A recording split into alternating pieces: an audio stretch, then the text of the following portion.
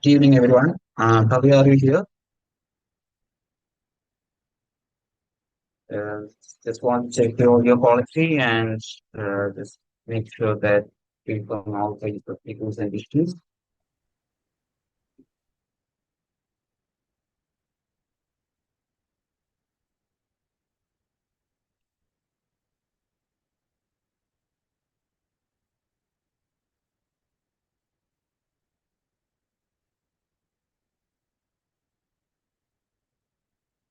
Yes, I have just turned on the chat for everyone.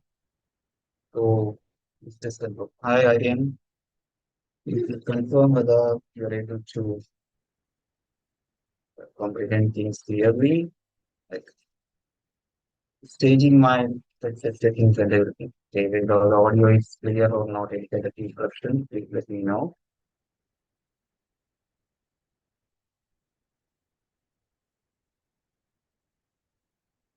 Good evening, everyone.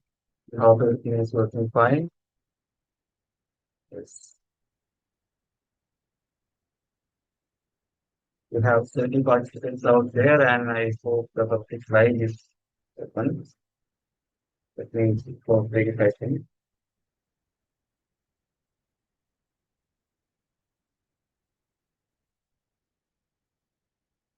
Yeah. June, yes. I hope the audio is clear and things are working fine. Okay. So, I hope the slides are changing as well. Please respond everyone. It's audio clear and hi Sam. Yes. Audio is not clear.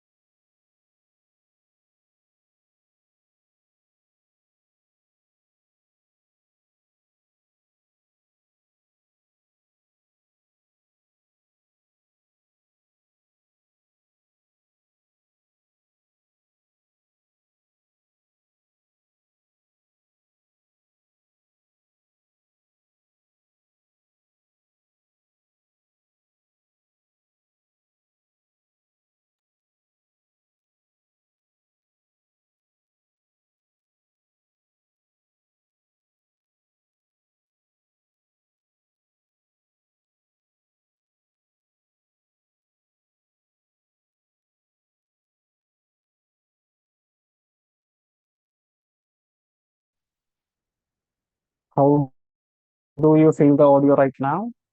Is that better? Is it better or is it worse? Okay, I just connect the wired mic. Would that be better? Yes, better. Okay. Unfortunately, the lawn cleaning, the cutting machine is operating in the back end. I can't do anything. It's a college decision. Anyway, so I hope things are working fine. Yes, now let's start. We have 81 participants and we are in a public live.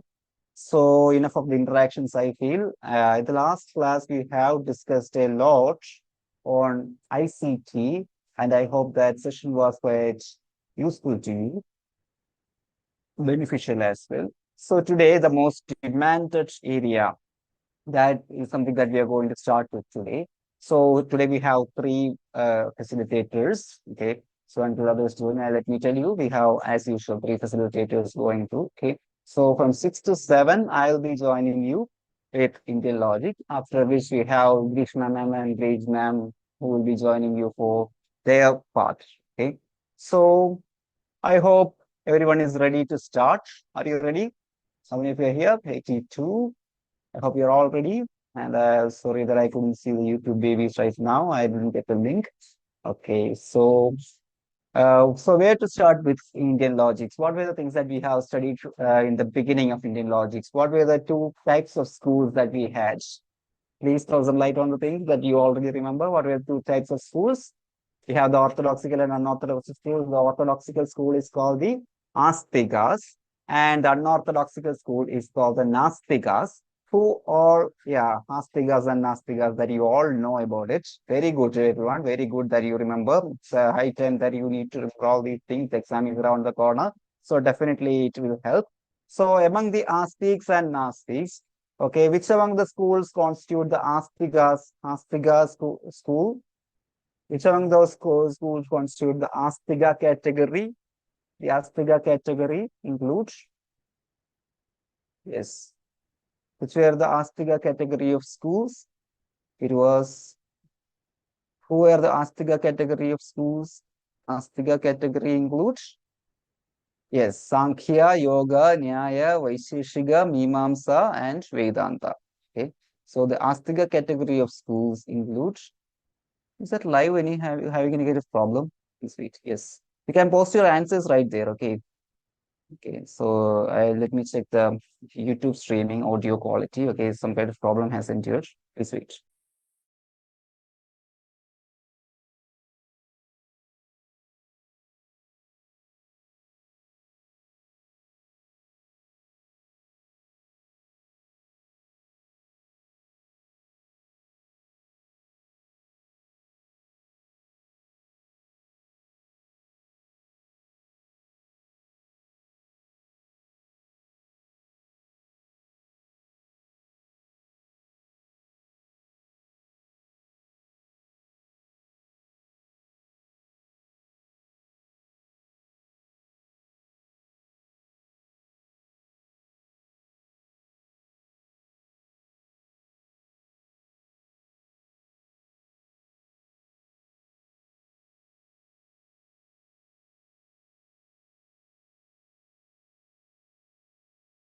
Yes, the live is working perfectly fine. So I am watching you, YouTube babies as well. So I can see your responses as well beside me.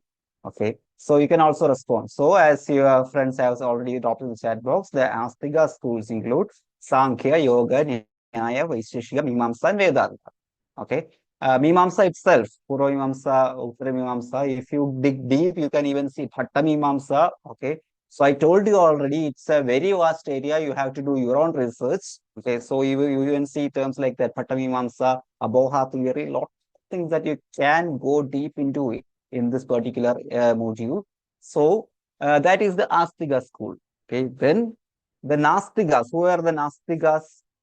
Okay, so Sankhya, Yoga, Nyaya, Vaisheshika, Mimamsa, Vedanta are Astigas. And Nastigas include Sarvagas, Jainas, and Buddhas. Okay.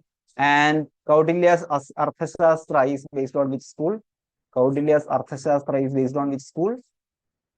Kaudilya's Arthashastra is based on Charvaga school. Not Vedanta, Charvaga school. Okay. Kaudilya's Arthashastra talks about how life need to be materialistic. Okay. So that is, yeah, Sampreet, what happens? Okay. It is Arthashastra by Kaudilya is based on, yeah, Charvaga school. Okay. So yeah, yeah. So here comes your first question. It was asked in uh, August 2024, a PYQ. So you see here the schools, it's not the schools that they have asked, but the text or texts of these schools.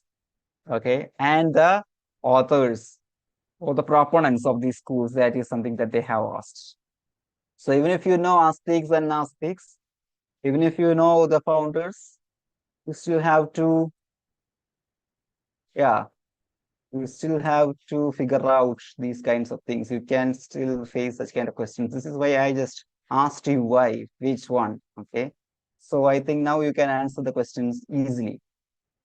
So the schools and proponents, if you know, who propagated Sankhya school, who propagated yoga, who propagated Nyaya. Okay. Uh, I think in this question, there is an error in this question, right? Vaisheshika Sutra was repeated, I think. Yes, Vaisheshika Sutra is repeated in this question. Okay, never mind. Look at the other options. Okay, might be a printing mistake or might be my own mistake. Sorry for that. If so, okay, I will confirm that. Okay, so what about the other options? Okay, so Gautama Maharshi, the Saint Gautama, who is the proponent of his school. Okay, let's learn by ourselves. Okay, when the question comes from, you can just have bonus points. Okay, it's a good start. Okay, so Saint Gautama, Saint Gautama is the proponent of its school. Saint Gautama is the proponent of, yes, Nyaya school. Okay, Nyaya school. So what is the core text of Nyaya school? It's Nyaya Sutra that you all know. Okay, so it's already in the text. Okay, so Nyaya Sutras. Okay, in Nyaya Sutras that we find all these slogas and everything in connection with our animanas and all that we have already explained. Maharshi Patanjali wrote which text? Maharshi Patanjali wrote which text actually? Do you remember? Yeah, it's he's a proponent of yoga school. So he has wrote Yoga Sutra. It's not Vaisheshika Sutra that is supposed to be there. Okay. So Yoga Sutra. Then Kaudilya, or otherwise called, what is other name of Kaudilya? Yeah, Kaudilya wrote Arthashastra. Kaudilya is also called as Chanakya. Yes, Chanakya wrote Arthashastra. Okay. And Kanada Maharshi is the proponent of which school? Kanada Maharshi is the proponent of, yes, Vaisheshika school. Okay. So what will be the answer? Yes. So the answer for this question, as you all said, it is, yes, option B. Okay. So, or option 2, that is the answer. Option 2 is the answer. So definitely, as we have guessed, okay, the option that at the right hand side we have got a mistake. Okay. I think I can just correct that at this moment itself. Okay. So yes, Vaisheshika Sutra Maharshi Patanjali for Yoga Sutra actually. Okay. So the explanation right here is being given correctly. So it's Yoga Sutra. Okay. So it's Yoga Sutra. I think majority of you got the answer right. And here is their explanation. So Gautama Maharshi is also called as Akshapada. Okay. So the names and synonyms are like the other names as well, second names or whatever. Okay. So every text might have a different version, or every proponent might also be known as in a different name. Every concept will also be defined with a different term. Say, for example, Savyabhichara Hetu is also called as Anaikantika Hetu. Okay, that majority of us might not notice. Okay, sometimes the question they might give only Anaikantika Hetu, so which you need to by heart. Okay, so every term might have a secondary term as well. Okay, or an alternate term as well. Okay, so that also you need to know. Okay, so Saint Gautama is also called as Akshabada, just like we have Kaudilya, who has another name called Chanakya. Okay, so that also you need to be very thorough. Okay, then Patanjali Yoga Sutra, a foundation of yoga school. Then we have uh, Kaudilya's Arthashastra. Okay, so Charvaga school, Sampreet. Charvaga school is about the material prospects, who said that ultimate aim of life is artham and kamam. Okay, to have all the material prospects, pleasure and fortunes are the aims, ultimate aims of life is pleasure and fortunes. That's what Charvaga school talked about. And Kaudilya's Arthashastra is based on Charvaga school. Buddhism and Jainism had a different attitude. They accepted, it is Charvaga school accepted only one pramana, while Buddhism and Jainism has accepted more than one, which we have already told. Yes, Epicurean principle. Yes, yes, yes, correct. So I think, Sampreet, you are there in the class, right? I remember your name. So I think you need to revise all the portions that we have already discussed. Yes, you have to just go through all the previous videos. Okay, that might help you. Okay, yes. So this question has passed well. Okay, so Ayaz Ansari, I think your hand is raised. If there is any concern, you can just post it on the chat box. Okay. Yes, you might get confused because it's a lot of terms, but no, don't worry. You can just go through the at least the full PPT material, PDF, PPT, PDF material at least. You can just read that once again. Your confusion will be lost, because at this point of time, I won't recommend you to watch the videos again. Okay, that will take a lot of time. Instead, you can just go through the PPT once again, PPT, PDF once again. You will be able to catch up once again. Okay, because you are studying a lot of things at once, so there are high chances that you might get confused of things. Okay, that's quite natural, a problem. Okay, that will help. This will help. Can you have your effective revision like this? That's why we are arranging maximum revisions to you. Okay, So don't worry. Now we are moving on to second question. Sampreet, are you okay? Shall we move on to next question? I think others are okay with this. I hope there are no further doubts. Yes. So now we are moving on to the next question. Yes. Here comes your other question. In Indian epistemology, prama refers to what? Prama. Prama refers to what? Is that a fallacy or an object of doubt or a valid knowledge or an instrument of valid knowledge? Prama means what? Ma. Prama means yes. Pramana is the means by which you attain valid knowledge. So what will be prama? Pramanam is the means by which you attain true and valid knowledge. So prama is the valid knowledge there. Okay. So prama is the valid knowledge. Okay. And pramana is the means by which you attain true and valid knowledge. Okay. So this is the difference that you need to know. Okay. So Yatharth, it has I have explained a lot more in the explanation. Okay, additional terms and definitions that might help you. Okay, Yatharthya Anubhava, such kind of prama prama relations, everything that you can read in detail. Okay, so true cognition is called Yathartha Anubhava. Okay, so Anubhava Smriti, such kind of things that we have already discussed in the class itself. So it's an added definition. Okay, added terms that I have already given. That's why I have such big explanation boxes. Okay, so you can just add up to your knowledge in these areas. Now, moving on, I think YouTube babies also responded to this right. Majority of the people in the Zoom chat box also done well. Good. Moving on to next question. Okay, I hope it's time for next question.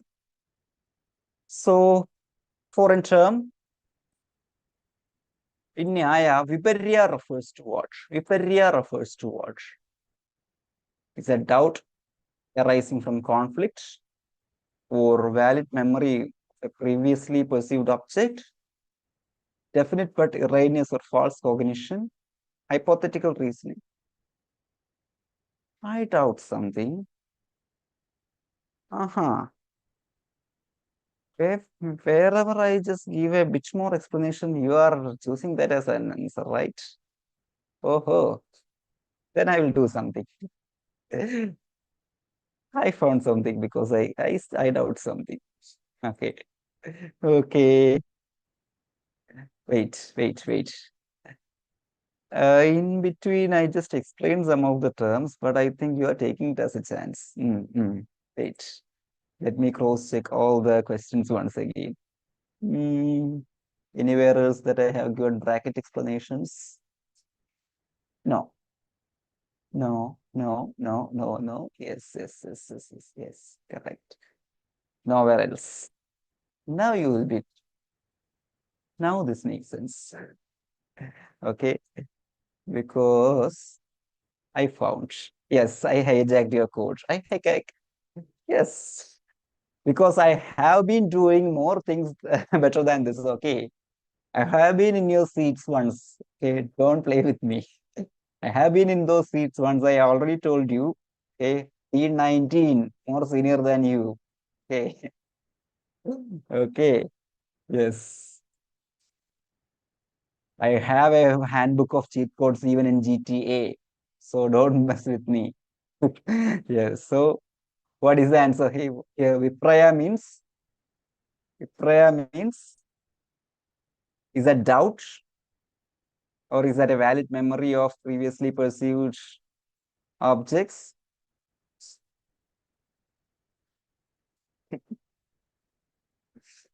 Now only I just open the chat box and see a lot of emojis in the Zoom chat box when I crack your cheat codes. Yes. Vipraya is actually false cognition. Okay. Or Brahma. Okay. So it's false cognition. Okay. Some reason now you got it right. So mistaking a rock to a snake is called Vipraya. Okay. Sorry, Vipraya. Oof. Viparya. Sorry. Ugh. Sorry. Viparya. You just distracted me. Yeah, Viparya. Okay. Dayaniyamai Vibarium. Okay, so the yes, yes, yes. Come on, I got forget. Can we just delete this from YouTube? Okay, sorry. Slip of tongue. Yes, so Vibariya means what? Kind of error. So this almost aligns with what you call as what? Yeah, false cognition. Hetwabhasa. Okay. So simple definitions of how you make mistake with like from our invalid knowledge. Okay. So there are a lot of dimensions for this very same thing. So what is valid knowledge? What is invalid knowledge? Knowing that smoke is accompanied by fire is a valid knowledge. Meanwhile, mistaking a rope with a snake is invalid knowledge, or otherwise called aprama.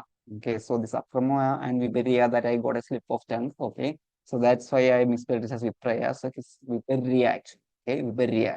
Okay, Viparya. Okay, so that Viparya is about false cognition or doubtful thing. Okay, so that is Aprama or invalid knowledge. Okay, that's this area. Okay, that's not completely aligning with Hetuabhasa. Hetuabhasa means that appears to be a valid reason, but in actual sense it is not. But here itself, it's not even a reason. Okay, it only gives you a mirage kind of effect. Okay, so that is, or not even mirage. Mirage doesn't even exist. But it gives you kind of sense that it is something else. Okay, so but it is invalid. Okay, this is Viparya. Viparya is all about. Okay, actually, there is a lot of dimensions and examples behind this Nyaya philosophy. Quite interesting to read if you want to proceed this further after the exam, you can just take some test and read about this. Okay, it's very interesting to read. Okay, very, so next is a match the following question, where you have the schools at left hand side and the list of anumanas that they have accepted. Okay, list of anumanas that they have accepted. So Charvaga accepted how much? Uh, Vaisheshiga, Mimamsa, Buddhism, how much each of them accepted? So I told you have to do your further reading as well. So that might help you to land across answers. So make a guess.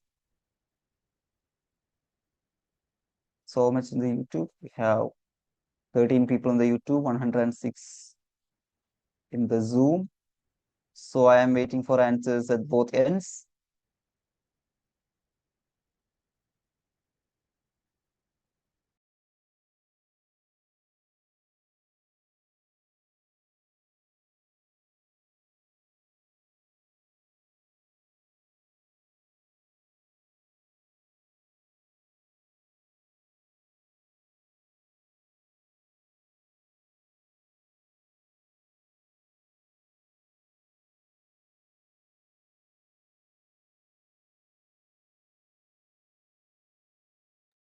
Yes. So your response, many of you say 4, and in YouTube as well, I got only 2 responses so far.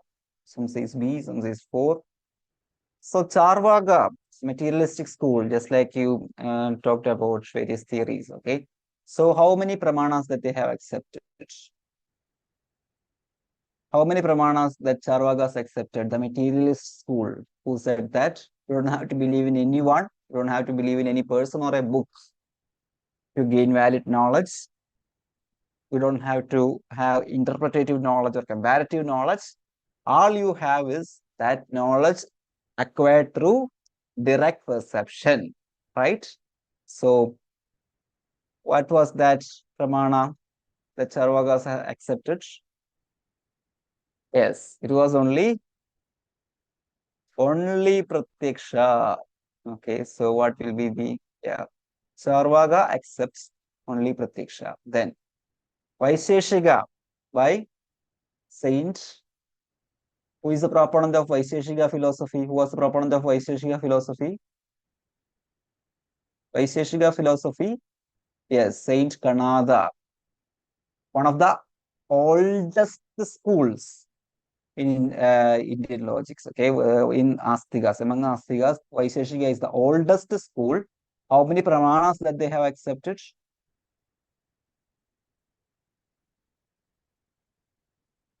Yes, they have accepted 2. Which are they? Vaisheshika has accepted through two pramanas, Pratyaksha and Anumana. But here you have Pratyaksha and Anumana accepted by one more school. That is, Buddhism also did Pratyaksha and Anumana. Okay. They also talked about four noble truths, four kinds of knowledge. Do you remember what were the four kinds of knowledge that Buddhism has accepted? Indriyajnanam, Manovijnanam, Atmasamvedam, Yogajnanam, and four schools, four noble truths. Yoga Acharya, come on. Madhyamika.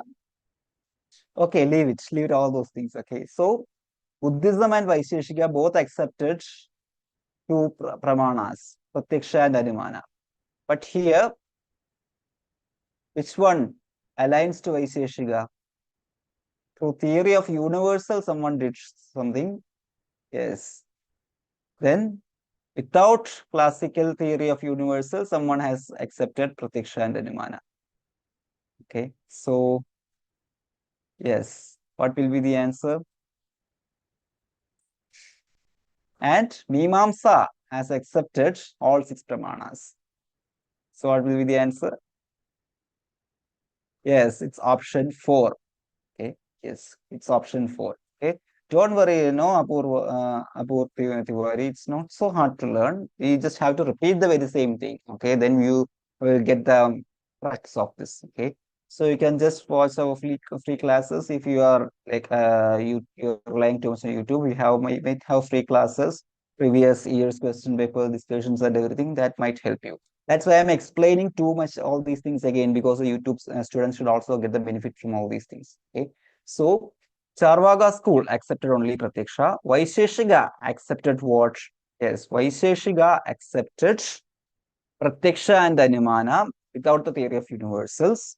And Mimamsa accepted all six pramanas. Buddhism has accepted Pratyaksha and Anumana by explaining through theory of universal, like apoha, such kind of concepts are there in Buddhism.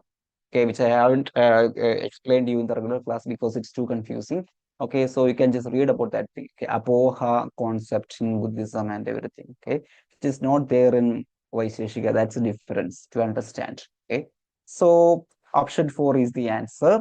Now, so it says C1, D2. Okay, so that's the thing. Okay, now moving on. Next question. Which of the following is a classical Nyaya method for ascertaining? Okay. Yes, Vedanta falls under which school? Vedanta falls under Mimamsa school. Uttara Mimamsa is Vedanta. Mimamsa school has different dimensions, complete. Purva Mimamsa, Uttara Mimamsa. Purva Mimamsa, the proponents. We have two more proponents there. Purva Mimamsa, we have someone. Uttara Mimamsa, which are where Vedanta school has also emerged. So Vedanta falls under Uttara Mimamsa. Okay. So apart from that, we have this Bhatta Mimamsa as well. Okay. So all these schools almost accepted all six pramanas. Okay. Okay. So that proponents you should not forget.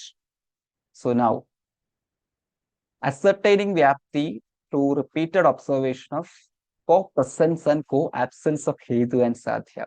Question seems confusing, but you know the answer for this question. Definitely you know the answer. Just have to recollect the things. Co-presence and co-absence of Hetu and Sadhya. What is it? Yeah. When the major term is both positively and negatively related to the middle term, it is called what? Yes. When the major term is both positively and negatively related to a middle term, it is called Anvaya Vyatiregi. Positive and negative concomitants. Okay. So that is the answer. Okay. Hetu is positively and negatively related major term. This, for example, what was the example? All gold is yellow. This ring is not yellow. So this ring is not made of gold. Remember the example. So positive and negative concomitants coming together. Okay. So co-presence and co-absence of Hetu and Sadhya. Okay. This is Anvaya Vitareka. Okay. So that is the answer. I hope you are able to follow this. I hope YouTube babies are also able to follow. Yes, only, but unfortunately, only one response that I got from the YouTube. Okay, so answer is option A, Anvaya Vitareka. Okay, so when the major term and middle term are both positively and negatively related. Okay, so when the major term is both positively and negatively related to the middle term, it is called Anvaya Vidireka. When the major term is only positively related, it is Kevala Anvayi. And the major term is only negatively related, it is Kevala Vidireki. So when both positive and negative come together, it is Anvaya Vidireki. Okay. So I hope you understood this.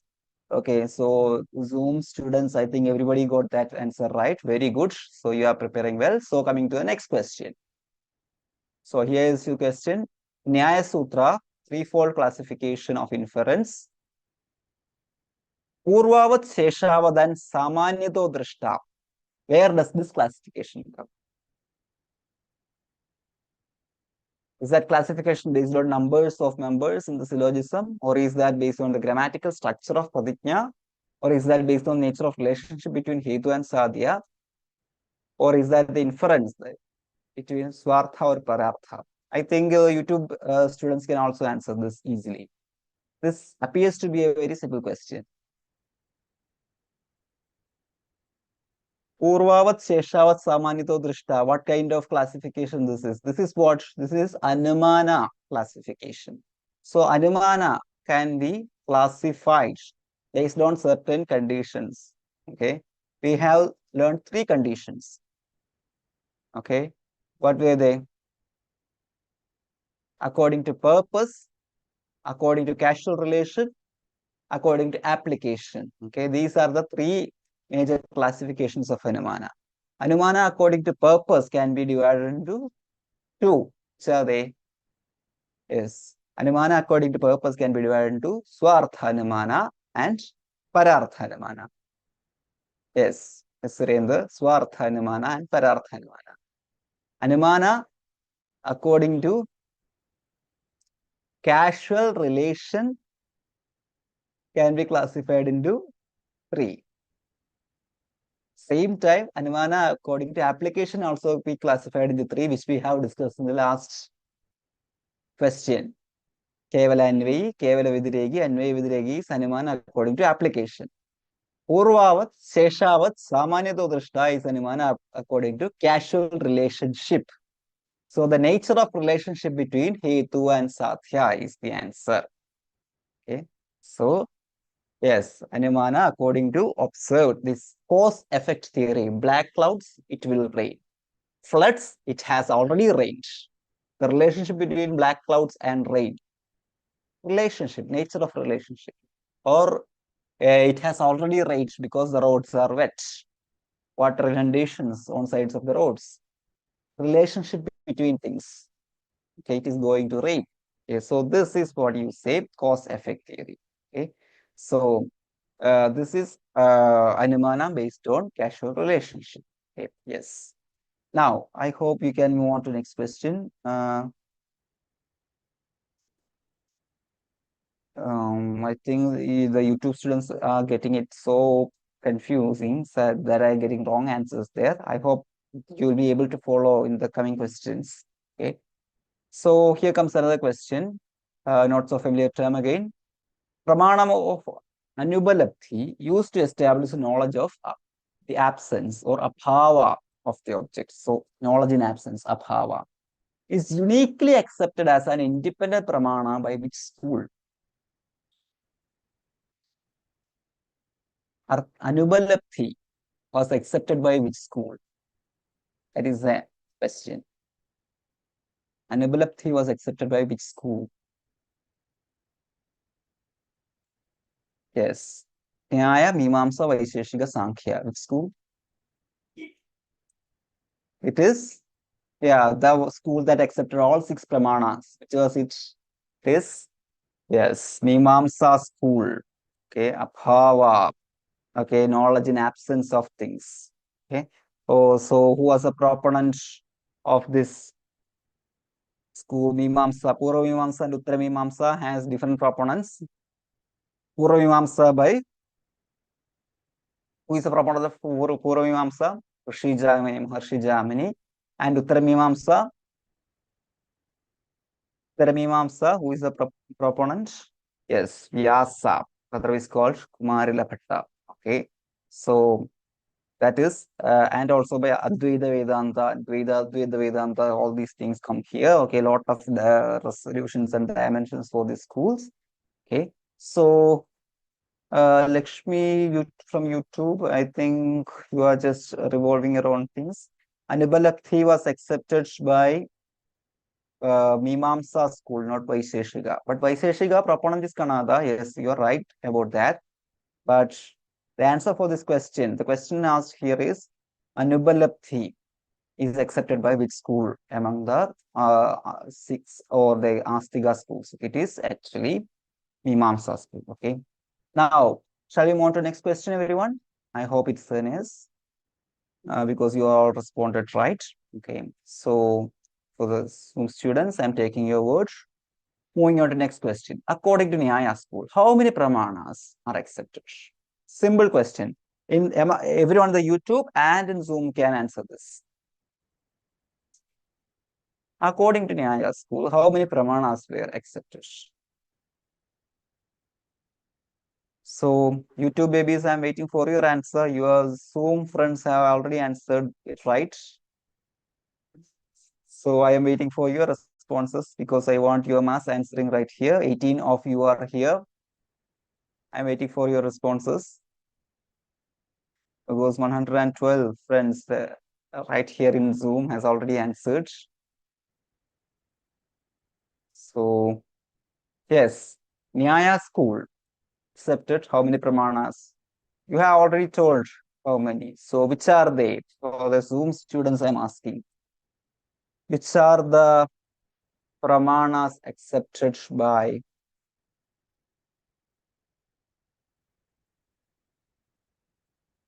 Nyaya school? Come on, YouTube babies. Don't do this to me. Yeah. Yes. Yes. Nyaya school has accepted only four pramanas, which are they? Pratyaksha, Anumana, Upamana, and Shabda. Okay, so Pratyaksha, Anumana, Upamana, and Shabda were accepted by Nyaya school. Okay, so they accepted four pramanas. Many other schools, even in Nastics, has accepted only three. Say, for example, Sankhya, Yoga, such kind of schools has accepted only three pramanas, which are Pratyaksha, Anumana, and Shabda. Upamana they never accepted, which is an interpretation of Anumana itself that many of them search. But Pratiksha, Anumana, Upamana, and Shabda of the comparative knowledge was accepted by this school, Nyaya school. Okay. Yes, Apurva Tiwari. Yes, okay, you made it in short form. It's very good. Okay, now I get it. So very good that all the students have answered it right. Very good. So I hope you are able to answers. And Lakshmi, the six pramanas were accepted by Mimamsa school alone. Okay, so in YouTube, Lakshmi, the six of them were accepted by Mimamsa school only, but Nyaya accepted only four. Okay, even if you learn that things in Nyaya philosophy, it was actually done by the acceptance was given by Mimamsa. Okay, I hope you are getting it. So yeah, coming back to us, yeah. I hope that this was a simple question. So we are moving on to the next question. We have four statements given here. Okay. So among the four statements, Upamana as a distinct pramana was accepted by Nyaya school. What kind of knowledge it generates? What kind of knowledge it generates? I know what kind of logic that you are taking in. At least read the rest of the options too. Okay. Can you click the answer based on certain tricks?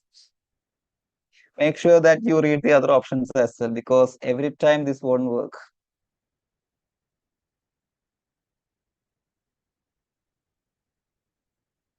Okay, why can't it be option C? The contradiction between two competing inferences.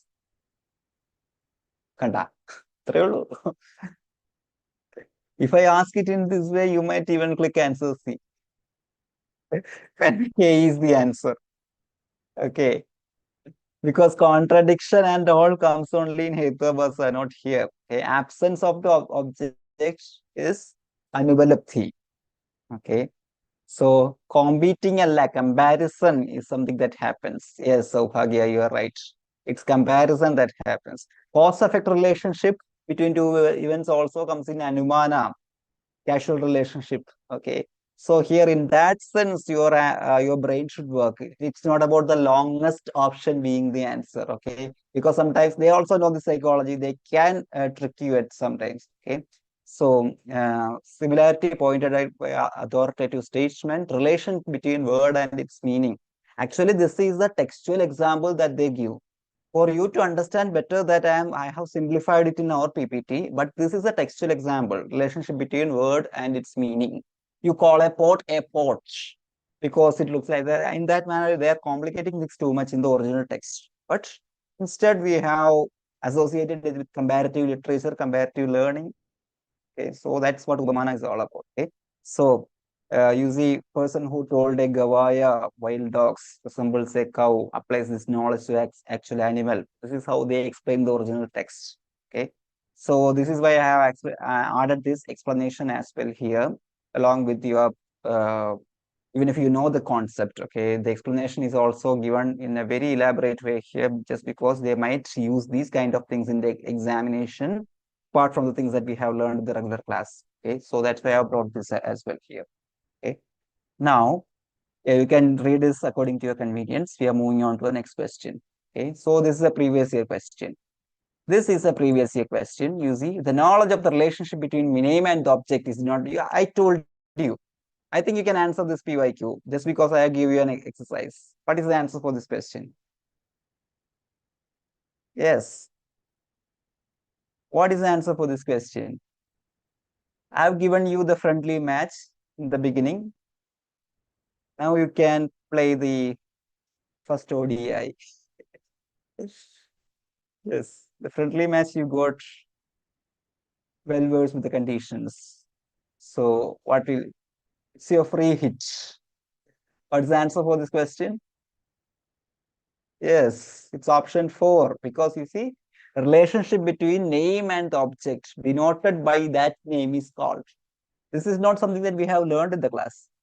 But this is the way that they might ask in the exam. That's why I told you, apart from the things that we learn in the class, we have to read the original sources as well.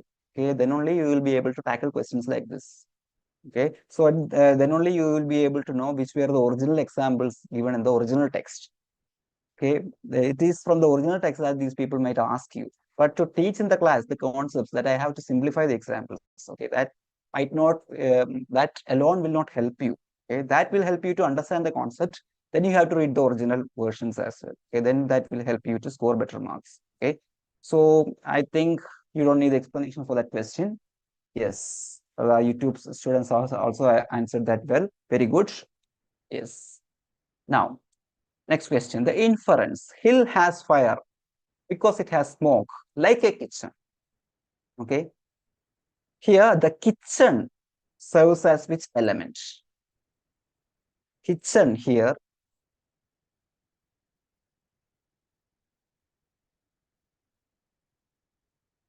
Kitchen.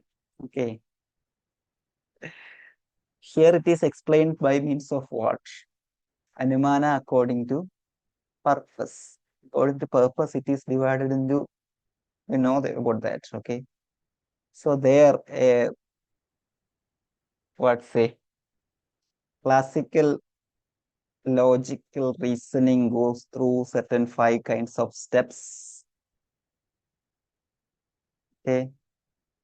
Yeah, almost. I told you to have the extra reading. Okay. So, okay, give it a guess. Give it a guess. Okay, let me see how many of you are guessing it right. So, Anumana has different elements in it. Major term, minor term, middle term. Major term is also called as what? Major term is also called as Sathya, not Sathyada, Sathya. So Bhagya is Sathya. Okay. Sathya. Then comes minor term, otherwise called Aksha. And the middle term or the reason is called Hetu. Okay. So the familiar thing that you are so learning this, okay, with the help of the Sathya, Paksha, Hetu, and Vyapti. Vyapti means the relationship between Sathya and Hetu. It is based on this that you explain Pararthanuman, where this kitchen, fire, smoke, and everything comes. Okay. So what is Paksha here? So you can just go through the options. One thing that you can already eliminate. One option that you can already eliminate, which is it? Anvaya Vidrega that you can eliminate because that never comes here. It's an odd one out. Anvaya Vidrega never comes as the answer that you can completely disown that. Okay, that you can completely eliminate that. There. So what is it? Answer is Sapaksha. Sapaksham and Vipaksham is there. Sapaksham means the positive instance in which the fire is found. Fire is found in kitchen, but the fire is not found in lake, the water body. Fire and smoke are not found in the water body. Vipaksha. Okay, fire. Wherever there is smoke, there is fire, just like in a kitchen. Wherever there is no smoke, there is no chance of fire. Okay, it is like in a water body. Anisha, Anisha, wherever there is fire, there is smoke, there is fire, like in a kitchen. So the kitchen that given in the example is the kind of positive instance. So it's Sapaksha. Sabaga Sattva. Sabaga Sattva, do you remember the characteristics of a proper Hedu? Sabaga Sattva, Vibhaga Sattva. So if you can correlate that concept with Sapaksha and Vipaksha, won't you be able to answer this question? Sabaga Sattva, Vibhaga Sattva, Abhathida, Abhiruddha. That is the way that you should think in order to come to the answers. Okay, this is why I have arranged this session for today. Okay, I hope you are able to catch this. Okay, so yeah, I hope how many of you got this right? Some of you guessed it right. Very good. Yes, YouTube students have also done that well. Very good. Okay, this is the way that you might crack things. Okay, so moving on to the next question. You see, it's a quote type question. You have 5 quotes or statements given. Choose the correct quote right here. The 5-membered Nyaya syllogism is called Pancha Avayava Vakya. Is that true? Vyapti requires invariable and conditional concomitants. Charvaka accepts Anumana as valid only when grounded repeatedly verified perception. Hetobhasa refers to fallacious or pseudo reason. Arthabati is reducible to Anumana according to Mimamsas. Things that we have already discussed so far is asked in a different way in this question. This is a booster revision session, so we can ask in different ways, just like it is said in Drishyam movie. Police can ask in either ways. തിരിച്ചും മറിച്ചും ചോദിക്കും. ഞാൻ തിരിച്ചും മറിച്ചും ചോദിക്കും. Have to stay on the things that you have learned. Okay. So, what will be the answer?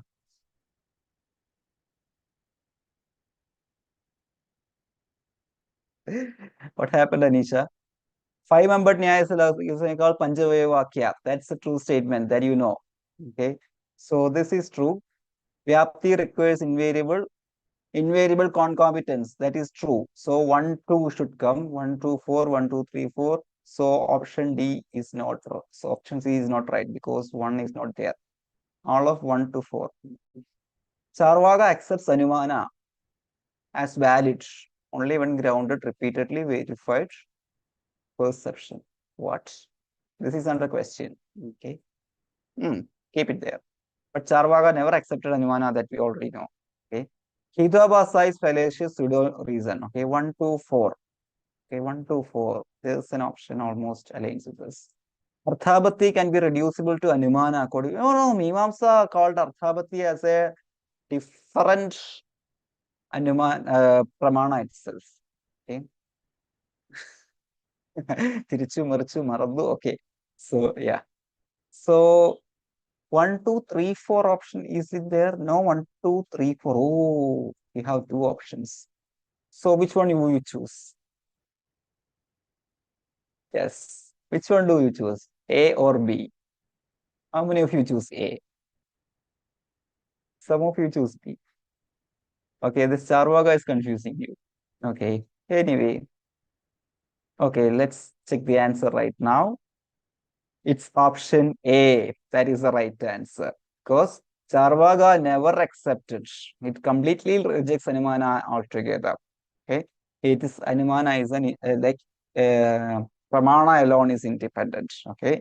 No conditional validities were given under Charvaka philosophy. So there is no point in doubting option 3. Okay. So we can see the explanation right here. Okay. So the answer here, no conditions were given, only Pratiksha. They were ultimates. Okay. So this is the way that they can confuse you at times. That's why I just give you this mark there. Okay, because I can read your mind. Even if you know the concept, sometimes when you read the question, this kind of confusion might come to your mind. That's why I told you do your own research so that you will get in-depth knowledge. You won't be confused, or you won't be in a confused state. Okay. Yes. Yes, Sampreet, you're right. Yes. So I hope you are able to answer this. Is it A that your YouTube students have asked? Fortunately, every one of them chose A. Very good. Good improvement, YouTube babies. Yeah, moving on to the next question. Okay. Yeah. Which of the following statements correctly distinguishes Swarthanumana from Pararthanumana? Swarthanumana is distinguished from Pararthanumana in which of the statements? Swarthanumana requires all 5 members of syllogism. Pararthanumana only 3. Swarthanumana is inference of one's own understanding. Okay. Pararthanumana is expressed by convincing others. Is used by trained logicians, by Pararthanumana used by ordinary people. Hey, all use this. Swarthanumana and Pararthanumana different only in the type of pramana they rely upon. They both rely on same kind of pramanas. And what will be the answer? Yes, because it is a part of Anumana. Anumana itself is a pramana. Okay, so that's a kind of vague thing. So the most accurate here, because Swarthanumana and Pararthanumana both follow this 5 member syllogism, but Swarthanumana, it goes in a way that comes in our mind itself. Okay, so this is also wrong because everyone goes through this. Okay, this is also completely wrong because it is a part of Anumana itself. Okay, so what will be the answer? Answer is option B. Okay, so we have the explanation also here. Okay, it's a mental process of inference for oneself. It is not confined to logicians and stuff. Okay, it's happens with every kind of people.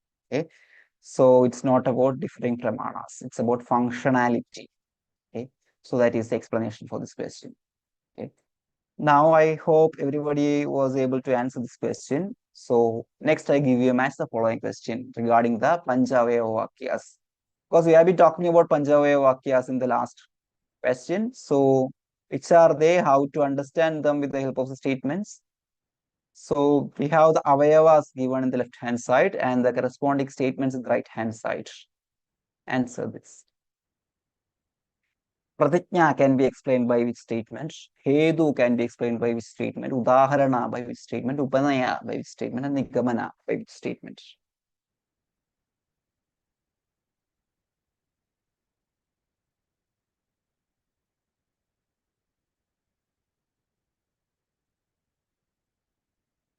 Yeah, Pratigna is you make the statement, right? Pratijna is when you make the statement. Which among this, which will be the statement? The first hand statement that you make. I suppose there is fire on that hill. So the hill has fire. So people will ask you, how do you know that? Because it has smoke, you say. So do you have that? Yes. Then how could you confirm that? You give the udaharana. Okay. Wherever there is smoke, there is fire, just like in a kitchen. A2, B4, C5, then Upanaya. Likewise, the hill is also smoky. You can apply this logic. Okay. So, and finally, you give the conclusion or nigamana. Therefore, the hill is fire. Do you remember the slogas that I have given? Okay, just because slogas are not there in our exam, that's not that's why I don't repeat that again. Okay. So Parvado Vannimaniti Pratiknya. If you remember the slogan, you will be able to catch up this. Parvado Vannimaniti Pratiknya, Thuma Vatvatiti Hetu, Thumam or smoke, Thuma Vatvatiti Hetu. Yo Dhumavana Sasavanyamana Datyudaharanam. Okay, yes. Then तथा चायमि तत्युपनयनम therefore तथा चायमि तत्युपनयनम. Okay, so he concludes tasmat edi nigamanam. Okay, so tasmat edi nigamanam. So I conclude he has smoke. Okay, yes. So the answer here, what will be the answer? Yes, answer for this question is option 3. Okay, right answer. So I think every one of you, what happened to YouTube babies? You are not responding. Aren't you able to follow YouTube? YouTube babies? I hope the audio and everything is working fine. So, happened to them. I didn't get any kind of response from you. I know you are confused, you are afraid. Don't worry. You will be able to catch up. You can watch this video again. You can refer to your previous videos as well, where I have explained all these concepts. Okay.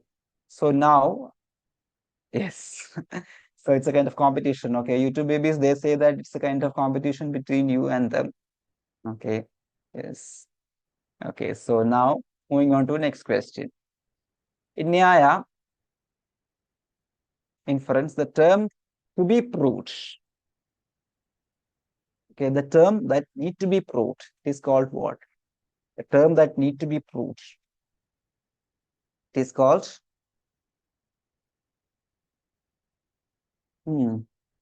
if you know the concept Sathyam, Paksham, Hedu, Lingi, Linga, it is. Okay. Linka here, this Vyapti is also connected with Linka. So something that need to be proved is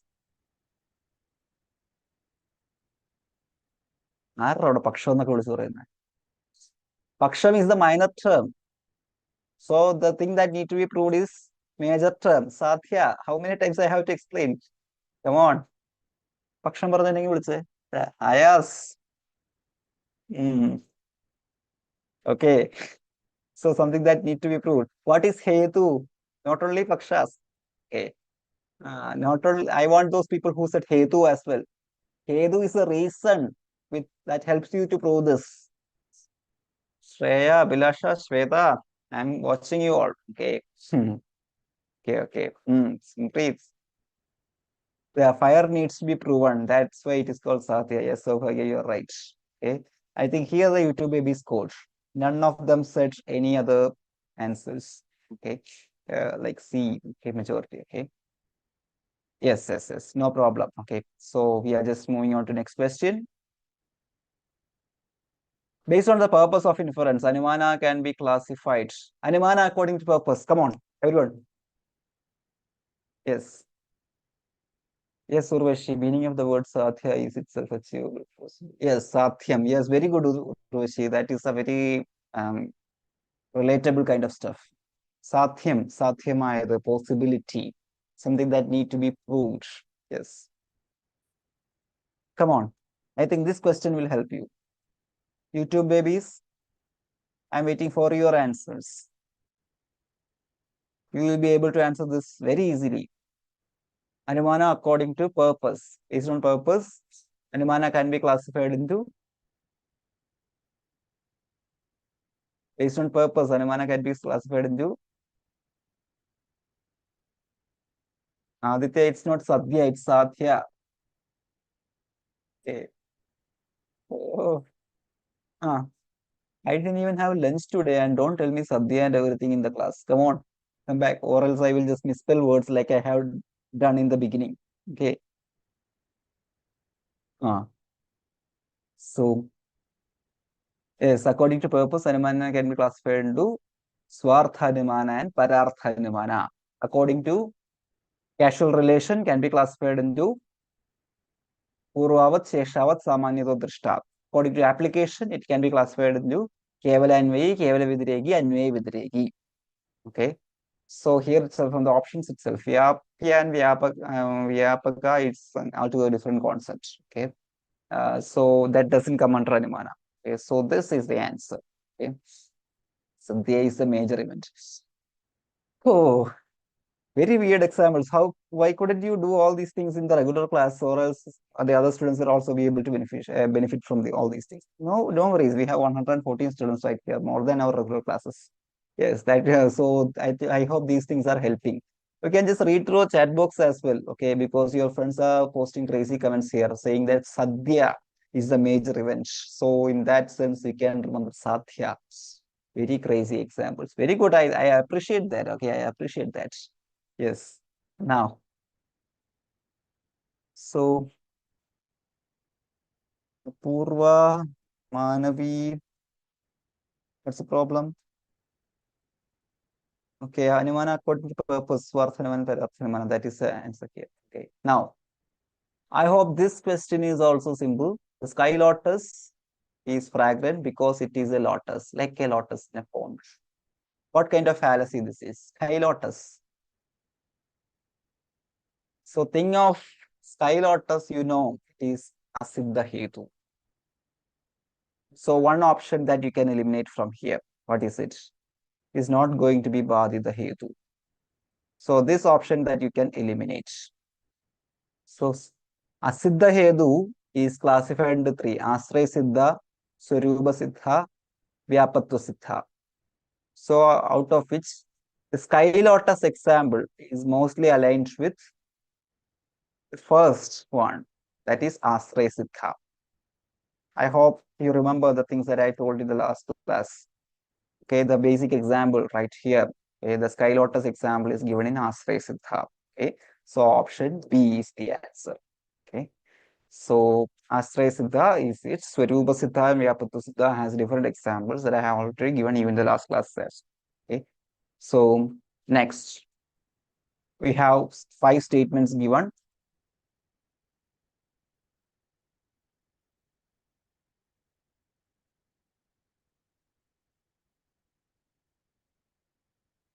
Yes, Grace ma'am is already here. So make it fast. Consider the following statements about 5 Hetu Abhasas. Savyabhichara Hetu is called erratic or inclusive reason. Viruddha Hetu provides opposite of what is intended to prove.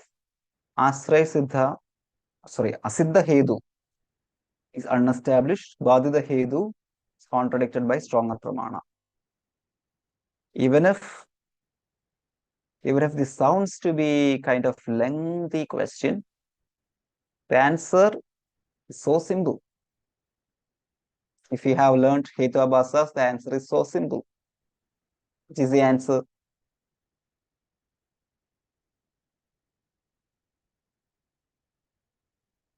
Apurva, what happened? You typed independence. Hetuabhasa means fallacies. Fallacies arise when the middle term doesn't hold up, okay, as enough reasons to support the argument, or it appears to be a valid reason. The middle term itself appears to be, yeah, faulty or misleading. Okay, so if there comes Savyabhijara Hetu, where fallacy of irregular middle term, okay, invariability. Okay, so irregular middle term, Savyabhijara Hetu is fallacy of irregular middle term. Viruddha hetu is contradicting middle term or opposite. Asiddha hetu is non-existent, unestablished middle term. Badhita hetu is something that can be disapproved by direct perception. So all four statements are correct, right? So all above. Okay. Yes. Okay, Apur Tiwari, I got this. I got you. I got you, Apur. Yes, let me check the answers in the chat box. Yes, everyone responded option D. Right answer. Okay. So all these things are correct. Okay. Now, moving on to next question. Another statement type of question from Hetu Abasa. Difficulty a bit more. Anyway, with Regi presents both cases when Sathya is present and absent. Anyway, with Regi.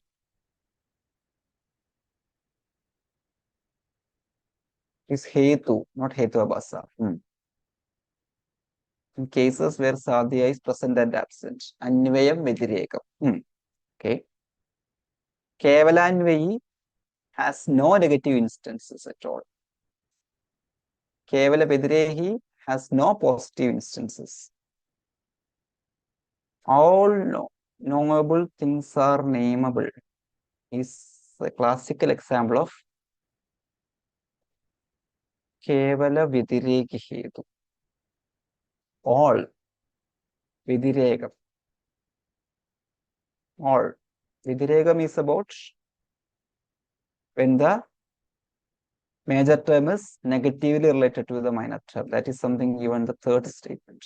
So all knowable things, does that align with Vedirekam? No. So what will be the answer? This is how you come across statements and finally choose the correct code. Anyway means positive and negative coming together. That is there in the statement number 1. Okay.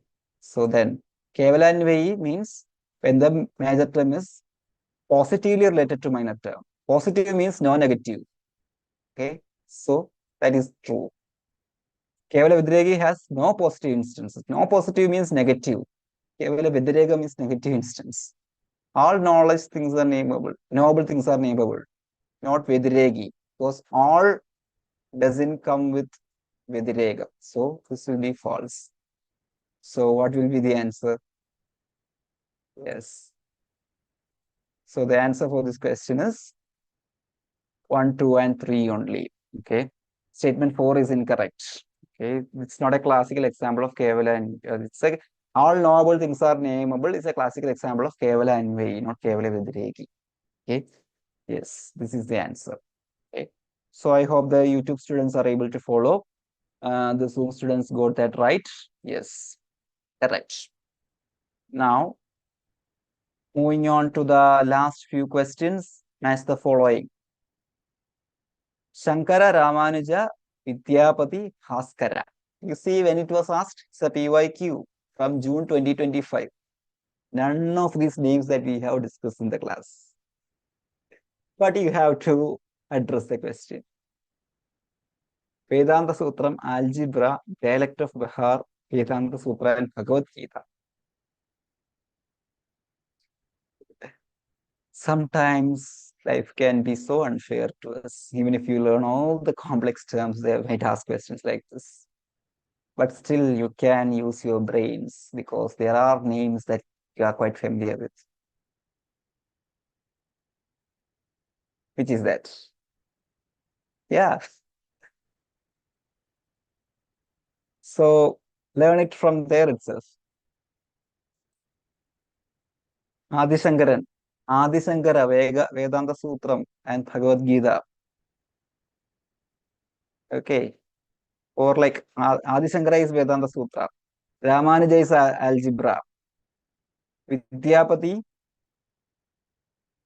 Vidyapati is dialect of Bihar, which you are not familiar with.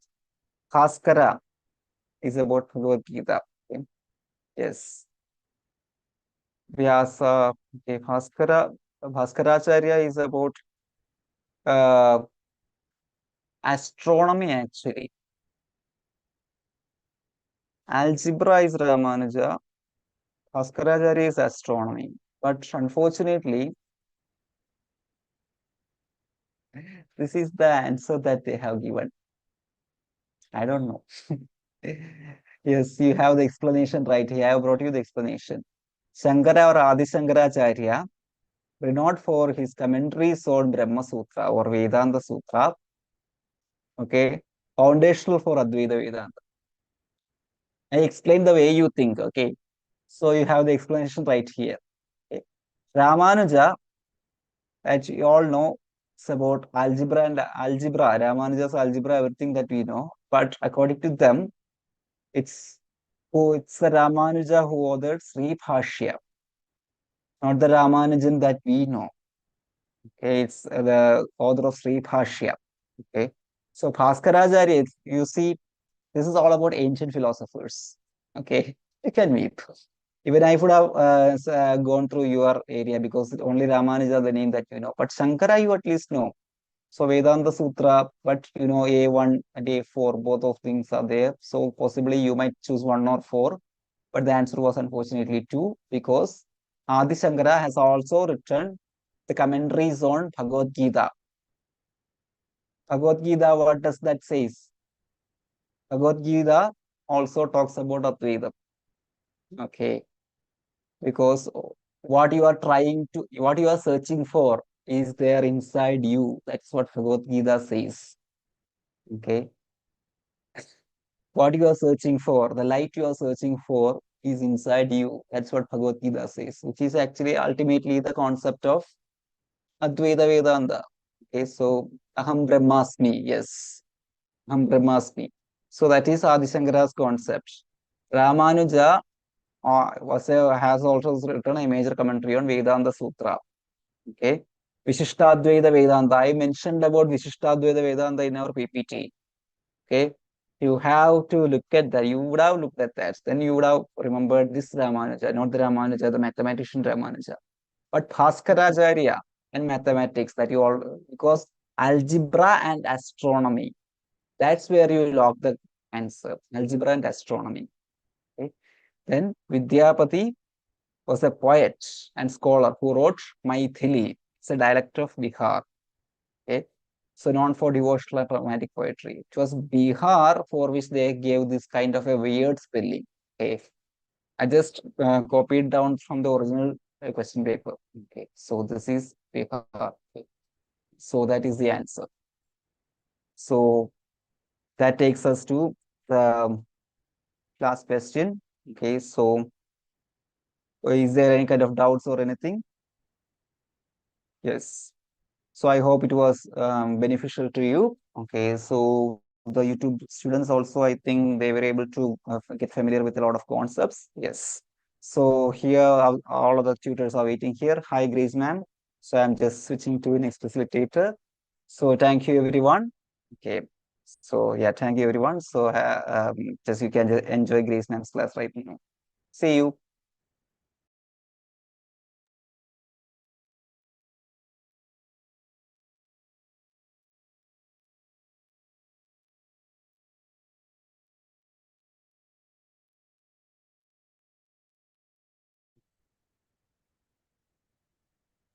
Hello, everyone.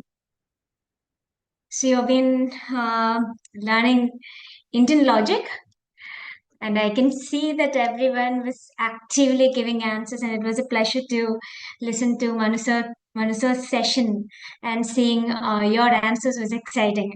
So hopefully we'll be starting with the module communication today. I hope I've met many of you in the booster session. Uh, I hope you all remember me. Yes, yes. Great. So let's start the session. Okay, all cool, everybody here? And then for the YouTube people, this is me, Grace. I'm also teaching paper one here. And it is nice meeting all of you. And I think this is my first session with you. No, we had a session before.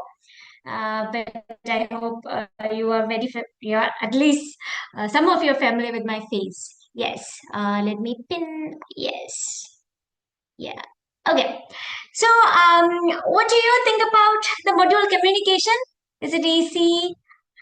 Yeah, I think after attending Indian logic, I hope communication will be a bit easier module for you. So you can take a break. It's like a easy game.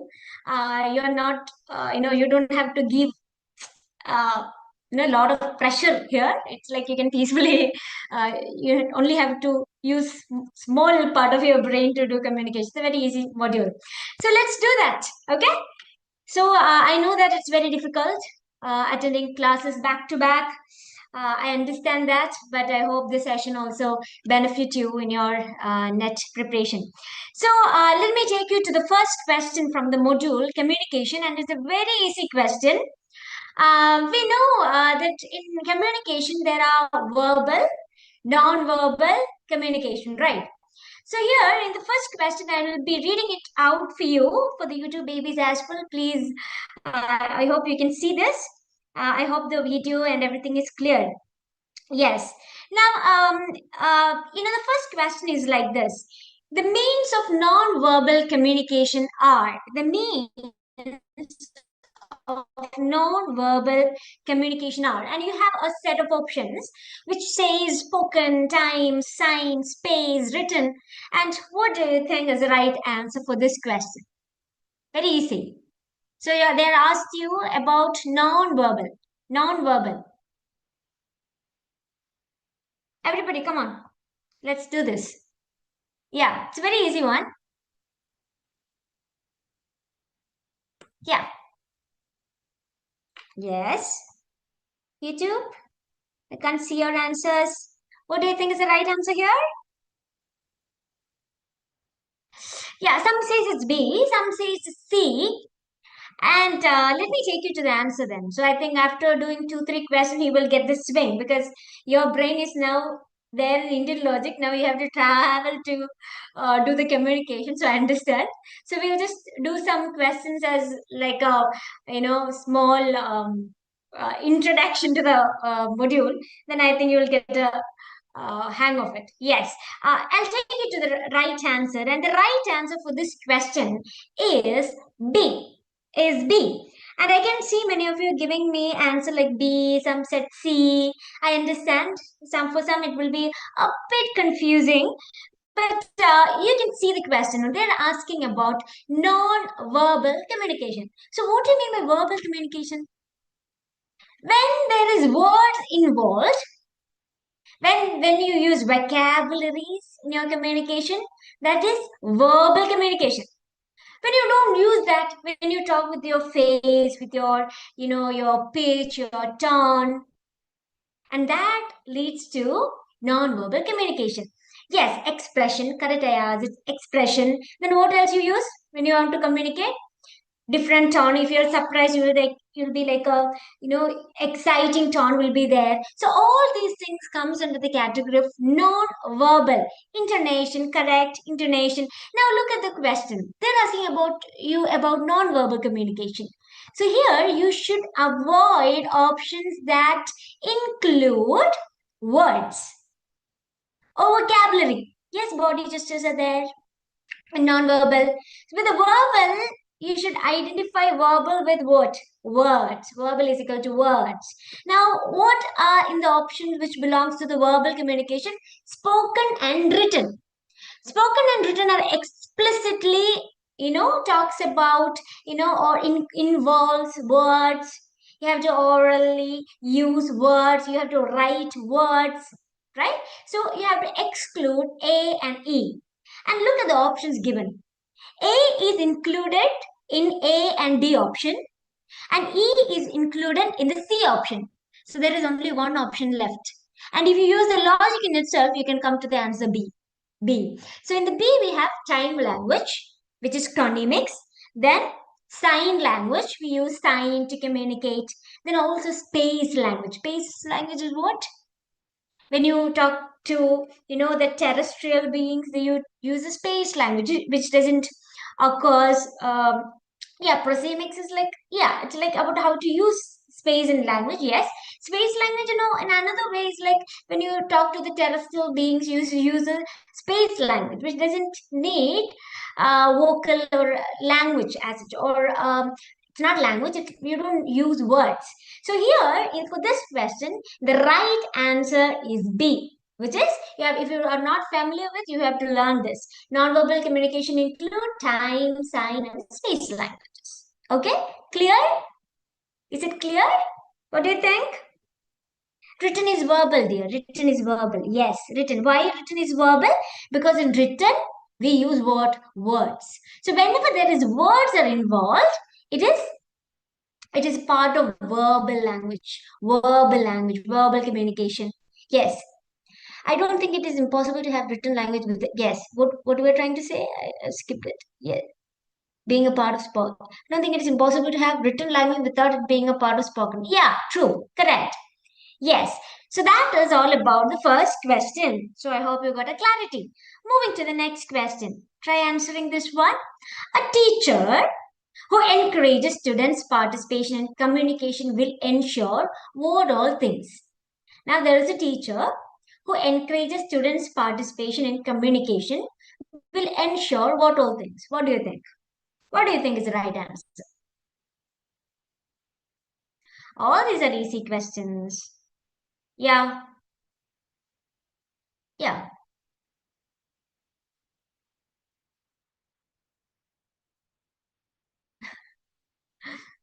yeah. Everybody, come on. You two babies, you can also try answering this one. Come on. Is it too tough for you? Yeah. What do you think? If a teacher want to increase students' participation, then she should do something. Use your what do you think logically? What do you think the right options are? So far, basic logic, yes. So far, basic logic. What do you think the right answer is? Uh huh. Yes. Yeah. I'll take you to the answer then. It is C. Congratulations. May have given me the right answer, right option. It is C. And of course, if a teacher want to encourage the student to participate, then she should ensure that they have self-esteem. That there is a need for class performance, professional development. So she should encourage children to be like this, not a people with opposite views and binary distraction. No. So in logically, if you're seeing this question, so these are this is an interesting thing about communication.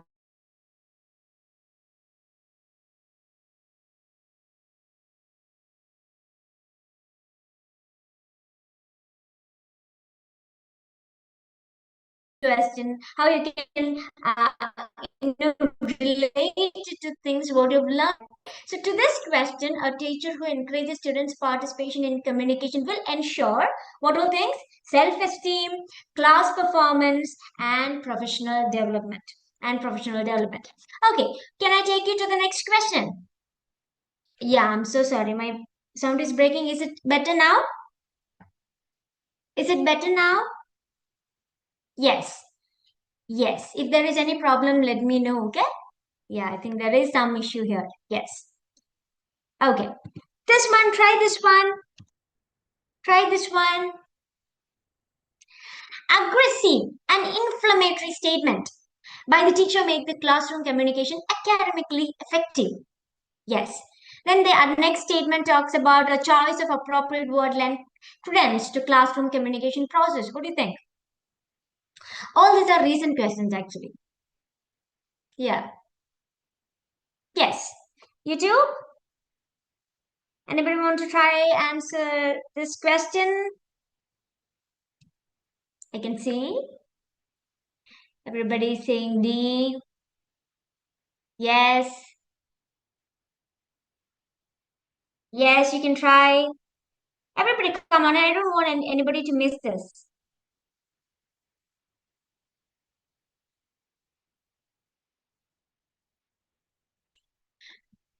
Yeah, credence. Credence means Sam asked me credence. Credence is like, giving the other person a feeling that whatever they're saying is true. So you're making them feel like, yes, it's like, believing that something is true, or giving a mental acceptance. So that what the actual word credence means. Yes, validity. Yes, correct. Yes. Now, what do you think is the right answer? It's a very easy question, so I'm taking you to the answer.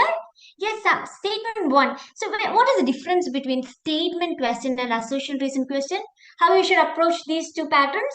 So, when you're approaching statement question, what you have to do is that have to independently or individually analyze these statements. Now, you don't have to check whether these two statement has any connection or relationship with each other. But if it's an assertion reason question, always make sure that what you should make sure that first in an assertion reason question, what you should do is that you have to individually analyze each assertion and reason first. Then you have to figure out whether the assertion is right or wrong, or the reason is right or wrong. Then only you have to think about the relationship. So this is a statement based question. So you don't have to think much about the relationship between the statement. You only have to evaluate whether the statement is right or wrong. Okay. So here statement one is incorrect. It is true that do you really think that an aggressive and inflammatory statement can make your a teaching an academic effectiveness, bring academic effectiveness in classroom? No, I don't think so. Nobody thinks so, right? It is not even logically it doesn't go well. So but statement two, look at the statement two. It says that if you use the appropriate words in classroom, of course the communication process becomes more effective, more useful. So that is what the question is all about. It's a very easy question. Now, taking you to the next question, we have very limited time in our hands and we have to analyze a lot of questions. So, taking you to the next one, can you try this one? It's a very easy one. Very easy one.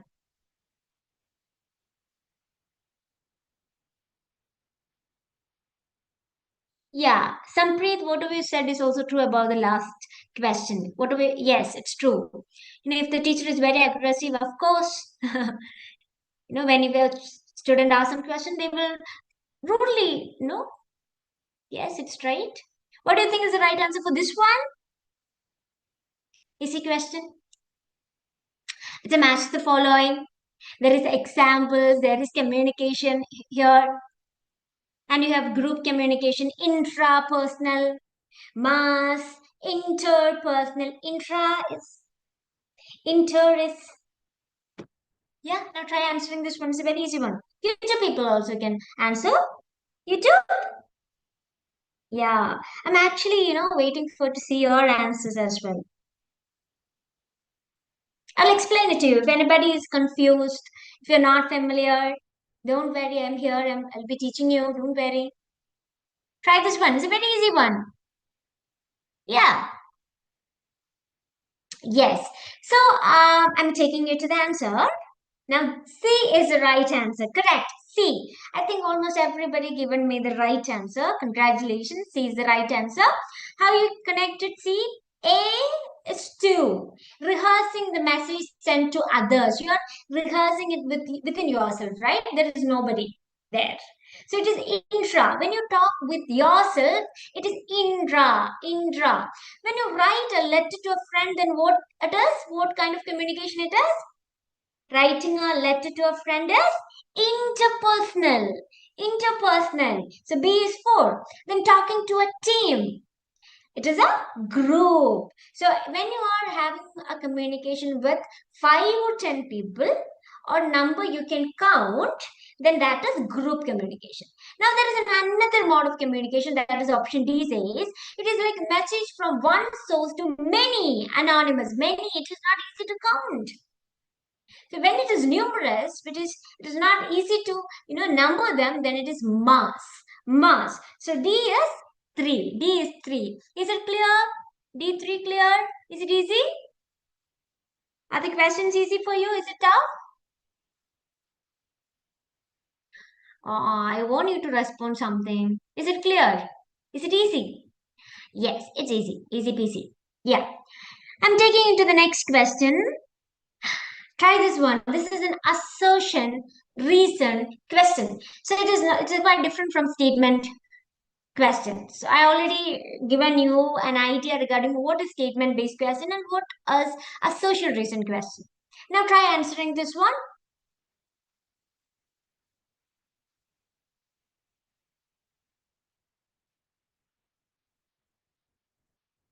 Yeah.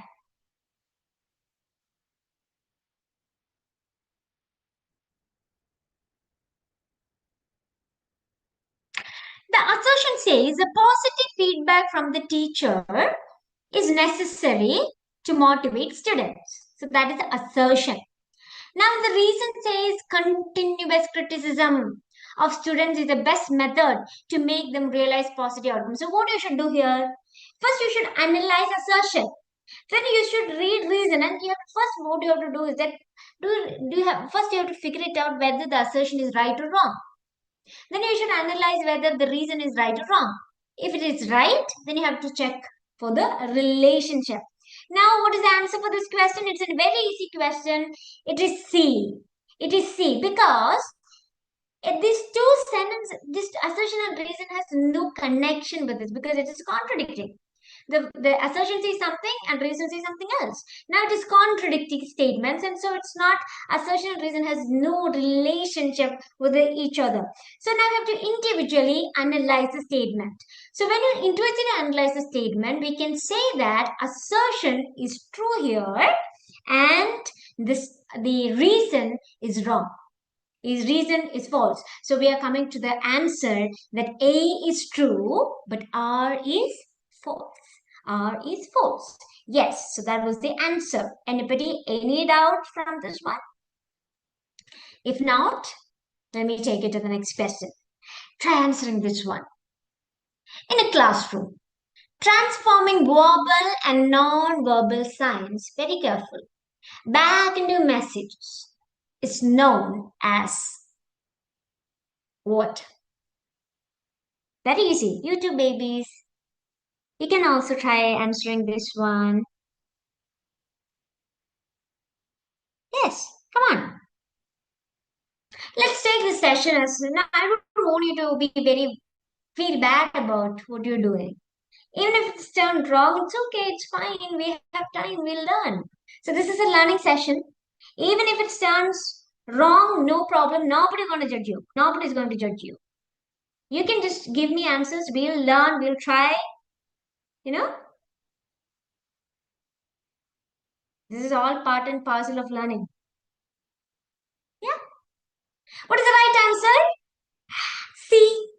It is decoding. So what you have to be very careful about the question is I'll read it to you again. Now, in a classroom, transforming verbal and non-verbal signs back into message. Signs back into message. So this is about the receiving end.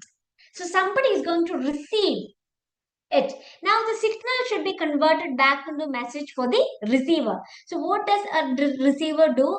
The receiver will decode the message. The sender will encode the message. So that is the difference between encoding and decoding. We see this in communication models, right?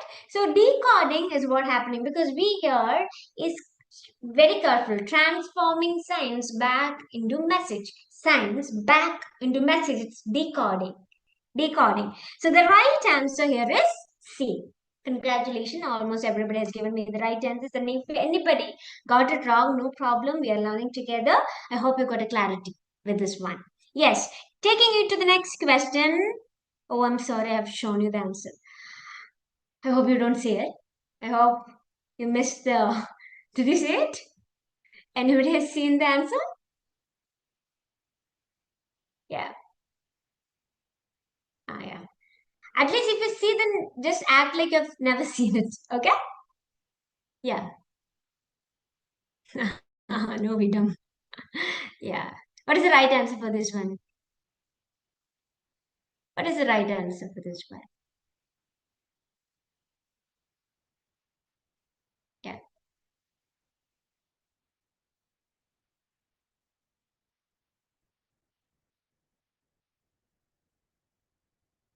Are you familiar with this theory of power communication? Are you familiar with this one? If not, we should learn this. Everybody is giving me D. Yeah. Yes. For some it is C, for some it is D.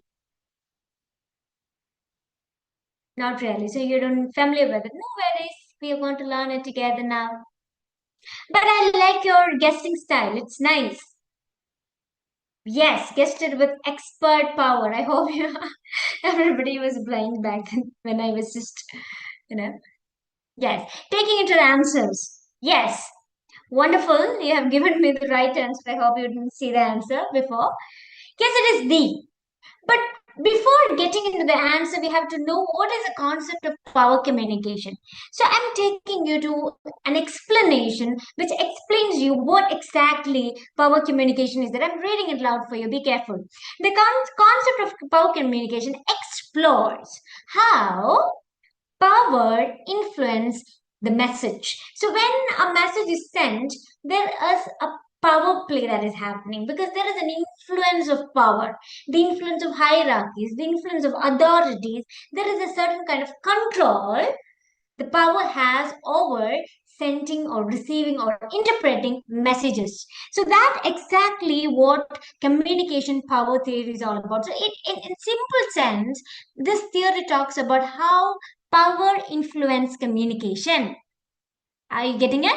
So in this theory, we can see that there is a there is an influence of power in communication. Now I'm taking you to this one. What is legitimate power?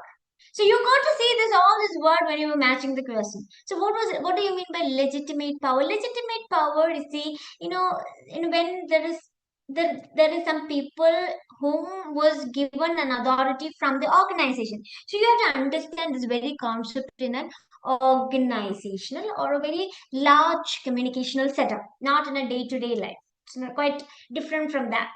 So legitimate power talks about those people who are in the authority, who who have given this authority by an organization. That is legitimate power. You are legitimate to the power. Getting it? Now there is reward power. Some people has that power to give rewards. Rewards. That is reward power. Then referent power are there. What do you mean referent? When you see some people, they have lot of leadership ability. Now they have this potential to influence people. So referent power is related to inspire and influence. Now there is expert power. Some people are very expert in the fields they are in. So now they get automatically a power because of their expertising in certain areas. Because some area they're very quite good about in it. So then they get a power because of their knowledge or their expertism, that expertized power. That is expert power. So you're getting the difference between this. Legitimate power is there. So legitimate power is when you are given a power by the authority, it is legitimate power. Then there is referent power. Referent power is the ability to influence, inspire. That is referent power. Then reward is the power to give rewards. Now there is also another one called expert power. When you're expert in certain subject, you get an authority or a power over people. So that is this. Now you can easily connect A with 2. Legitimate power by virtue of positional power. Referent power is what? When others feel to be like you, they're influenced by you, they're inspired by you. What do you mean by reward power? Reward power? Yeah, it is like C with 4, control over what others seek. And what others seek is rewards, and you have a control over that. Now, expert power is specialized knowledge. So that is all about communication, power communication. You got it? That's what teachers have. Right. It is exactly. This is what NTA holds all about. Yes. Getting it? Is it clear? Yes. Is it clear for the YouTube babies? Was it easy for you? Yes, hopefully, yes. Taking to the next question, were you able to try this one? The concept of entropy as used in communication is related to. This might be a new idea for you, but don't worry, we learned that. What do you think is the right answer? I think it's new, right? It is new. 9:50, see? What do you mean by that? Oh, see. Okay. Okay.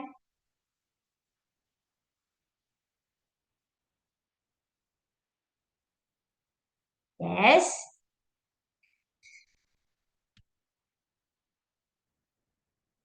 Yes. Come on. We have very less time. We have a lot of questions to cover. Come on. Yes, the right answer for this question, as some of you have predicted, it was right. It is order. Order. So I'll just explain to you what entropy is, where this entity got this idea from. We should find it, right? So I'm taking you to that. So entropy, you have learned about Shannon-Weaver model of communication. When you are learning about models of communication, you got to know about Shannon-Weaver model of communication. And actually, entropy is an idea that we have taken from this particular model of Shannon and Weaver. Shannon and Weaver, yes.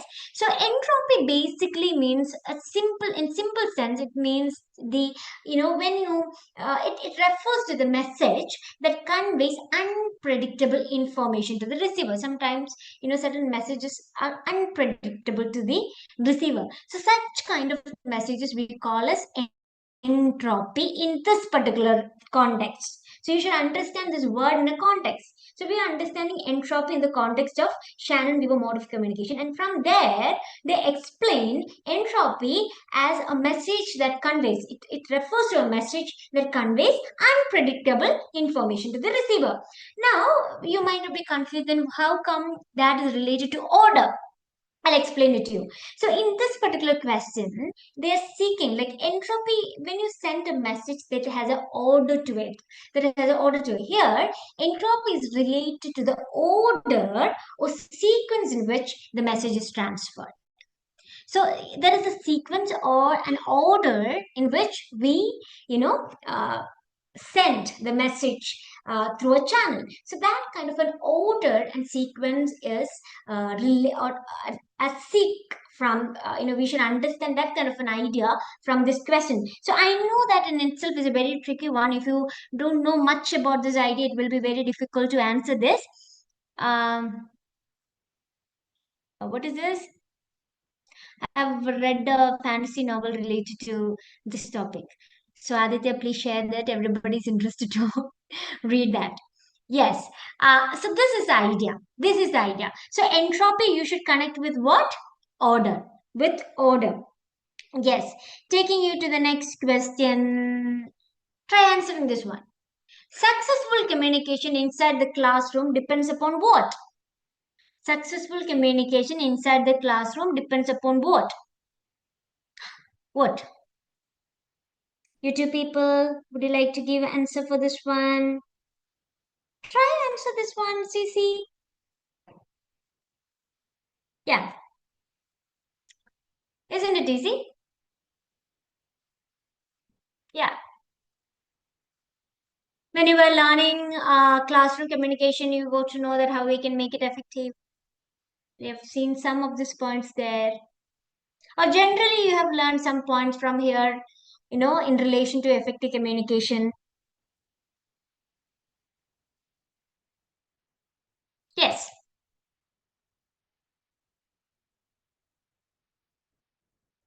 Yes, yes. Make it faster. Like, I want to see your answers.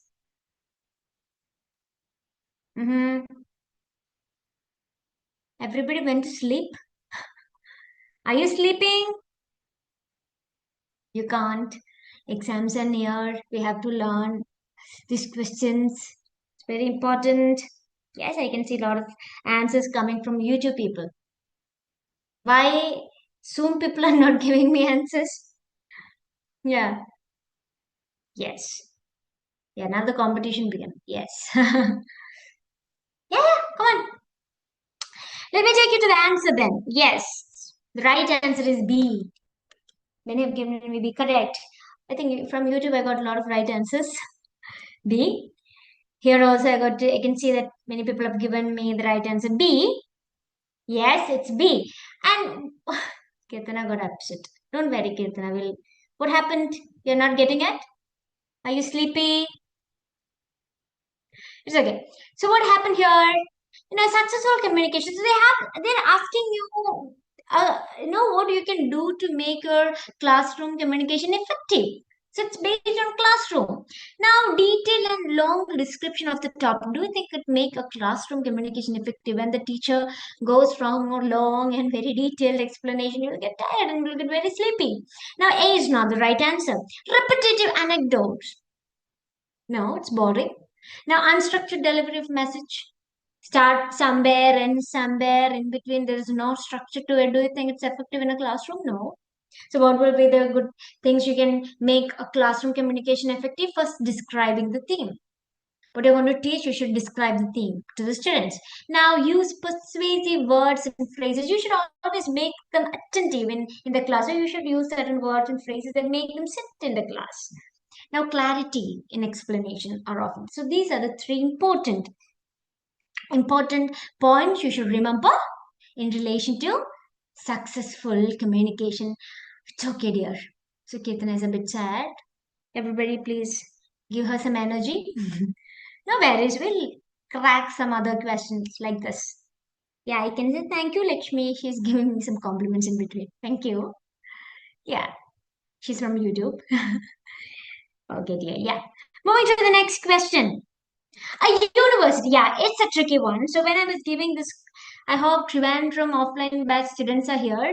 So when I was teaching them, they was very upset. They couldn't get this answer. So I promised them I'll be explaining it in today's marathon session. So I hope they are here. Are they here? Yes, hopefully. Now, a university teacher makes a very effective expository presentation in his or her class without caring for its effect on the students. This is an example of what? Be very careful with this question. Very careful. They have used so much of tricks to make you know, take the wrong answer. Very careful. Very careful. NDA know the tricks. So, very careful.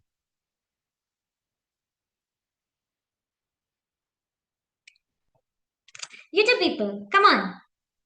Please give me some answers. Some are quite confused. Is it D?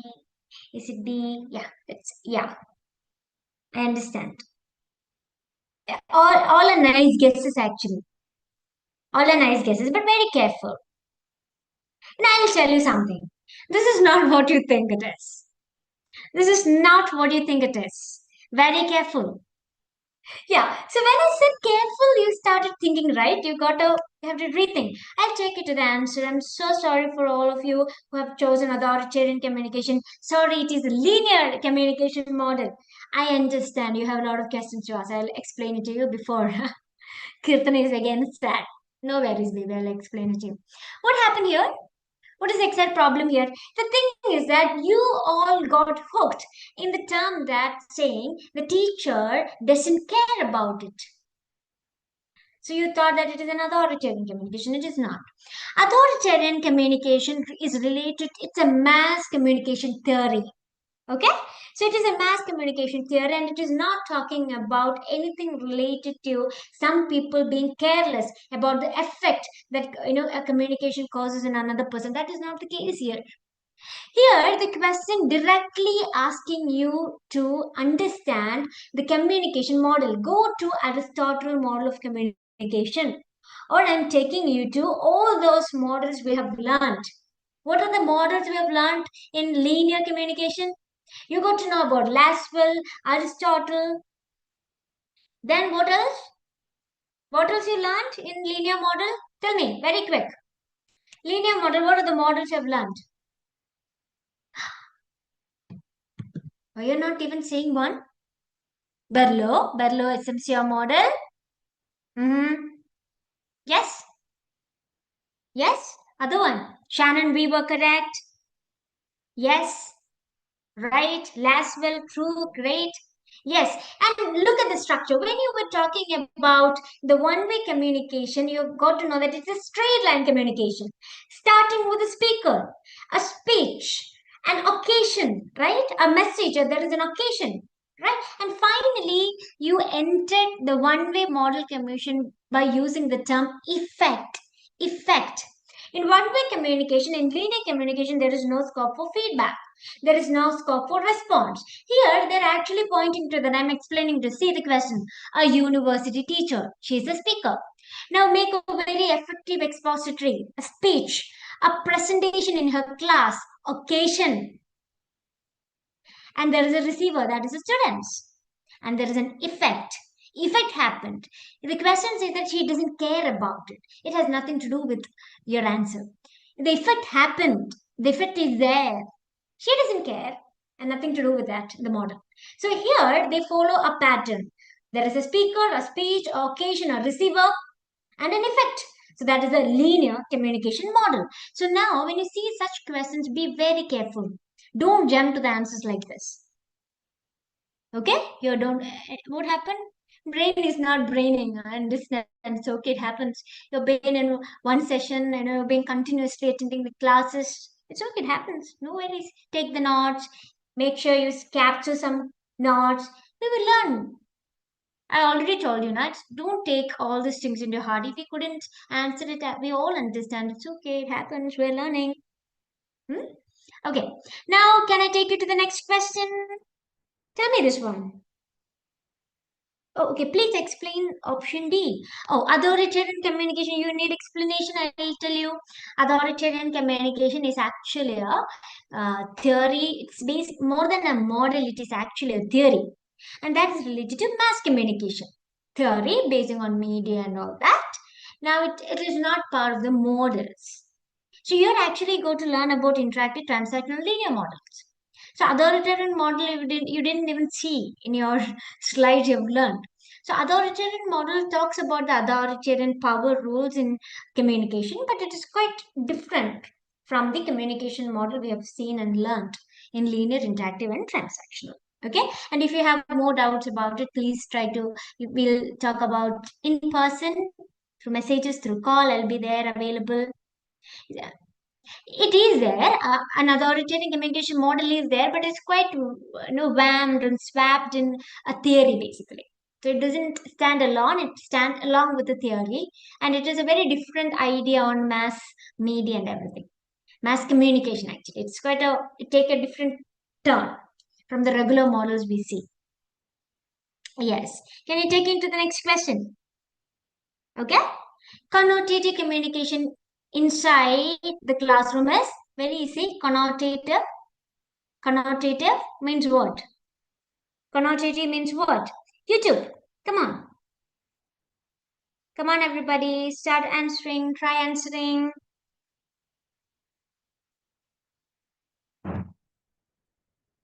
Yeah. Yeah. Very fast. Very fast. Yes. It's a marathon. So you should run like this. We can't go like this. We have to run. It's a marathon. Yeah. What do you think is the right answer here? Let me take it to the right answer. Implicit, correct. So there is denotative and connotative communication. We are familiar with that. Connotative is implicit because it is not literal. It is not explicit. Whereas denotative is direct. Yes. And it is literal, the actual sense. Connotative is implicit. It is not direct. So that is the right answer. And everybody got it. Yes, correct. Everybody got it. So I'm not taking too much time explaining what is implicit. Try this one. Technical barrier. Which one of the following is an example of a technological barrier in communication? Which one of the following is an example of a technological barrier in communication? Everybody, come on.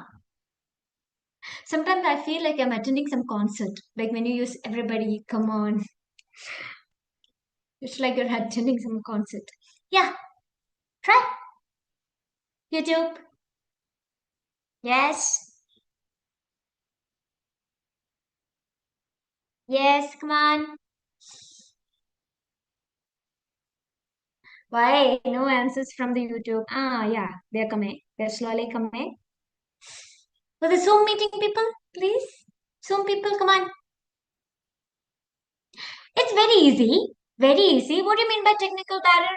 We got to know a lot about technological barriers in the very broad, portion called technical barriers. We got to know about technical barriers. Technical barriers is simply the lack of knowledge or software, hardware problems associated with technical gadgets that we use in communication.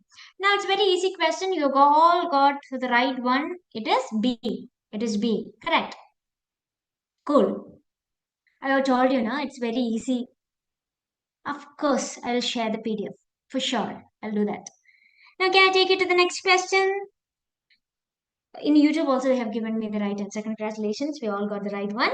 In communication, interpretation of the message depends upon what?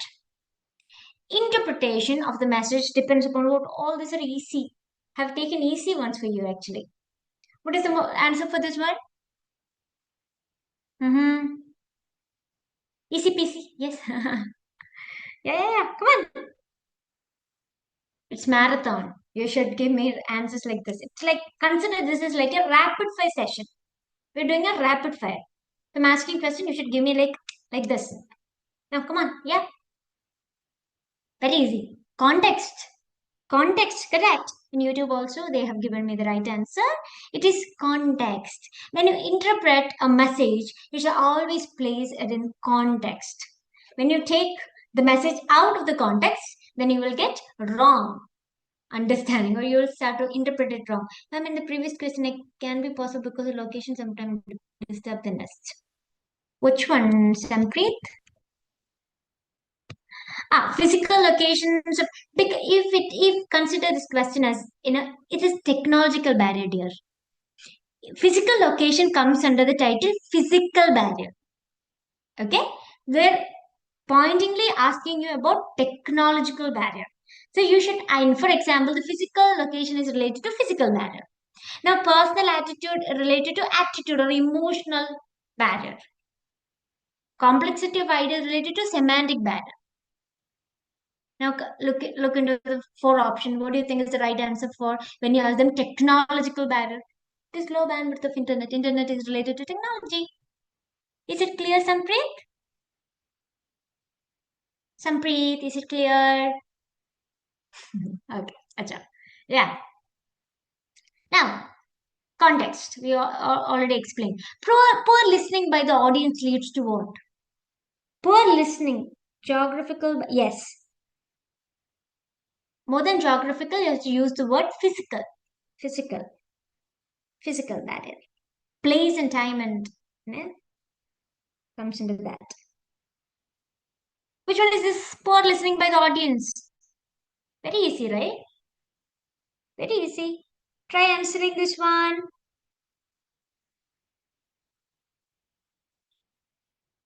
I think some of you went on the sleeping mode.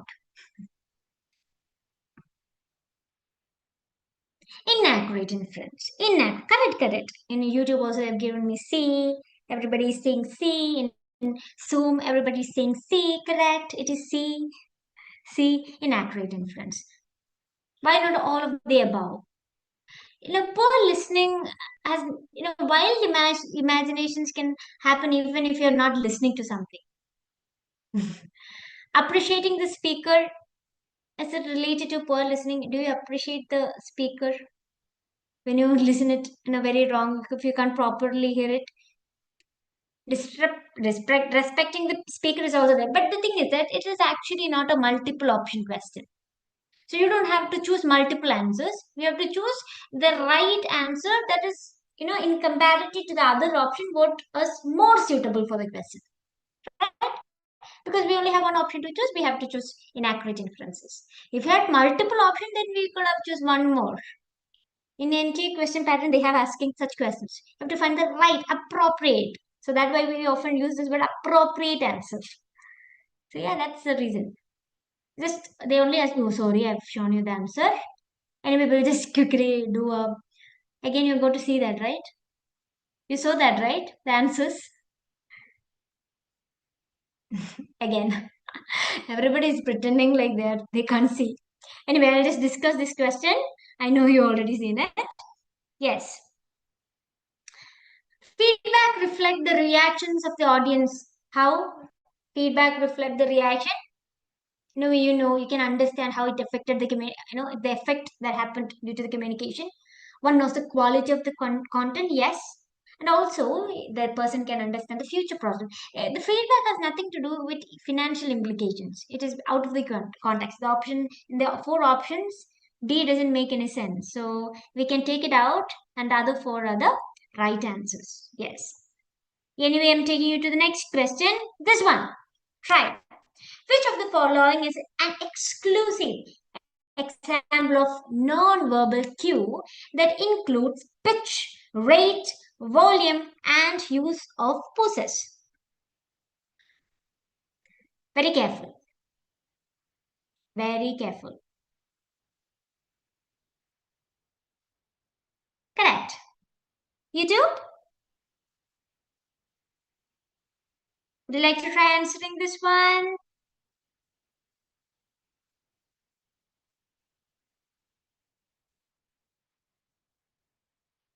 Difficult, yes. Very difficult question. Isn't it very difficult? It's an easy question, right?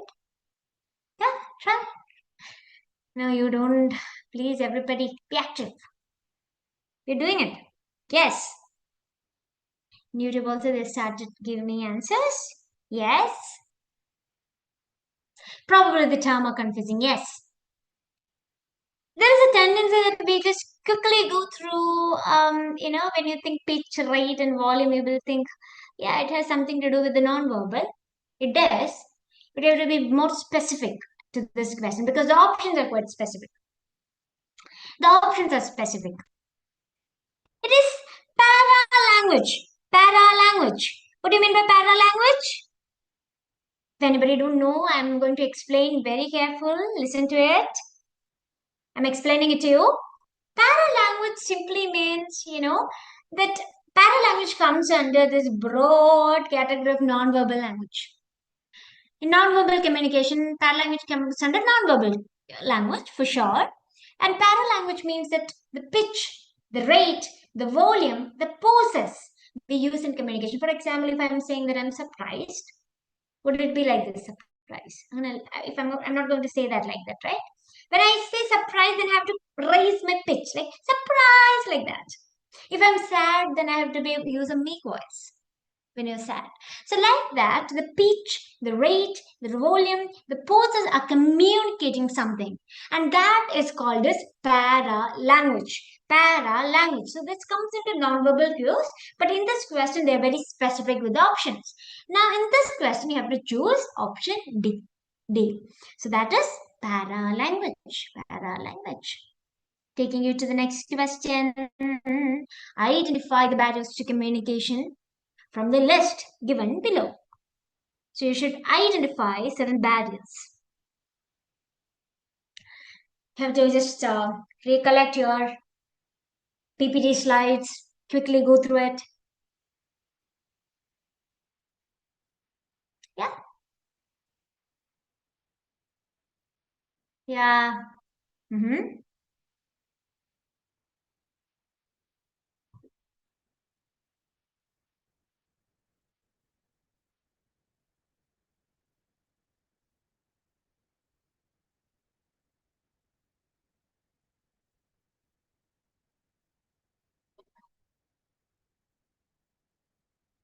Yeah.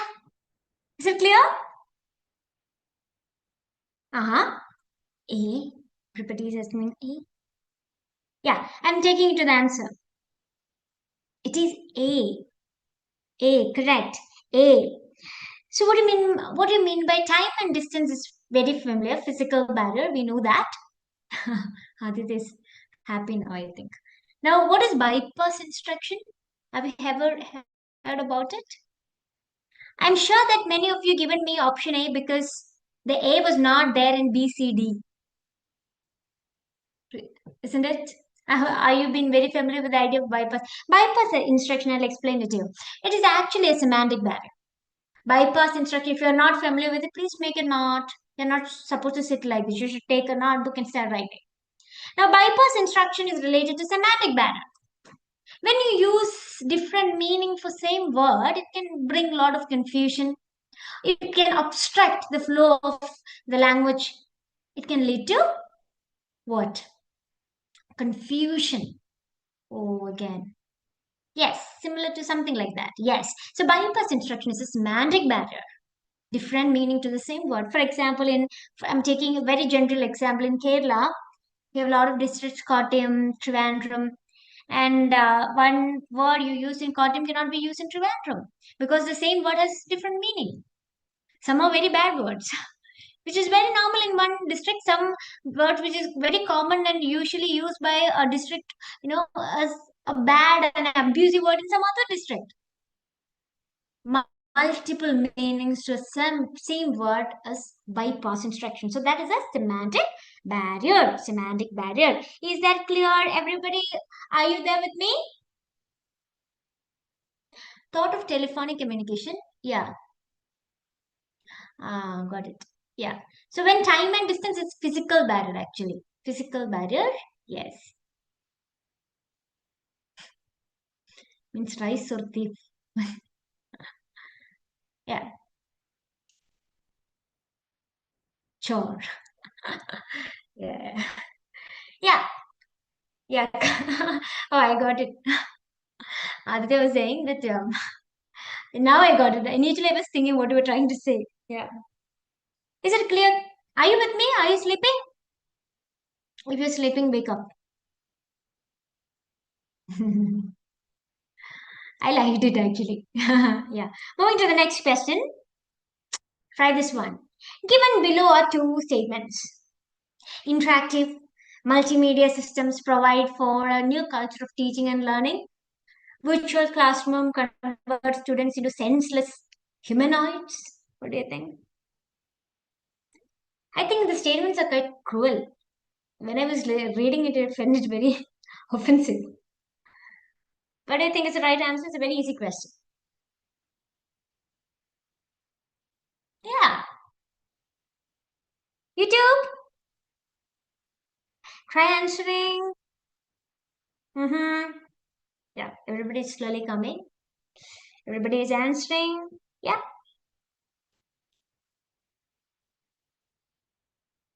One is true, two is false.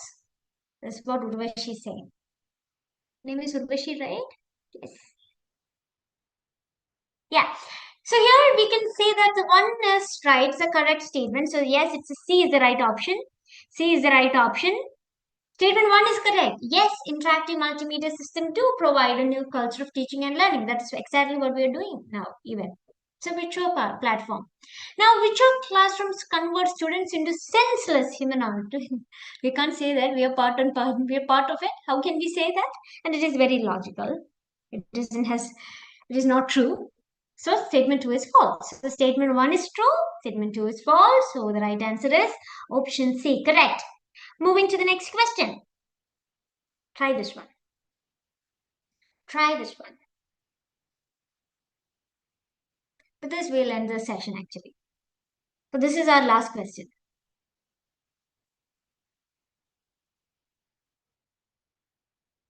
Yeah, come on. Very careful. When you answer this, be very careful.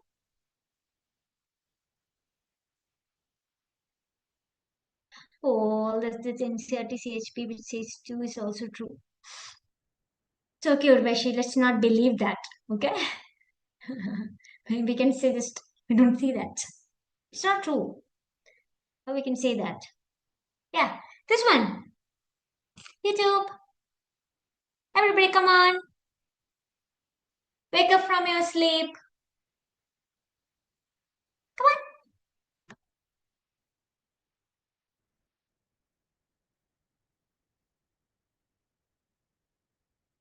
Yes.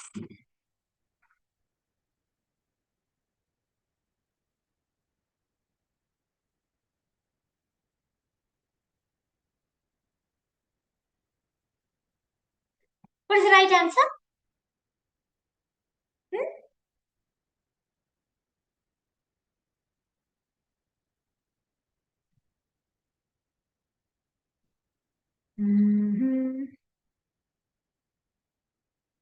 Confusion. Notice. So I'm taking you to the right answer. The right answer for this question is D. D. So I have given you an explanation here. Yes, I'm going to explain it to you. Listen, repeating more and more. It is not repeating again. It's like more and more. The same message. So the same thing is repeating again and again and again and again. Now it is talking about redundancy. In communication, redundancy is a worst thing. When you repeat it again and again, how come somebody feel attentive in a class? Do you think that does it feel like it is important? Make you tired with that. So repeating something again and again doesn't make it important. You can say something blunt and you can repeat it again. Does it make it right? No. If I say that sun is moon and sun is there at night, I can repeat it again and again. Does it make it important, relevant, and true? No. So like that, redundancy make a communication worst. So this A talks about redundancy. So redundancy doesn't make a message important. Now reason says that so there is no relation between these two sentences. One say it's a very contradictory. Assertion and reason here is contradicting. So you don't have to think about the relationship. So you can skip A and B. So that is the first thing you should do. First thing is that we have to understand whether this assertion makes a sense or reason makes sense. If it doesn't make sense, then you don't have to think about the relationship. Now, the reason R talks about don't use two words when one will do. When one is enough, when you say something once and if it's clear, then you don't have to go for repeating it again and again. Right? So that is a quote from Thomas Jefferson, and it talks about avoiding redundancy. And you should avoid redundancy in communication to make it. Yes, correct. Yeah, yes, correct. Doesn't make the message important. You're repeating it again and again and again, doesn't make it important. According to it's like a redundancy. You're repeating same thing, it make it worse. So according to this question, and when you understand assertion and reason, you can come to the conclusion that A is not correct and R is correct. A is not correct, R is correct. So the right option here is option D. Is it clear? Is it clear? Yes. Yes. Okay. So just let me check. We're planning to wind up the session. So the next session will be taken by Greeshma ma'am. She's here. Yes. Yeah. So thank you so much for joining and listening to the communication model. I hope it was helpful. Yes.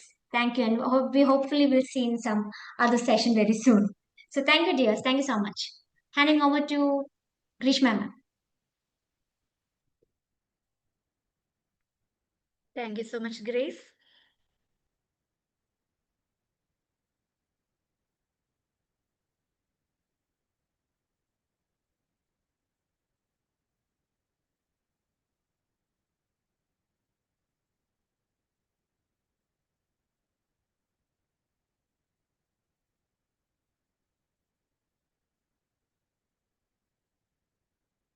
Good evening, everyone. Hope you all are doing well and fine, and you are having a good time with revision. You are remembering everything and able to answer. Yes. How are you all? Hello, Aditi. Yes. Good evening, Anjali. Good evening, everyone. You two babies. Good evening. Yes. So we will be discussing teaching aptitude and higher education. In between, I will give you a small break. Okay. Right now, we will continue.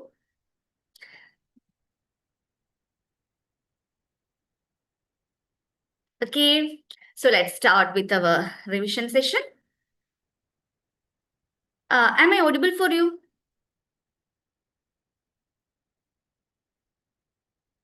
Yes. Okay. Is the PPT also visible? Yes. Let's go. Very good, Sandeep. Let's go. Yes. I hope that in YouTube also I'm audible and the PPT is visible. Hi, Lakshmi. Okay, so let's start.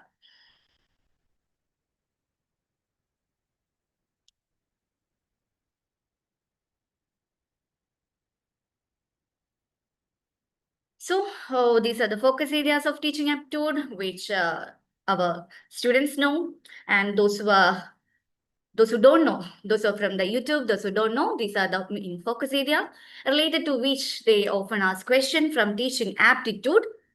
And we have semi-focus area also, which we can't skip, of course.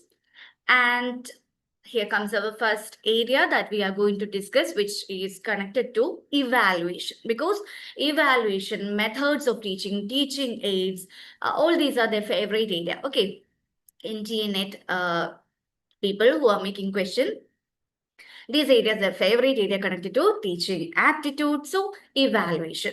So what are the different kinds of evaluation that we have learned? Formative evaluation, summative evaluation, diagnostic, placement. So formative evaluation means during the teaching learning process. Okay, during the formation of something, during the teaching learning process. Example, quizzes, class test. Okay, why we are doing that? To check whether the learning is happening, whether learning progress is occurring. Okay, and here what the teacher can do, the teacher has a space to make changes. Okay, she can intervene and make changes if the learners didn't understood any concept. Okay, and then summative evaluation end during the end of the instruction, or we can not during the end of the instruction, we should actually connect it with during the end of a course rather than instruction. The term will be during the end of the course, or during the end of a semester. So in totality, what they have learned, that we are checking here. Okay, semester examination, board examination are examples. Then we have diagnostic evaluation, which is their favorite area. They often ask question about diagnostic evaluation, which is to identify the deficiency and difficulty. Often comes in the form of a pre-test before teaching something new. Then placement evaluation. Then we have continuous and congruency evaluation, CBCS. Okay, so let's answer a question first. Which type of evaluation is conducted during teaching learning to improve learning? Which type of evaluation is conducted during teaching and learning to improve learning?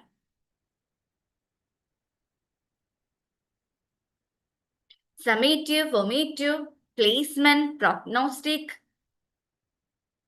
Yes, very good. Are you able to answer, YouTube babies? My online and offline babies are answering. Yes, very good, everyone. So what is the answer? Formative evaluation during the teaching learning process, during the formation of something. Okay, so that is formative evaluation. Very good.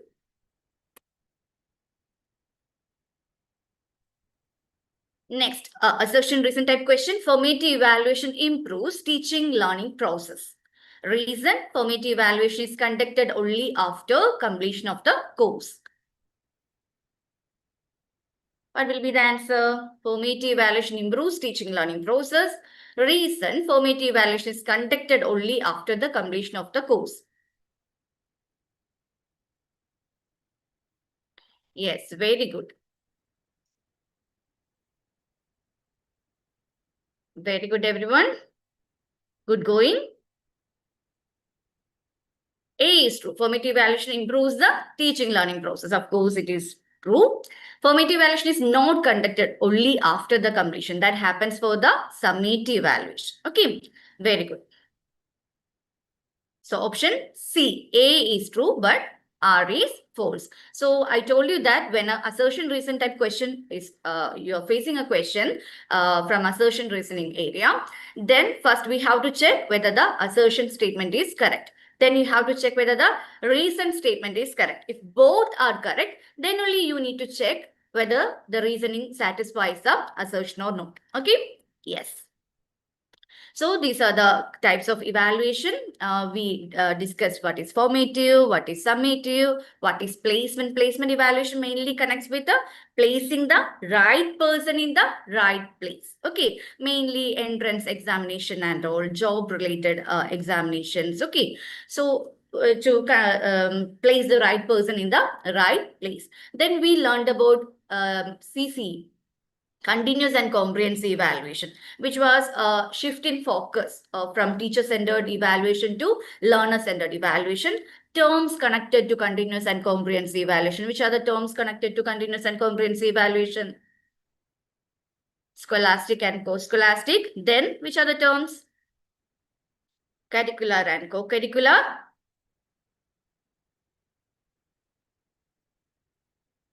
Yes. So here what we are doing, a holistic evaluation. Continuously we are evaluating them, and comprehensively we are evaluating them. And I told you in the class why they have introduced this method, to reduce the stress of the learner. Okay, so because timely in between we are actually giving them assignments, project, and show in a short manner, we are actually helping them to cover areas. It's not like the traditional way of evaluation. Here slowly they are covering a certain area, so they won't get much stressed here. Okay, to reduce the stress, and a shift happened from mark based system to what? Grade based system. Okay, continuous and comprehensive evaluation. And we also learned that our CBCS, okay, choice based credit system, it is a what? Higher version of the continuous and comprehensive evaluation. Here we are evaluated based on the courses that have been selected by us. The learner has the or we can say in higher education level, this broad liberalization. Learners are evaluated based on the electives and all selected by them. So many liberalization occurred as part of bringing the continuous and credit-based, choice-based credit system in higher education system. So connected with the concept of liberalization. Okay, CBCS is connected with the concept of liberalization in higher education. Students choose electives, earn credits for each course, and accumulate credits to earn a degree. Flexibility promotes flexibility. Okay. Then open-ended question, close-ended question. Open-ended question means what kind of question open-ended will be? Which allows students to construct their own answer in their own words. Okay. Closed-ended means fixed set of possible answers. Then divergent question, convergent question. Divergent means, what does the term divergent? Divergent, what does it mean? Many possible answers. Encourage creativity, original thinking. For example, suggest as many uses of water as you can. Not a single answer. Okay, as many answer that comes to your mind, you can type. Creativity. Okay, and original thinking also they encourage. Then conversion means convert. Diversion in an open manner. Conversion in a closed manner. So conversion means one best or most appropriate answer it will have. What is the chemical symbol of oxygen? One possible answer. Okay. Then proficiency tests are there. Uh, like our language proficiency test, to understand the degree of proficiency or mastery of a specific skill-based test. Okay, to understand the mastery of a particular skill. Then we had norm reference evaluation and criteria reference evaluation. So what do you mean by norm reference evaluation? Which evaluation compares the marks? Is it norm reference or criteria reference? You are attending a particular examination along with the other people, and for ranking purpose and all, your mark is being compared with other people who are attending the examination along with you. Is it norm reference or criteria referenced? What is the answer, you two babies? And my online and offline babies? Yes. What is the answer? Okay, here I am getting the answer. Yes, very good. So what about YouTube? I'm not getting any answer from the YouTube babies. Comparison happens.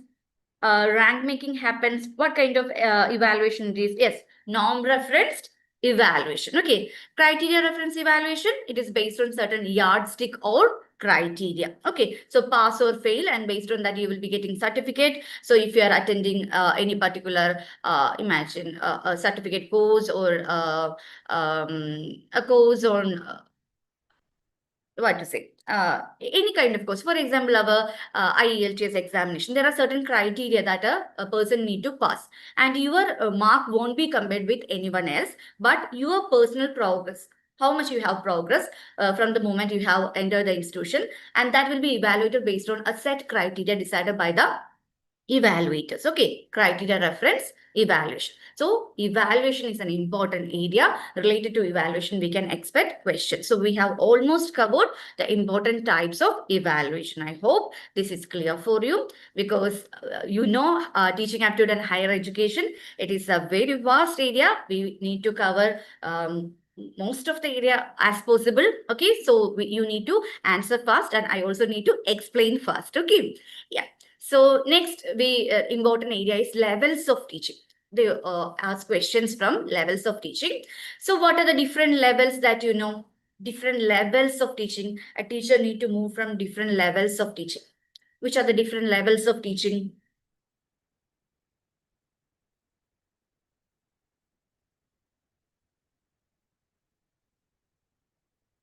Yes. Which are the different levels of teaching? Very good.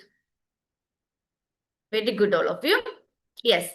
Memory level, understanding level, then reflective level. Okay, yes, very good. Memory, understanding, and reflective level. These are the important criteria of or important different teaching based levels.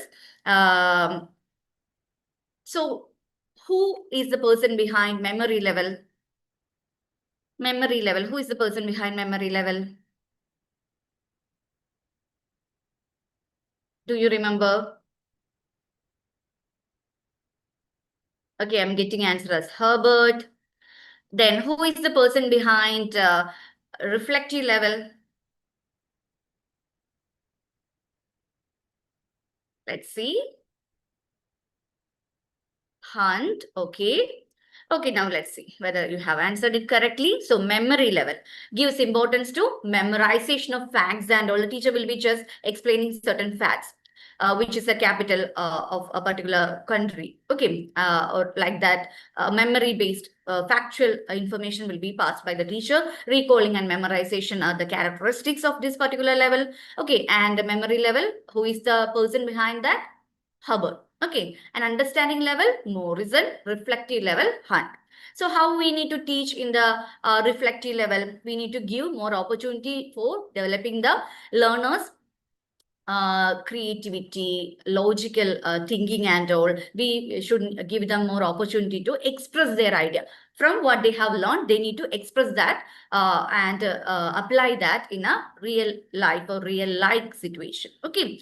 So memory level, rote learning, teacher-centered, least thoughtful. Understanding level, meaningful learning, relationship between ideas will be explained. Okay. And more examples, positive and negative examples will be given so that the idea will be clear for the learner. Then reflective level, problem solving, critical thinking, learner-centered way of approach, where we are giving more importance to the learner's idea and output. Okay. So now the question that we are going to answer from this area, which level of teaching develops critical thinking? Which level of teaching develops critical thinking? Memory level, understanding level, reflective level, autonomous level.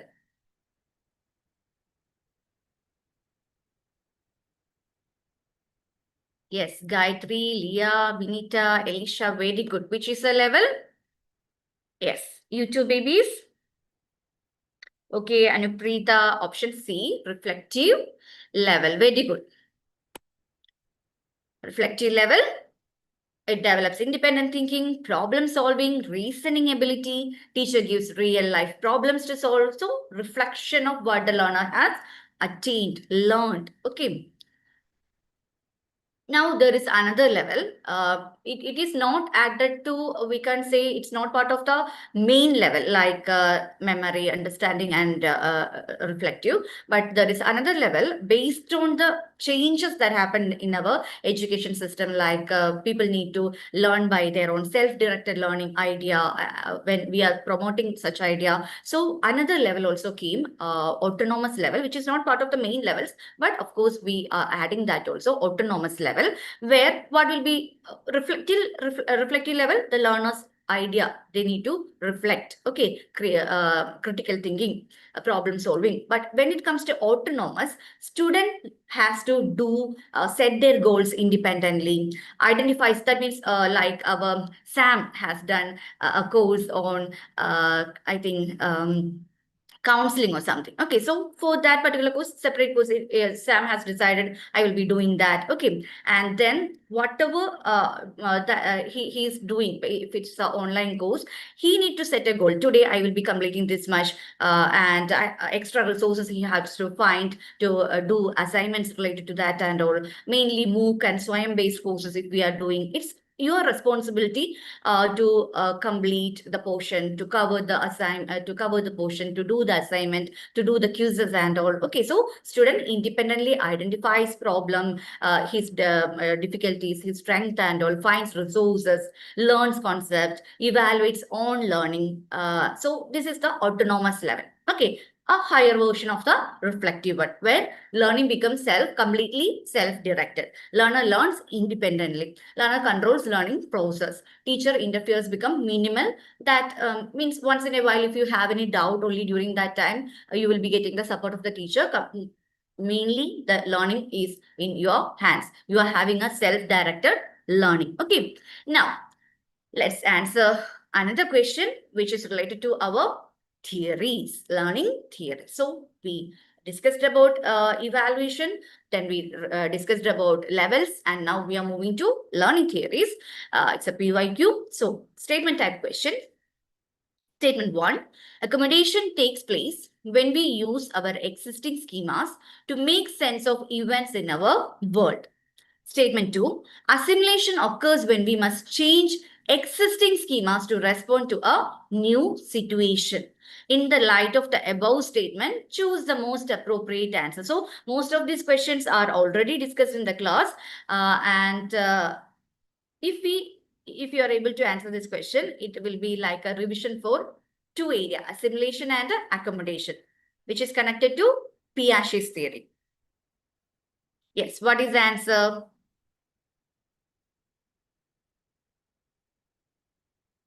Okay, let's see whatever YouTube babies are saying. What is the answer for this question?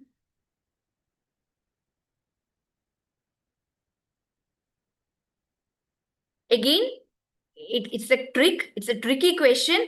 Accommodation takes place when we use our existing schemas to make sense of events in our world. Assimilation occurs when we must change existing schemas to respond to a new situation. Actually, both the explanations, this statement, okay, these are actually given in a reverse manner. Okay, accommodation means what?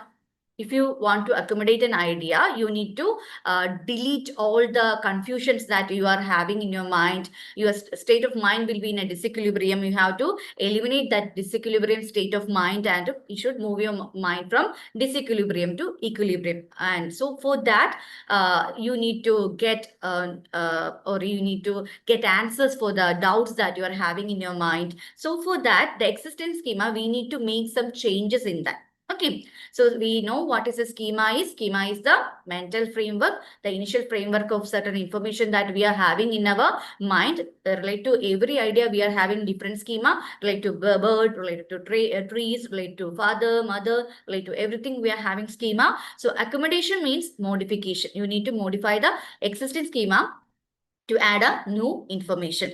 Assimilation means you are trying to identify a new situation based on the prior knowledge, or it also means that you are just adding the information.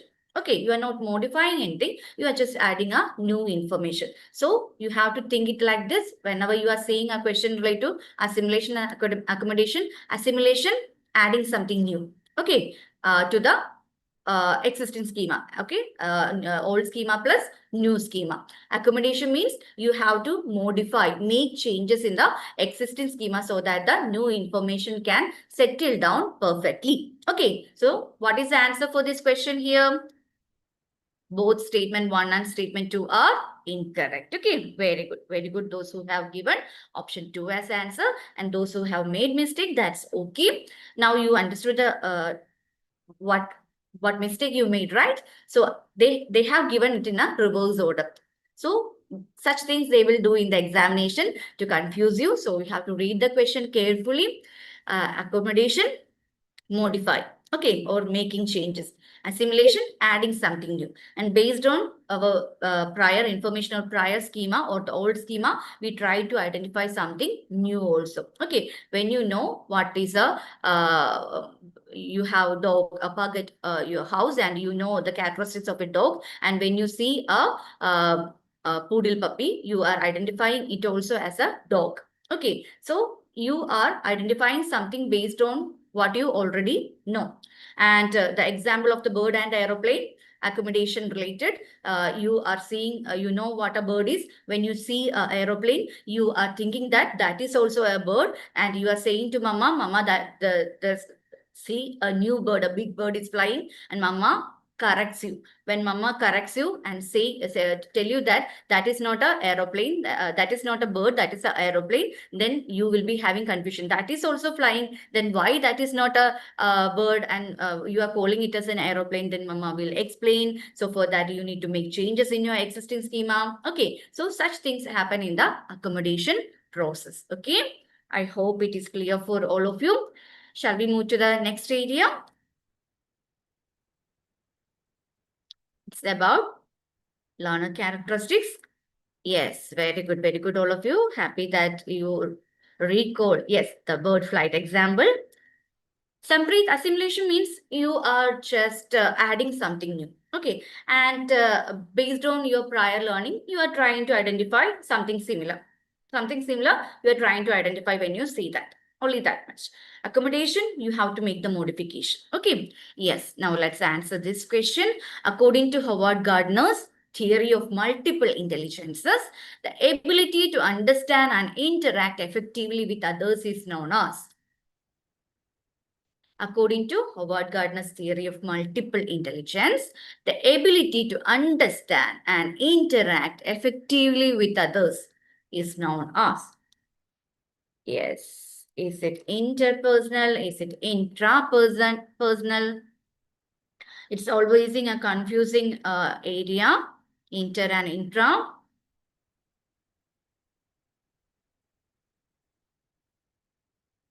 Yes, Cyril, Trinity. Okay, let's see what is the answer. Inter, intra.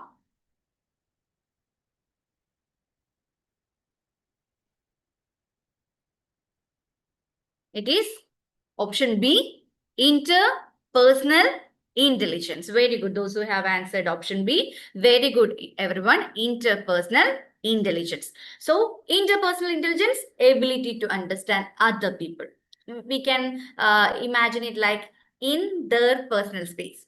There means someone else. Okay. Interpersonal, there is no meaning related to what I am saying. It's just a memory trick for you to remember. Interpersonal, we will think of it as in their personal space. In there means someone else. Okay, so ability to understand other people, interact effectively. So which will be the jobs most suitable for interpersonal intelligence people? Teaching, counseling, politicians. Okay, intrapersonal, ability to understand one's own feelings, strength, weakness, motives, and inner self. Okay, clear this one? Yes.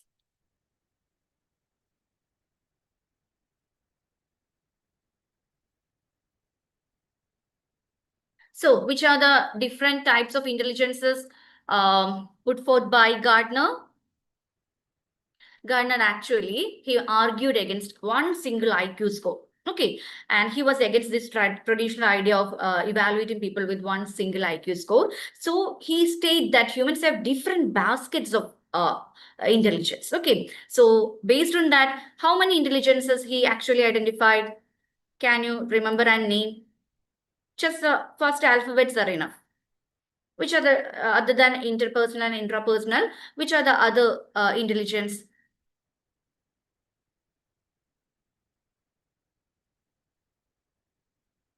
Yes, very good. Very good, everyone. Okay, you two babies, do you know which are the different types of intelligence stated by Gardner, other than intra and interpersonal? Yes, very good, Pallavi, Gayatri, Saubhagya, and everyone who are answering. So, which are the different intelligences? Linguistic, logical, mathematical, spatial, bodily, kinesthetic, musical, interpersonal, intrapersonal, and naturalistic. Okay. Linguistic, logical, mathematic, visual, spatial, bodily, kinesthetic, musical intelligence, interpersonal, intrapersonal, and naturalistic intelligence. They will ask you to arrange it in order, or there is no particular order for that, but they will ask you a question like which among the following, which among the following can be identified as the different types of intelligences identified by Gardner. Okay, so keep these names in the mind: linguistic, logical, visual, bodily, musical, intra, naturalistic. Okay, now which of the following learner characteristics is most closely associated with the self-directed learning? Self-directed learning, multicultural learning, inclusive education, multilingual, differentiated instruction. All these terms are important in the context of our NEP. Okay, so such terms, please keep in your mind, try to find me. If you don't know these terms, those who are attending the class for the first time, if you don't know these terms, try to find what they have said in the NEP about all these terms, or just try to find out some practice questions available in the different educational sites related to this. Okay, which are the terms that I said? Inclusive education, multicultural, multilingual, and then differentiated instruction. Okay, so learner characteristics is another important area related to which they ask question. Learner characteristics. Okay, so which of the following learner characteristics is most closely associated with self-directed learning? Dependence on teacher guidance, external motivation only, taking responsibility for one's own learning, memorization of content. What do you think? What will be the answer for this?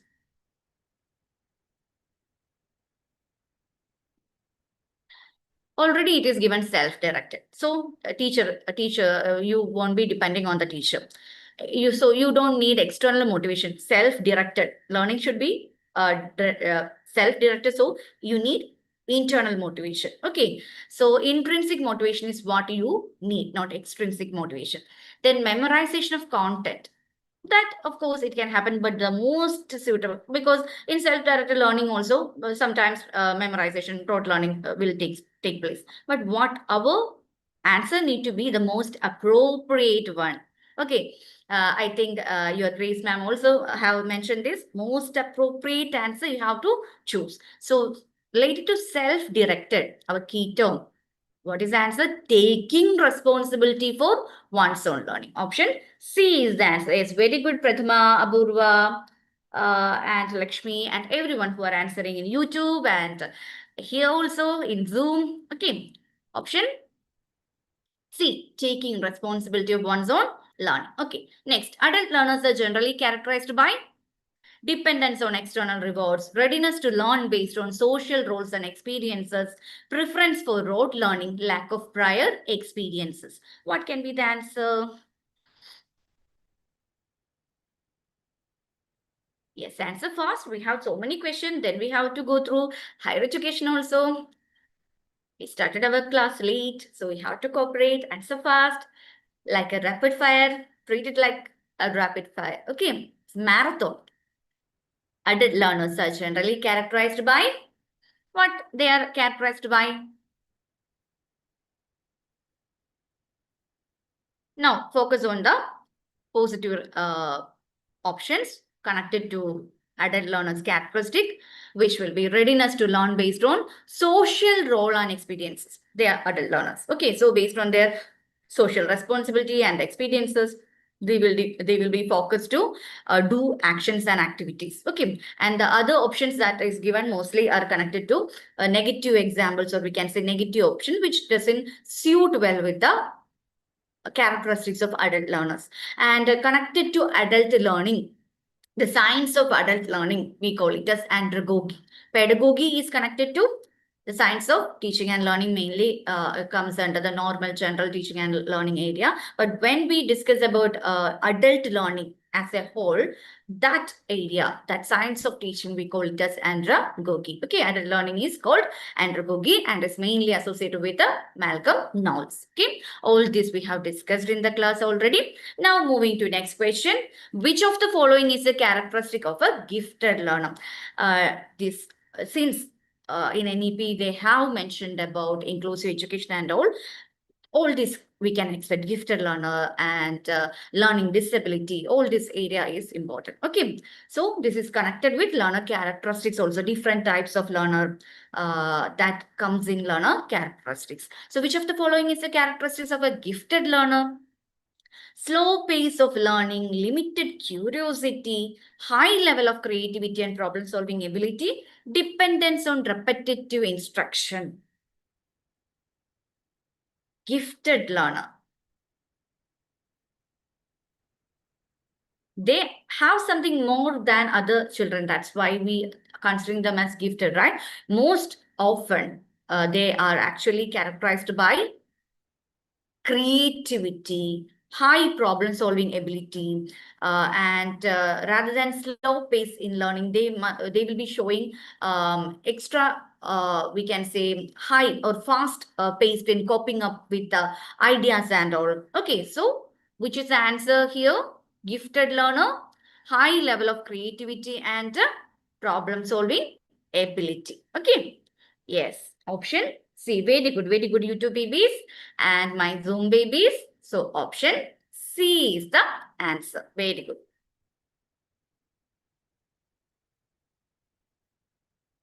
So compared with peers, they will excel in the areas such as reasoning, creativity, problem solving, high curiosity. They will be showing rapid learning, independent thinking. They have the capacity for independent thinking, and they will be generating multiple solutions for a single problem. Okay. Now let's move to which of the following best describes self-directed learning? A question which was asked in 2025. Outbound learning, instructive learning, active learning, repulsive learning.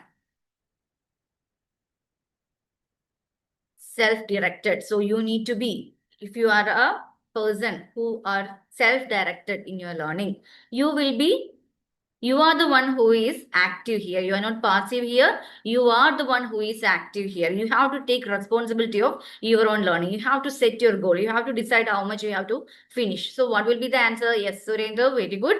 Aryan, yes. And here, yes. So what is the answer?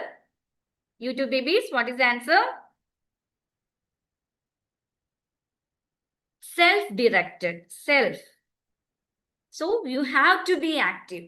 You are in you are in the active role here. You have to take the responsibility. You have to take the decision here. Okay, so option 3, active learning is the answer. Okay. Yes, self-directed learning requires learners to take initiative, monitor their own progress, and actively engage in learning rather than passively receiving instruction. They are in charge of everything connected to their learning. Okay, so option 3. Okay. Now let's answer some other questions related to teaching aids, Bloom's taxonomy, memory and forgetting. Okay, so which of the following are advantages of audiovisual teaching aids? Increase learner motivation, promote verbalism, improve retention, clarify abstract concept. What do you think? What will be the answer here? Faster, faster. What will be the answer? Yes. Very good. Okay. So let's see. You are saying that increase learner motivation. promote verbalism, improve retention, clarify abstract concepts. So most of you have given option 4 as the answer. Let's see. I'm giving you one more chance. Think again. There is something that has misguided you. Think again. What will be the answer? Sampreet is sticking with option 1. Very good, Sampreet. Why? Which is the option that is wrong here? Option B, promote verbalism. Why we are using teaching aids to reduce verbalism in the classroom? That means the teacher's extra explanation. Okay, if we are not using any teaching aid, the teacher need to explain, use words, and that means the use of verbalism means the active involvement, or we can say the repetition and the repeated examples that we can reduce the verbalism in the classroom by the teacher can be reduced if you have a proper teaching aid that explains the concept in a better way to the learner. Okay, so promote verbalism is a negative answer, negative option. Okay, here teaching aid actually reduce verbalism. The effort given by the teacher, the extra effort, the extra explanation, that is not needed if you are using a proper teaching aid, because the concept it will be clear if they are watching a video, a demonstration, or if you are making them to do something and making them understanding by that. So teaching aids actually reduce verbalism. It doesn't promote verbalism. So what is the answer? Option 1 is the answer. Yes, very good, Lakshmi. B is wrong here. A, C, and D. Next question. According to Vygotsky, learning is most effective in which zone learning is most effective according to Vygotsky? Zone of actual development, zone of proximal development, concrete operational stage, formal operational stage. All these terms we have heard, right? Yes. What is the answer?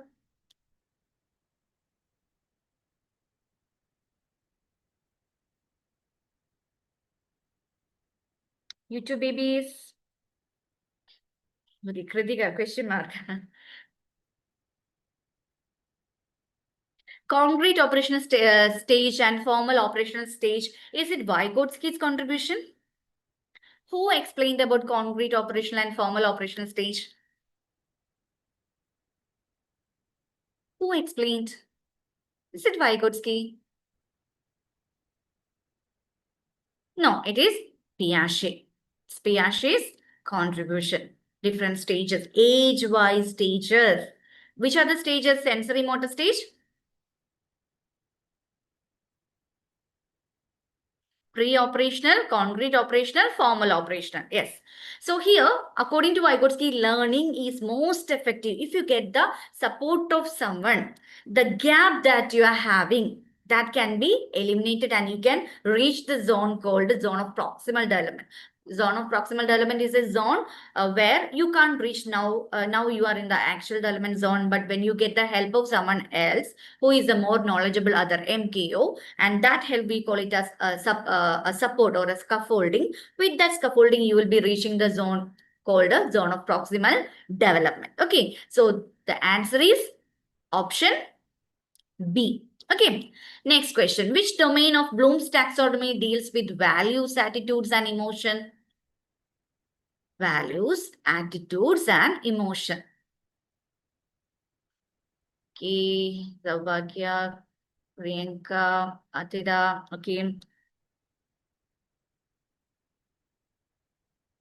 What is the answer?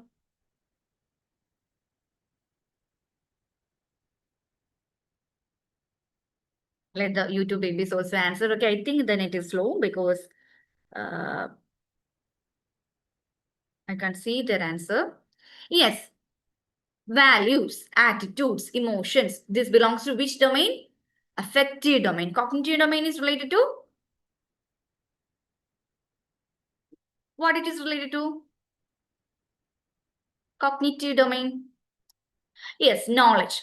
Yes, head, heart, and hand. Okay, so head means knowledge. Heart means affective domain.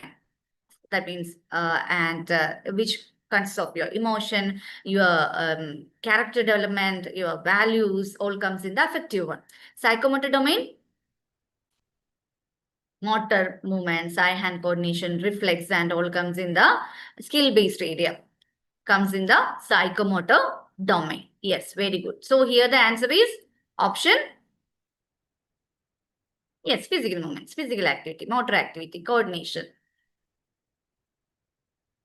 Yes, option B, affective domain. Yes, very good. Ariha and Apur Tiwari and everyone who have answered option B in YouTube. Okay, now next question. According to Ebbinghaus, forgetting is most rapid. In progressive revision, we discussed this. Do you remember? According to Ebbinghaus, forgetting is most rapid after 1 week, after 1 month, immediately after learning at a uniform rate. You usually complain about this thing. Do you remember in class, ma'am? Even though we remember when you are asking question, this thing happens.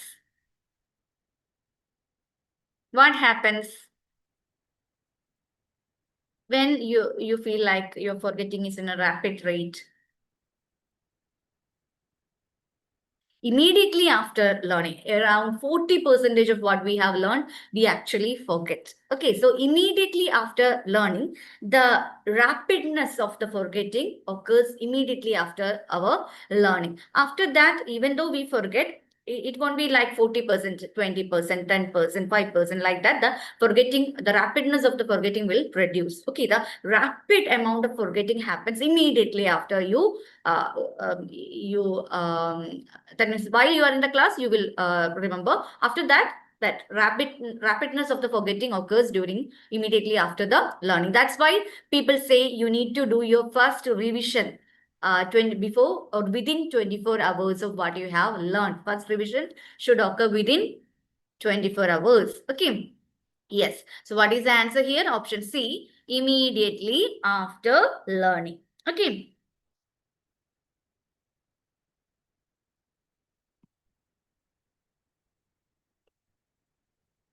So connected to this, we also discussed about forgetting curve. And immediately after the learning, a steep drop happens. Within the first 20 minutes, we even forget the 40% of what we learned. Okay. Now, difficulty in assessing a memory because of competing information is called. So memory and forgetting area, they're asking question. You can check the PYQs. Okay. We have discussed this. Difficulty in assessing a memory because of competing information. It becomes something in your learning so that you can't proceed. That competing information does something which is not allowing you to progress or assess your memory.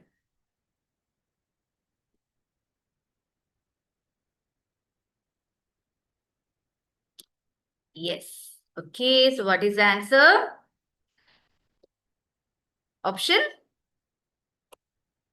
B, interference. Okay. Then, which of the following best promotes intrinsic motivation, grades and rewards, fear of punishment, meaningful learning tasks, competitive ranking? If you observe it carefully, some of the options are common, have some common characteristics. So you have to find out the odd one out here. If you don't know about intrinsic motivation, find out the odd one out. Because the other three are having similar characteristics. Something from outside is helping you. So that is not intrinsic. So what will be the answer here? Yes, very good. Rekha, Adira and everyone who have answered. What is the answer? Meaningful learning task. Option C is the answer. Very good. Meaningful learning task. Grades and rewards, fear of punishment, competitive ranking. All this is something from outside that is making you to perform. So, It is extrinsic motivation. Intrinsic means from within you are feeling I need to do. So the tasks need to be meaningful. Then only you feel, okay, this is for my betterment. I have to do it. Then I can use that in my real life situation like that. The tasks need to be meaningful. Then only the learner's intrinsic motivation will occur. Okay, so option C is the answer. Yes, very good, everyone. Those who have given option C as the answer. Is the idea clear? You two babies? You can see here, if you observe similar characteristics option, you can see that you can eliminate, then you will get the odd one out meaningful learning task, intrinsic. Okay. Now, memory related question. Memory for general facts, concepts and rules is called. Memory for general facts, concept and rule is called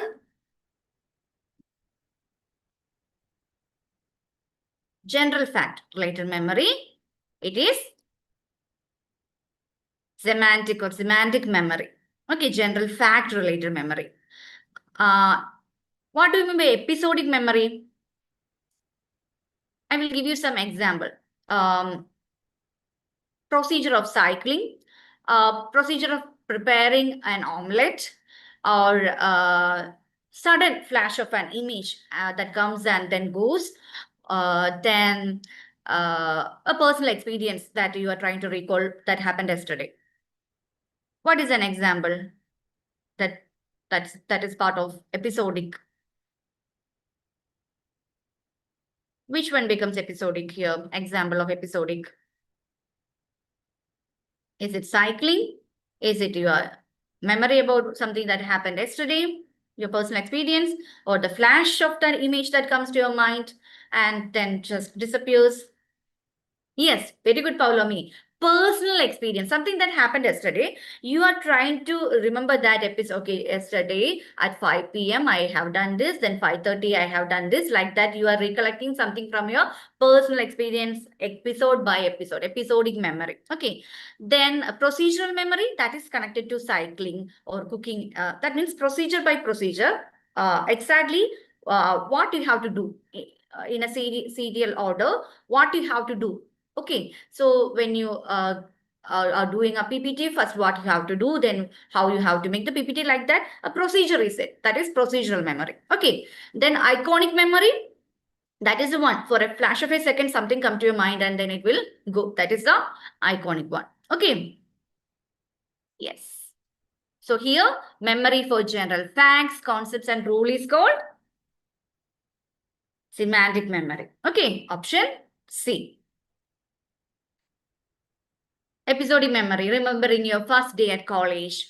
Procedural memory, riding a bicycle, typing on a keyboard, driving a car. Procedure by procedure, what you have to do. First, which one will come. Next, what you have to do. Okay. Semantic memory, general knowledge, facts, concept, meaning, rules, etc. Delhi is the capital of India. 2 into 2 equals 4. Concept based. Okay. Then iconic memory, a type of sensory memory related to visual information that only last in your mind for a flash of a second or a few seconds, like you are entering a hotel room. Okay, it is new for you. You haven't seen the room before, and at that time lightning occurs, and in that light, for a flash of a second, you are seeing the room, how the room looks like. So that image will be there in your mind. Okay, and after a few seconds it will go away. That is iconic memory. Okay, now which of the following are the characteristics of adolescent learners? Which of the following are the characteristics of adolescent learners?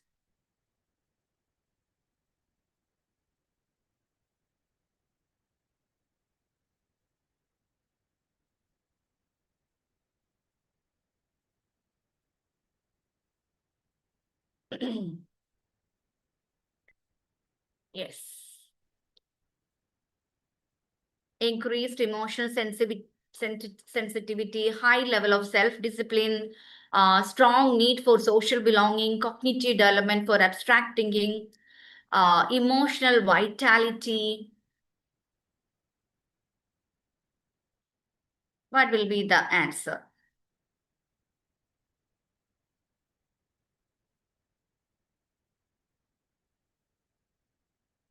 A, C, D, and E. They doesn't have high level of self-discipline. Okay, adolescent stage means they are in a transitional phase. A transition from what? Childhood to adulthood. We call this phase as storm and, or we can say storm and drag phase. Like Stanley Hall has called it, or we can say storm and stress period, because the adolescent people, they are stressed about the changes, that physical changes that is happening to them.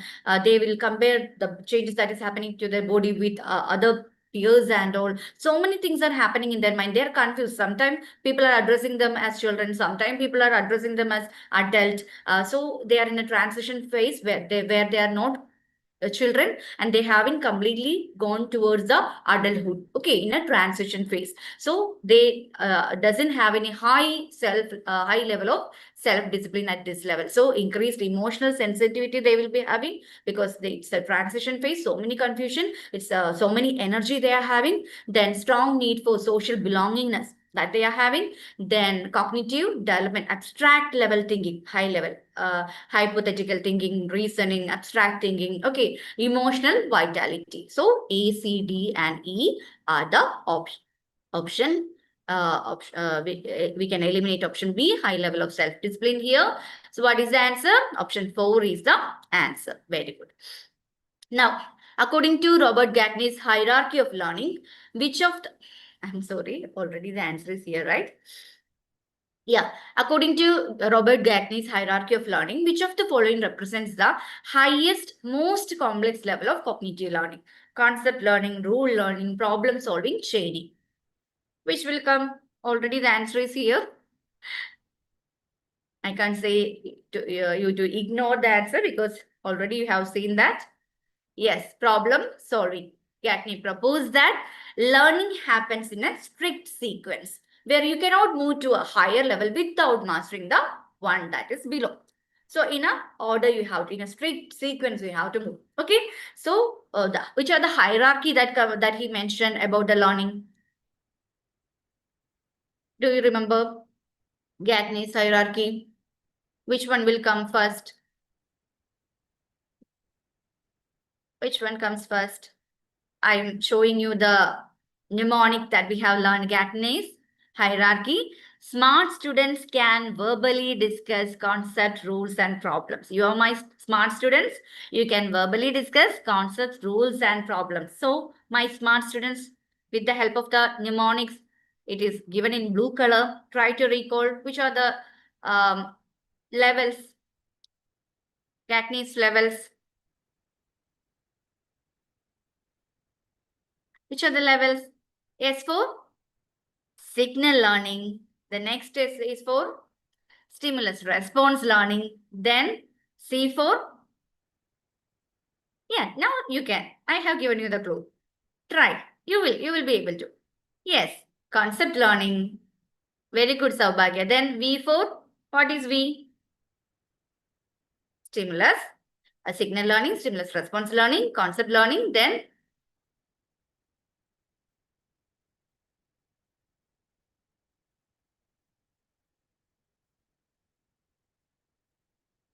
is it like that?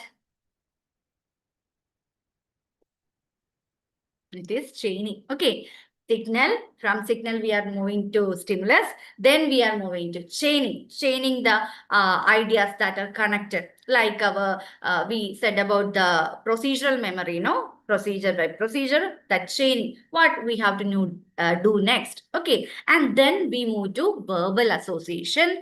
Verbal association means when someone say apple, that word apple, you will associate it with the thing, that object apple, or the apple you will associate it with the spelling apple. Okay, or like that, verbal association.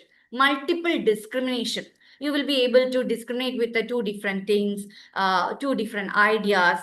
You know, when road is clear you can go, you know, when obstacle is ahead you have to slow down. Two different, you need to, you know how to differentiate between things. Then concept learning, this is the stage where concept learning happens. Okay, so whenever you see a C, it is not concept.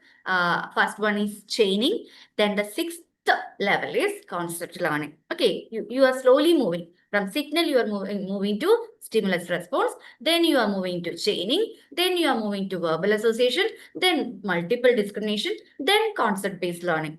Okay, concept. What is the concept about a particular thing that you learn? Then combining two or more concepts, you will learn the rule. Then the final level, the highest level is problem solving. Okay. Okay. So let's move to the next question.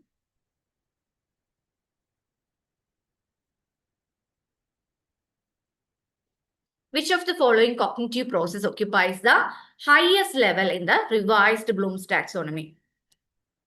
In the revised Bloom's taxonomy, they are asking the question. Yeah, I know that the answer is there.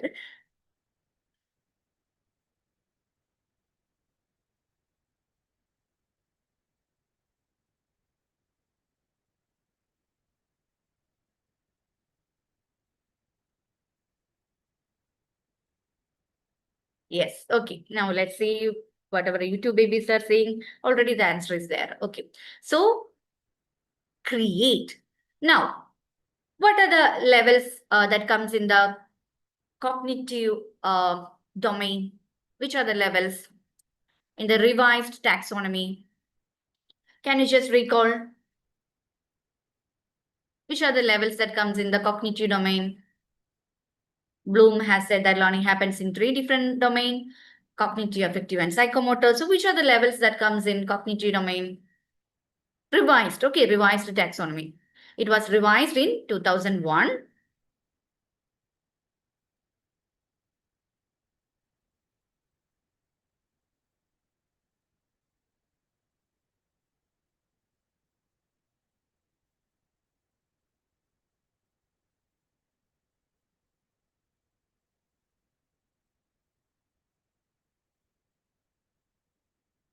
Knowledge comprehension application CASI is the old one. Okay. And RU A square EC is the revised one. Okay. Revised one is remember, understand, apply, analyze, evaluate, and then create. Okay. And the old one, knowledge comprehension application, analysis, synthesis, evaluation. So here we know that synthesis, which is similar to our creation, it was in the 5th level in the old version, and evaluation was in the final level. In the revised version, we can see the change in the order. Evaluation went to the 5th, and create, which is the similar idea to synthesis, that is moving towards the final level, that is the highest level in the revised Bloom's taxonomy. In the old taxonomy, evaluation was the highest level. In the revised taxonomy, create comes in the highest level. CASI is the CASI that we learned, that is for old cognitive taxonomy levels. Okay. Knowledge, comprehension, application, analysis, synthesis, evaluation. So we can see from the noun form, it changed to verb form. Remember, understand, apply, analyze, evaluate, create. Okay. And revision happened in 2001. Who made the revision? Lauren Anderson. Okay. And yes, Lauren and David. And David Krathol and Lauren Anderson. Then we know major changes from noun to verb, a change occurred. Here you can see the change. Then here the order changed. Then types of knowledge. They added types of knowledge where factual, conceptual, procedural, metacognitive, different types of knowledge are there.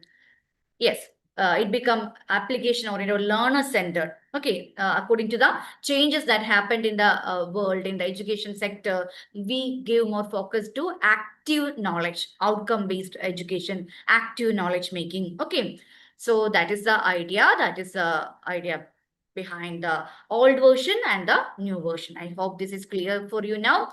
Now, what is the correct sequence from lower to higher order for indicating learning outcomes related to affective domain? Affective domain.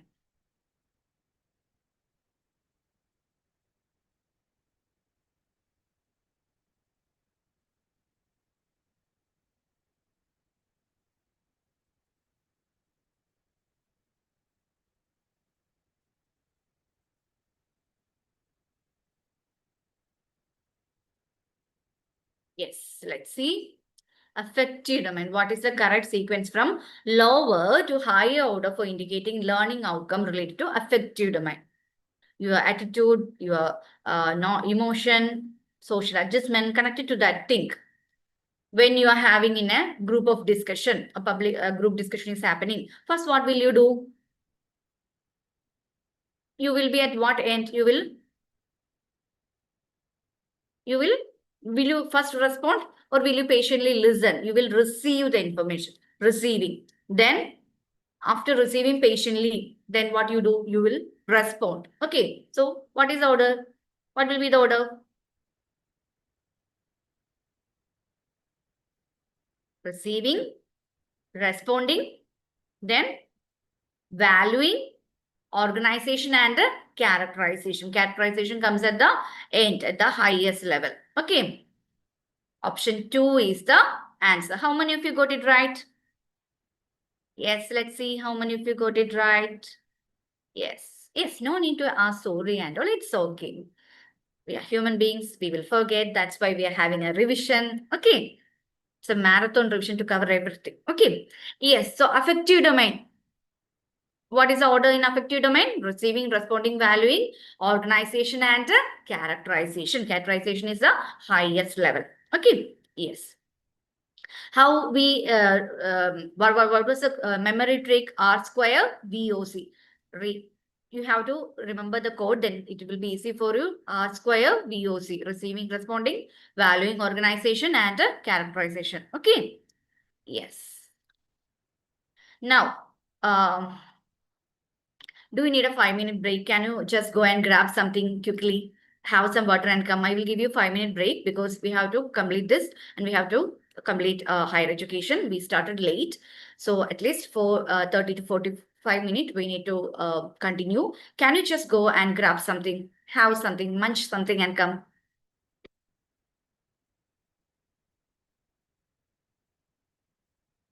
This will be our final revision for teaching aptitude and higher education. So maximum area we need to cover.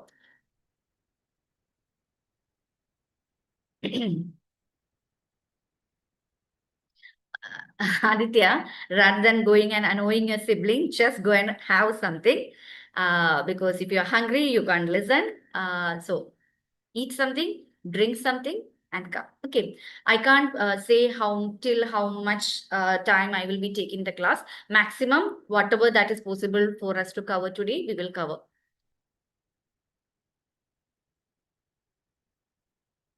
Okay, so now it is 9:20. Come by 9:25. Come by 9:25. Exactly 5 minutes. Just have something, have some water, and then come back. This will be a final revision. We don't have any more revision for this. So I will try my maximum to cover as much as possible because so many of my babies are tensed. Yes, go fast and come. And for my YouTube baby also, go have something and come back. Okay, we will resume back the section after 5 minutes by 9:25. Okay, dears, go and have something.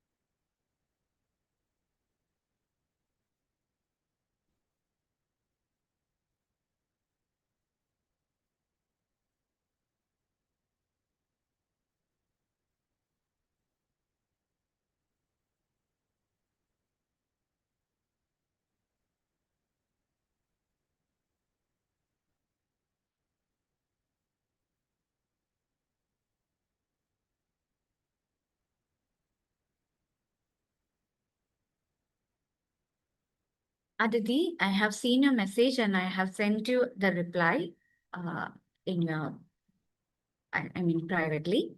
Just go through that, okay?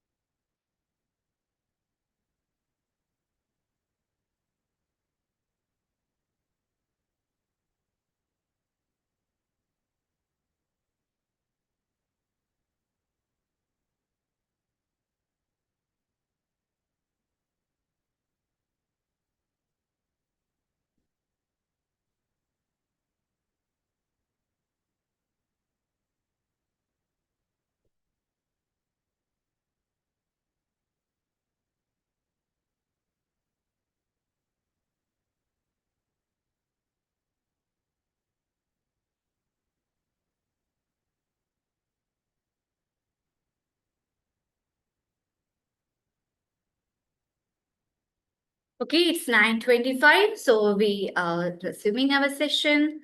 I hope you all are back, okay? After having something, at least a biscuit and a water, okay? Yes, so which of the following educational objectives are considered to be of higher level in the affective domain of taxonomic scheme? Two options, okay? Which are the two? Let's see. How many of you have had food and have the energy to answer? Yes, very good, everyone. Anaka, Shreya, and everyone who have answered. What is the answer? Characterization and organization. Okay, organization and characterization option 3 is the answer. B and D option. 3 is the answer. Yes, very good.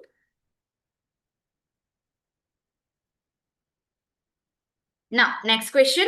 Which of the following are the highest taxonomical categories in the cognitive, affective, and psychomotor domains of learning? They have mixed everything. Okay, all the domains, all the 3 domains, they have mixed and then they have asked the question.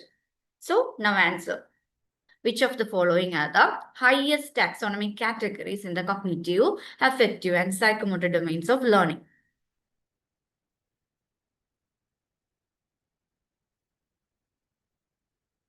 Yes. Very good. B. Is it BCD or BDE? Is it BCD or BDE? In the given option, if creativity was there, then that would be the answer. They have given here the all the taxonomy of cognitive domain. So evaluation, then affective domain, characterization, then E. I am pan, Dave's classification. I am pan, naturalization. Okay. So option 2, B, D, and E are the answer. Okay. Dave's classification of psychomotor domain. I am pan. I means what? In I am pan. I for your teacher is drawing something and you are copying it down. So I means imitation. M means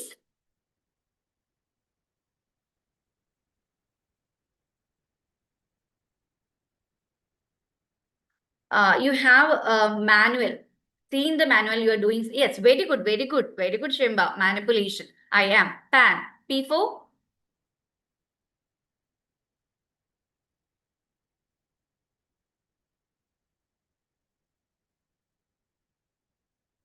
P for what? Yes, precision. Then A for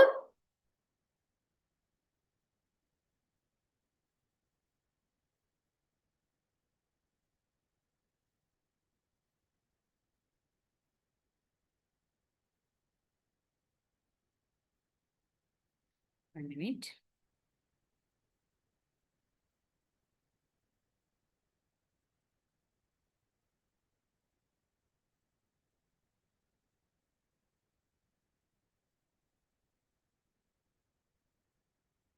Okay. Yes. Imitation, manipulation, precision. Then A for what is A? Articulation. It's not awareness, articulation, and then naturalization. Okay. Yes. So it's part of Dave's classification. Then after Dave, we know that 2 more people also classified psychomotor domain. Then we have 3 classification. Dave's classification, Simpson's classification, Harrow's classification. So Simpson's classification, do you remember? Please send a green macaw. Please send a green macaw. Perception, set, guided response, mechanism, complex overt response, adaptation, and origination. You remember the examples, adaptation, that vacuum cleaner we used to tie the father used to tie the hair and or something that which is not made for doing a particular job, which is used for a novel situation, modification of skill for a specific situation, adaptation. Do you remember that? Please send me a green macaw. PSAG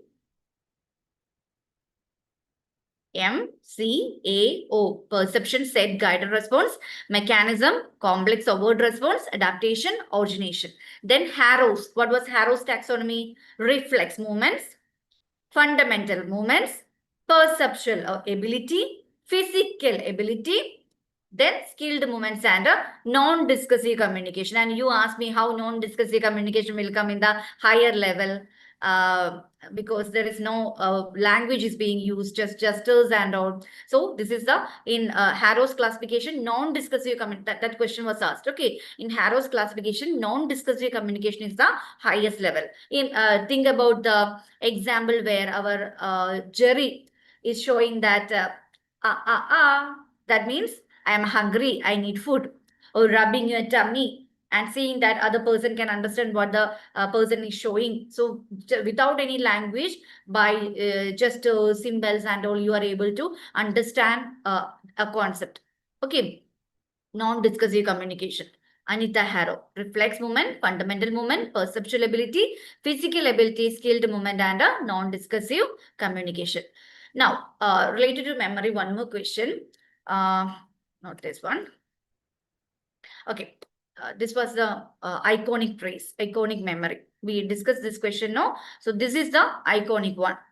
Entering into darkness, lightning, and for a fraction of a second, you are able to see something. Okay, for a fraction of a second, you are able to see something. Then after the lightning also, that image will be there in your memory for a short span of time. After that, it will be gone. Okay. Yes. Now, okay, cooperative learning differs from collaborative learning because cooperative learning is, it's their favorite area, cooperative and collaborative learning. Related to cooperative and collaborative learning method, they will also ask the strategies also, like a round robin.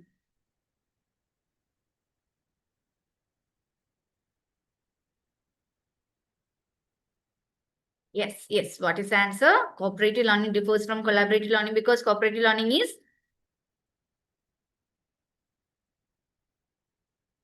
yes. You two babies, are you there?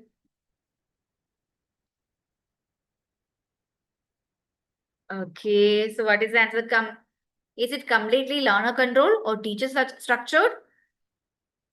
It is teacher structured. Both of the cooperative and collaborative, both are group-based activity or a group-based method or strategy. In cooperative, it is teacher structure. The roles will be clearly decided and given by the teacher. Collaborative means more learner autonomy, more learner will decide who will be doing what and all. They will negotiate with each other regarding their roles. Okay, cooperative is teacher, the roles are teacher structure. Okay.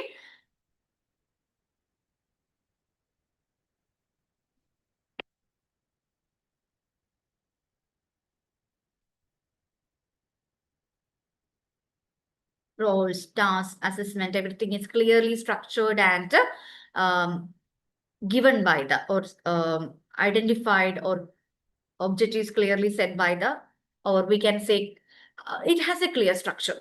Okay, it has a clear structure and the role and everything will be decided by the teacher. Collaborative means, like I told you, in social medias, and you will collaborate with the person that you will like. It will be like a rather than helping someone, sharing and caring occurs in collaboration, and helping mentality. If that person will, if that person do his duty, then only my group will win. So if I don't like the person also, I have to help that person. A structuring of positive interdependence. The concept of positive interdependence comes with a cooperative learning. Okay.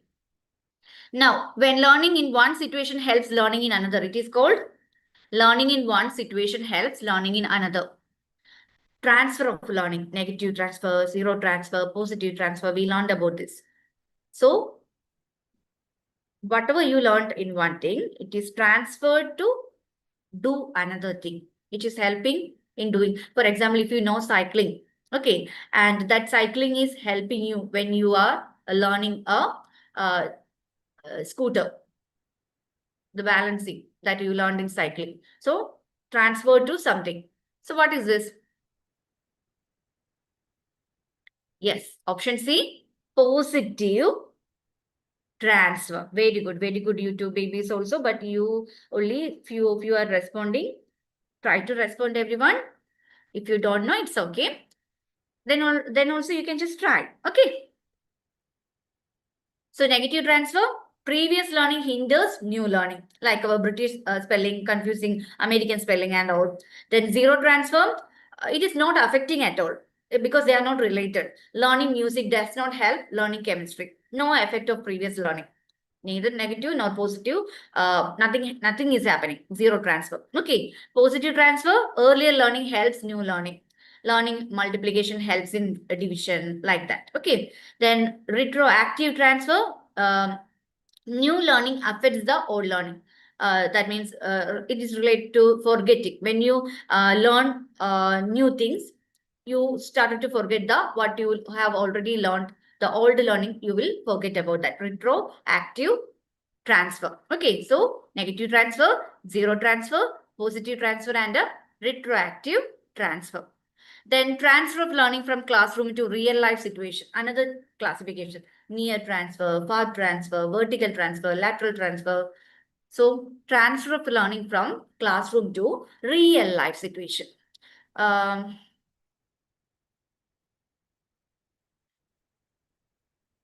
I will give you clue. Okay, near transfer, I will say. You have learned a mathematical equation, and after you have learned, your teacher is giving you a practice question, and you are doing that. Near transfer. Okay, after you learn something, that is being transferred to a near situation immediately, or whatever you have learned, you are answering for a test.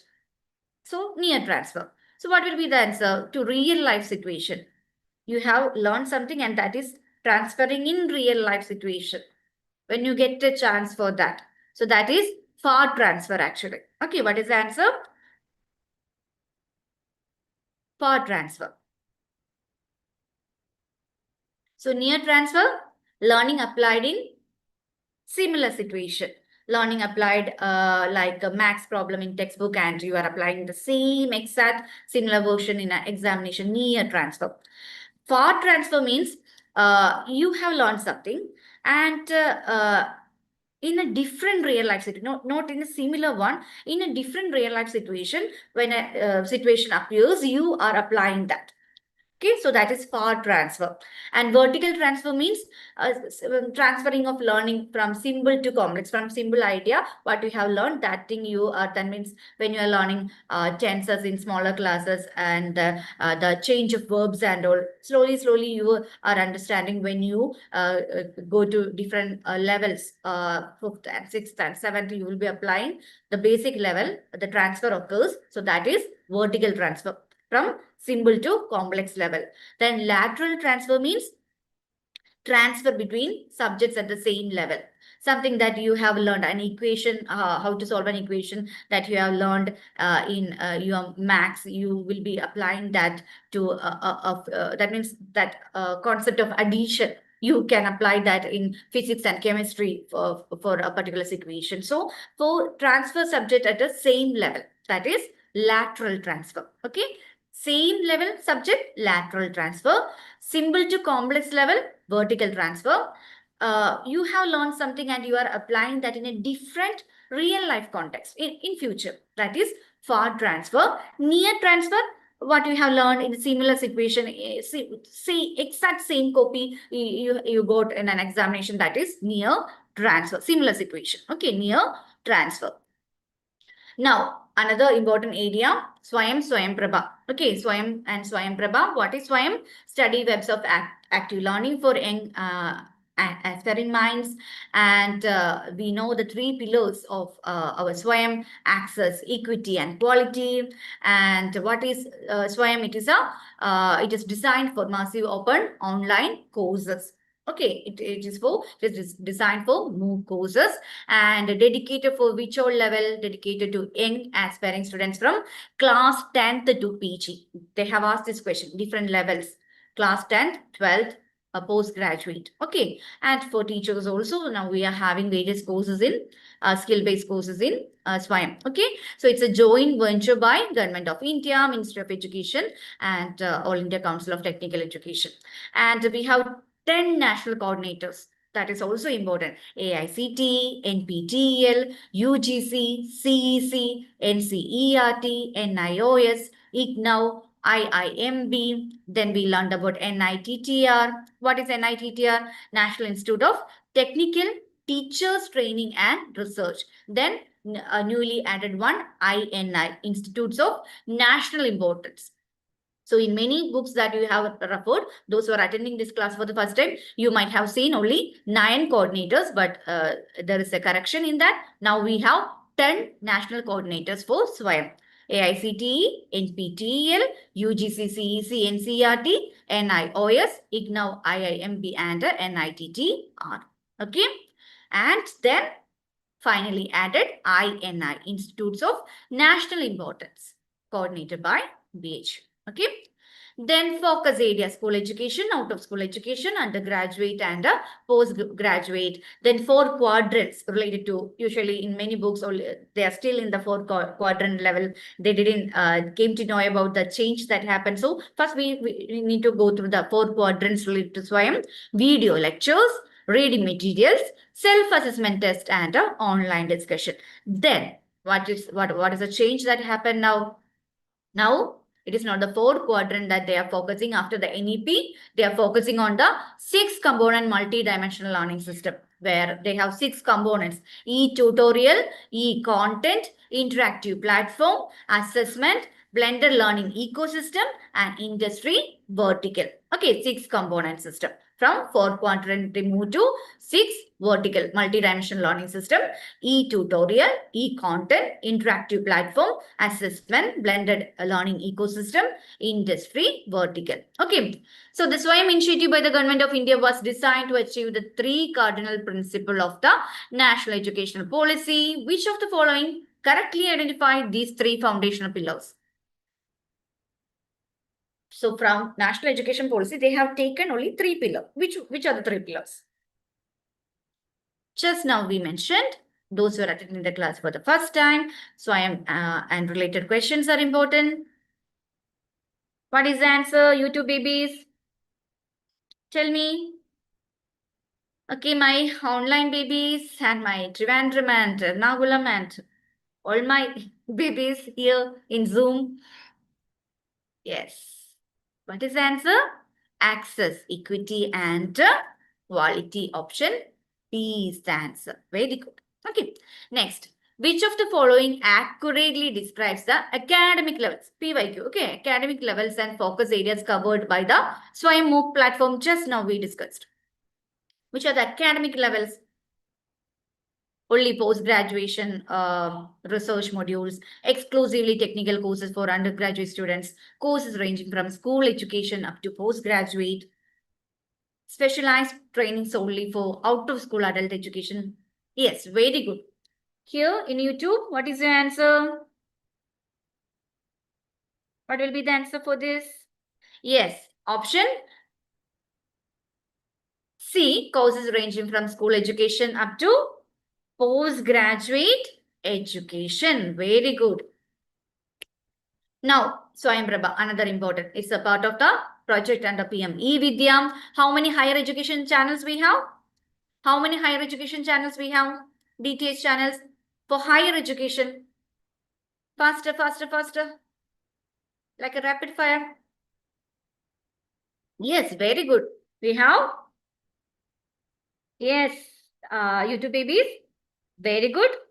Now, answer this question. How many DTH channels we have for higher education in Swayam Prabha? How many? Is it 35? Is it 42? Is it 44? Is it 40? Yes, we have 40 channels for higher education. Okay. Then telecasted by GSAT 15 satellite. It works 24/7.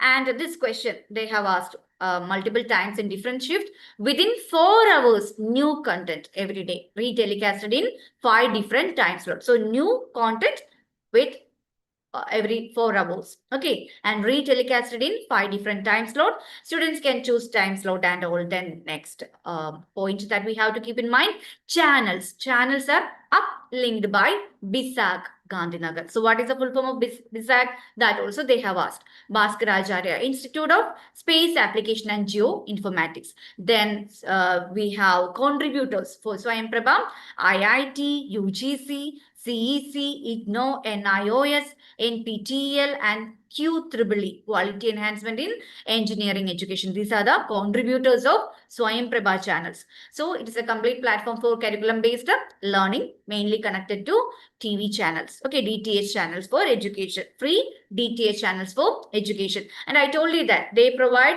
education channels in 3 different categories. Which are the 3 different categories? Higher education channels, school education channel which comes in PM E-Vidya, and then competitive exam, E-Sati. Okay, Sati. Sati is for competitive examination channels. Then web portal maintained by InflipNet. Okay, web portal is maintained by InflipNet. Yes, very good. Now, which of the following is not primarily a contributor for higher education content on Swayamprabha? Listen, higher education content. Think and answer.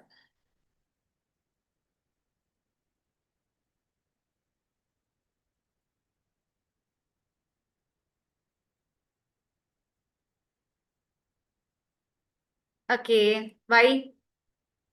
NIOS is National Institute of Open Schooling.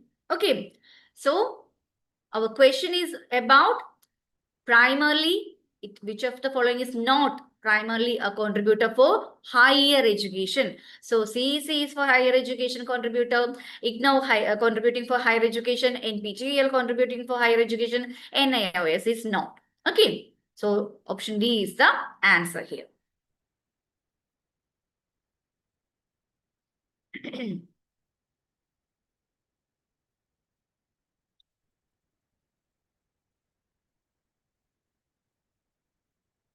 Is NIOS a contributor for Swayamprabha? Yes. But is it a contributor for higher education content? No. Okay, generally, it mainly contributes to school or open schooling content. Now, these are the changed channel names. Channel 1 for Sanskar, language and culture, Sanvahag for education and management, Kautilya, economics and commerce, channel number 3, channel number 4, Aryabat for physical science and math, Spandan, I told you Spandan, heartbeat, life science, channel number 5, heartbeat, it is life science related, Spandan. Okay, Daksh, applied sciences, Vyas, that epic story, Vyasa Maharshi and all, connected with that, humanities or social science. Okay, Vyas, humanities or social science. Atmagyan, law and behavioral science. So channel number 8, Atmagyan, law and behavioral science. Sanskar, language and culture, channel number 1. Channel number 2, Sanvahag, education and management. Channel number 3, Kautilya, economics and commerce. Channel number 4, Aryapat, physical science and math. Spandan, life sciences. The channel number 6, Daksh for applied science. Channel number 7, Vyas for humanities or social science. Atmagan, law and behavioral science. AICT or MIC is the 9th channel coordinators. They mainly coordinate for technology and innovation. Then channel number 10 to 16 is handled by IGNOU. Contributors are IGNOU. Okay, and mainly covering language, humanities, professional and teacher and vocational education related content they upload in channel number 10 to 16. Okay. Now, what is the underlying philosophy on which the lecture method is based? Methods of teaching is another important area. Realism, pragmatism, idealism, constructivism in lecture-based method. It is a teacher-centered method. It is a closed-ended method. It is the authoritarian method where teacher is the authority. Teacher is the epitome of knowledge. Ideas or knowledge are important. So the person who is imparting idea is also important. I have already given you a clue. What is the answer, my dears?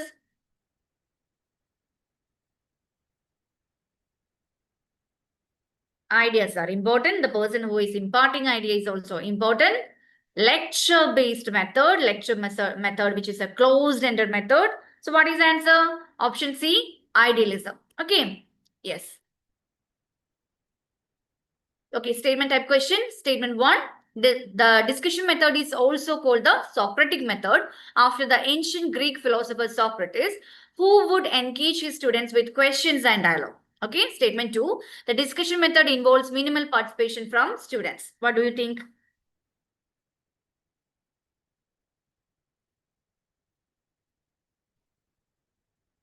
Yes. So what is the answer? Faster. Discussion method is also called the Socratic method after the Greek philosopher Socrates, who would engage his students with questions and dialogue, which is correct. Okay. Discussion method involves minimal. No, it involves maximum participation from the parts of the students. Okay, so option statement 2 is wrong. So option C, statement 1 is true and statement 2 is false. Okay, yes. Very good. Now, which method of teaching encourages maximum participation of students? Maximum student participation. Just now we discussed lecture method, discussion method, demonstration, source method. Maximum students will be, more number of students can participate here. Yes, very good. More number of students can participate. You two babies, what will be the answer faster? Yes, option 2, discussion method. Very good. Next, direct instruction is primarily used to encourage independent exploration and discovery learning. Statement 1. Statement 2. Direct instruction involves explicit teaching techniques aimed at teaching specific skills. That means directly teaching specific skills. What do you think? You are telling your students that, okay, this is how you have to arrange the planets. This is the order of the planets. And based on your instruction, they are blindly following that, directed by you, or they are following your instruction and imitating you. So that instruction is primarily used to encourage independent exploration. That is wrong. That instruction, the teacher will directly give instruction and the learners have to follow that. Okay, teacher will give a model and then guided practice will happen. After that, we will give them more practice questions, then evaluation of their progress. Okay, so what is the answer here? Statement 1 is false and statement 2 is true. Explicitly, directly giving them how to do something, showing them, modeling them how to do something. Okay. Directly giving them instruction. Team teaching is working together of dash. 2 or more teachers, 2 or more students, teachers and students. None of this. It is 2 or more.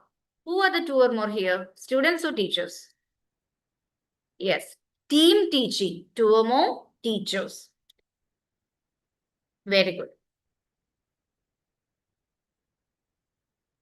What is the primary focus of the inquiry method in education? Inquiry, which happens in, for example, in the profession of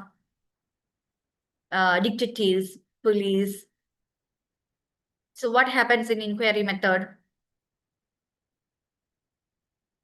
Yes, option B, asking questions and student-centered learning. Very good, all of you. Very good.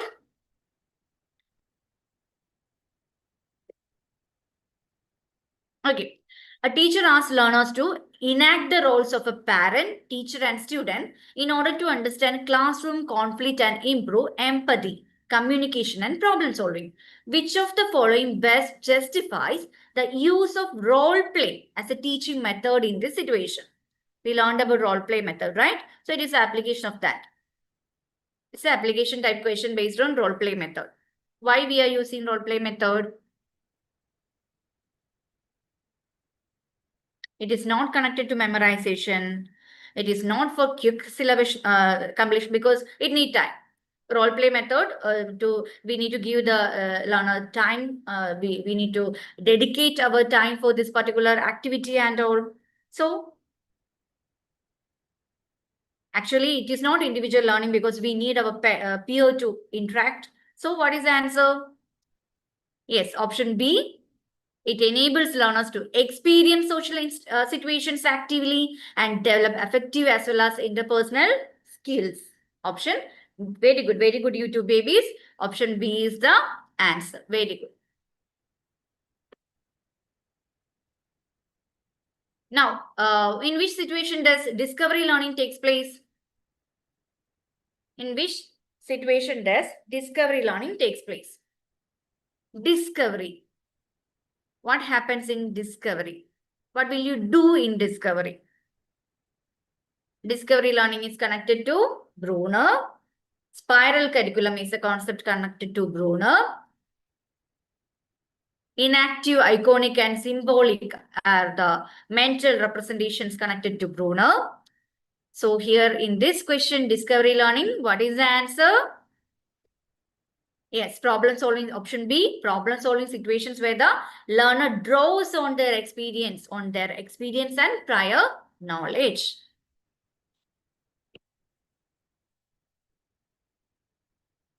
What are some other terms used to describe blended learning? Blended learning, blended.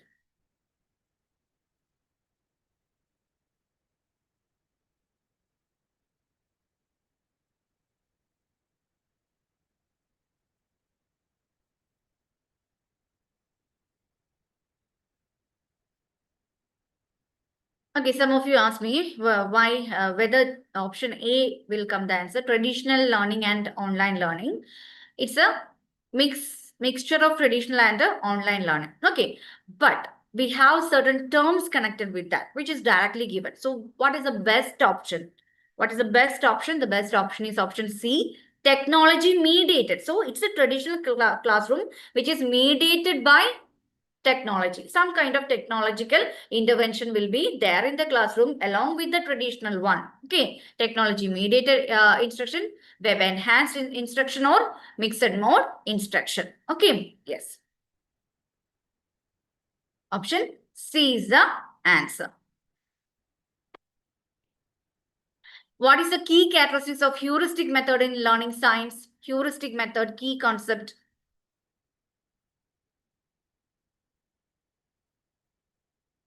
Heuristic method. What is the key concept of heuristic method? Heuristic method. Heuristics. Yes, very good, very good, very good. It encourages pure discovery learning independent of the teacher, and we are giving them hints and cues. Based on that, they will apply that some kind of trial and error is happening there, and then they are learning slowly. They are finding out their own ways to solve or reach the conclusion. So they are the discoverers here. It's a pure discovery method that we apply in science subject, heuristic method. Okay, yes, independent of the teacher. What is the primary feature of the game-based learning method? Game-based learning. Primary feature of game-based learning. Yes. What we incorporate here along with the content?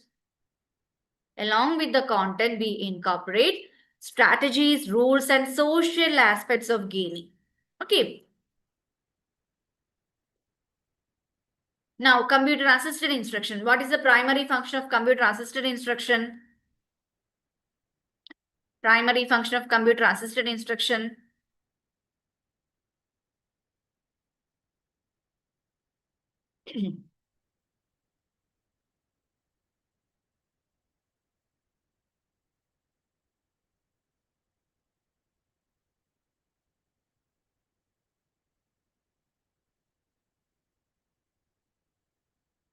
Yes, let's see. To present instructional material and monitor learning through computer interaction. Option B is the answer. So next, PSI, Keller plan, personalized system of instruction. So what is the fundamental characteristics of the personalized system of instruction? Keller plan, which we present in the form of modules. They need to get 90% mark after completing module. Then only first module, then only they can move to the next module. We learned this, right? So what happens here?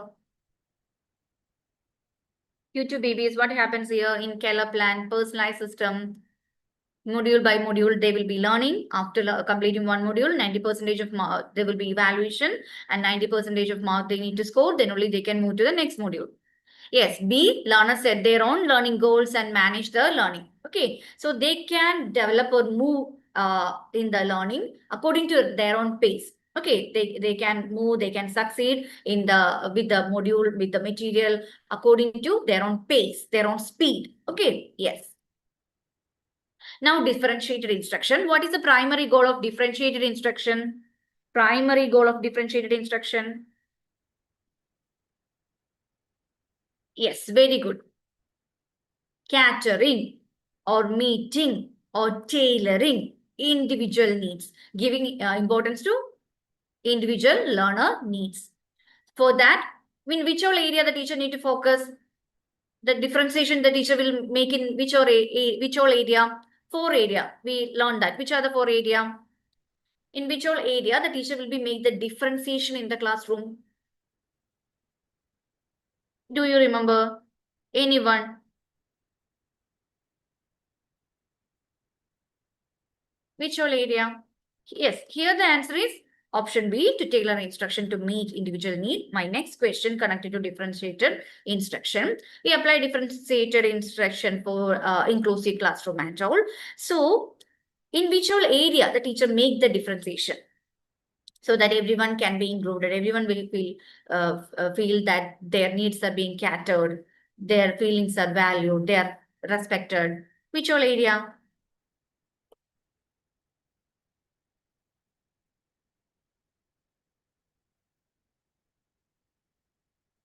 The answer is in this question. Answer. What are the key aspects that teachers differentiate in differentiated instruction? Which are the key aspects or key area where, in which all area the teacher makes the differentiation?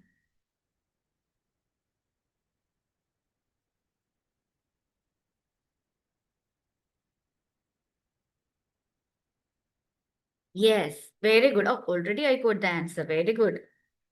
Very good, Ablasha. In which all area?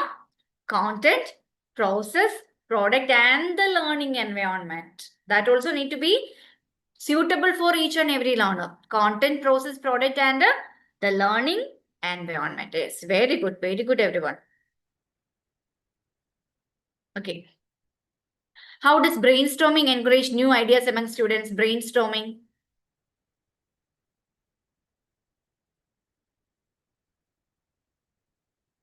Yes, option C, by allowing students to share their views freely and openly. Option C is the answer. Very good, very good.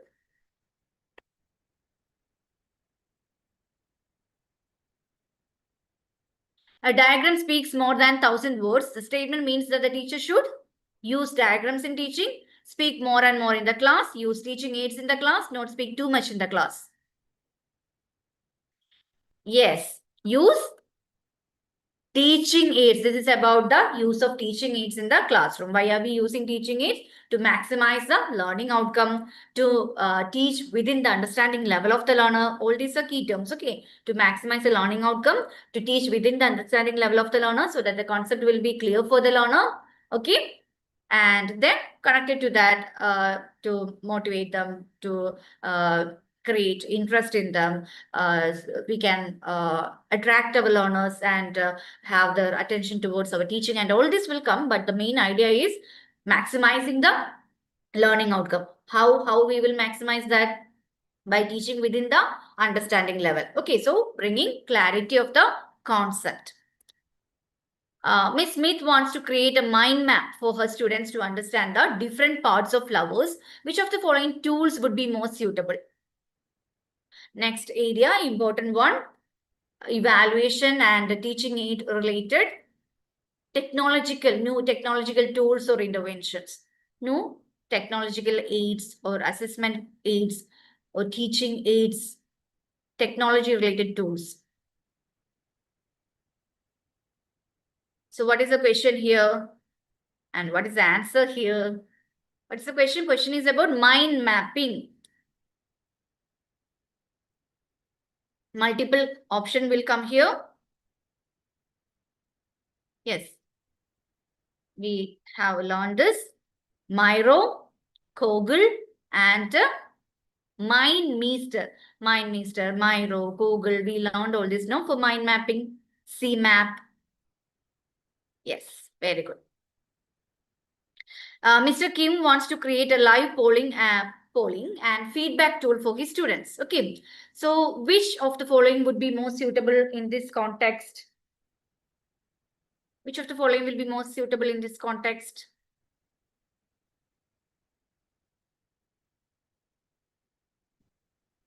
Live polling. Do you remember this? Mentimeter is for live polling. We have done that in the classroom. Then poll everywhere. Okay, so option 2, I mean A and D will come as the answer. Okay, then do this. Then we will move to higher education. Edpuzzle, MindMeter, Google Doc, Mentimeter. Mentimeter no. Just now we have answered. Live polling and feedback. MindMeter, we have discussed. Mind mapping. Edpuzzle, to insert questions inside a video for making interactive video. Edpuzzle. Then Google Doc for interactive content creation. Through that, we can make learners do peer interaction related creative activities, and creative assessment can be done using Google Docs. Okay.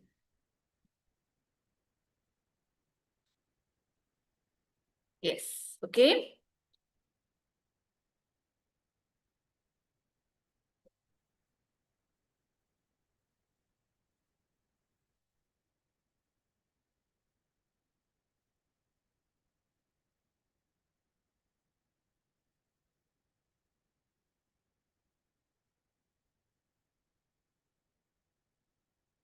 Okay. Is the slide visible for you? Now let's quickly go through the higher education area. You know which are the important areas of higher education. Commission is important. Our ancient education institutions in, institutions in ancient education period, the learning and all during the ancient education time, that is important. Then NEP is important. Then our nodal bodies are important. Then what is more important? Commission, we said. Yeah, then schemes are important. Okay. So let's move to the first question of higher education without wasting much time. Okay. Because already we don't have much time. Okay. Yes. In ancient India, education was free. In ancient India, education was centralized. In the light of the above statement, choose the most appropriate answer. So when we discuss this question, which has already been discussed in the class, indirectly, the most important points we are discussing. Okay, yes. In ancient education, what was the characteristics of ancient education system? Answer first.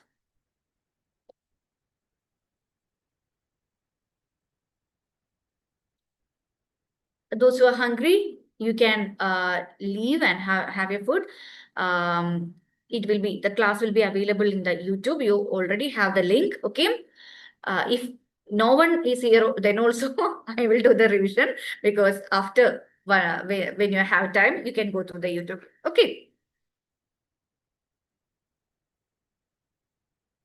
It's okay. I can understand. You are sitting from 6 p.m. and you are hungry. And I won't mind anything. If you are hungry, if you are not feeling well, just go have something or take rest. Okay. And watch the class later. Yes. What is the answer? In ancient India, education was free, which is correct. Okay. In ancient India, education was centralized. Education wasn't centralized during the ancient period. It was decentralized system of education, because it didn't come under a particular observational pattern. Each ashrams and institutions that was imparting education based on each region and each locality, they had their own freedom. Okay, so it was not properly monitored, or it was not centralized. It was a decentralized way of education we had during the ancient period. So what is the answer? Option 3 is the answer for this question. Okay, education was free. Education was free in which context? Now you will ask, those who are attending the class for the first time will think about Guru Dakshina system. Those who have attended know that Guru Dakshina is not about a fee concept. Okay, Guru Dakshina was just a reward given to the Guru, which happened in the second half of the Vedic period. We have first half of the Vedic period and a second half of the Vedic period. In second half of the Vedic period, we call it as Brahmanic era, where everything became ritualistic and everything became more rigid. At that time, they started giving Guru Dakshina to the Guru as a reward for the work done by him. Whatever effort he has done, we are giving him a showing a gratitude towards the Guru. Okay, it's not a P system. Okay. Okay, next. The hierarchy system in ancient India was based on the Varna system, the hierarchy system. It was based on, it was not based on the family you belong to. It was not based on the place you lived in, the year of your birth. It was completely based on the job you did, what job you did. That that societal classification was based on the job you did. Okay, which are the classifications? Which are the Varnas? Which are the Varnas, my dears? Which are the Varnas? Yes, very good. Brahmanas, Kshatriyas, Vaishyas and Shudras. Very good. So here the answer is option A. Now, which among the following can be identified as an important source of education during the ancient period? Important sources of education. Yes, very good.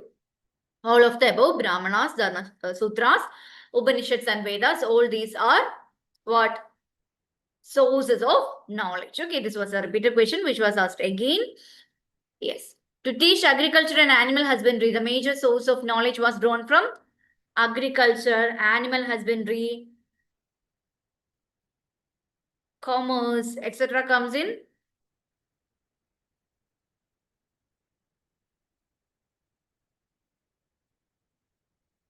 Yes, very good, everyone. Vartha, another source of knowledge. Okay, Vartha, what we say, Anvishiki is connected to Mimasa, Anvishiki, Arthashastra. There are so many sources of knowledge in connection with the vocation that the students have chosen. So the vocational education will be mainly based on all these sources, and agriculture and animal husbandry comes in Vartha. Okay. Yes. Yes.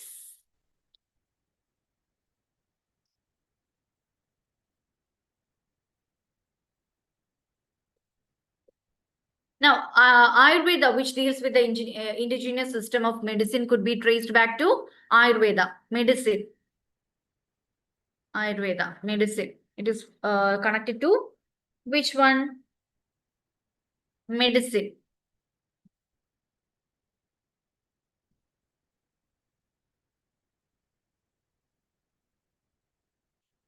Yes, medicine, kingly duties, special rituals, some rituals connected to magic or black magic. Those will come in the Atharva Veda. Okay, so medicine, Atharva Veda. Then Rig Veda, praises of gods and goddesses. Yajurveda, which Veda is mostly in prose form?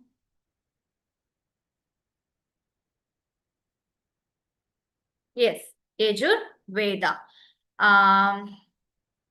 What are the two divisions of Yajurveda? What are two divisions of Yajurveda? Yajurveda. Krishna and Shukla. Krishna, black Yajurveda. Shukla, white Yajurveda. Yes, very good. Then Samaveda, or which Veda is connected to music, or which is the musical form of the mantras given in Rig Veda? Which is the musical form of mantras given in Rig Veda? Samaveda. Very good.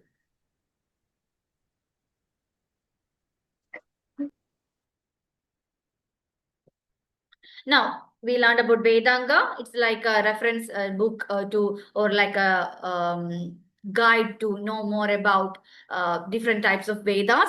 Okay. And it has 6 auxiliary disciplines: Shiksha, Chanda, Vyakarana, Nirukta, Kalpa, and Jyotisha.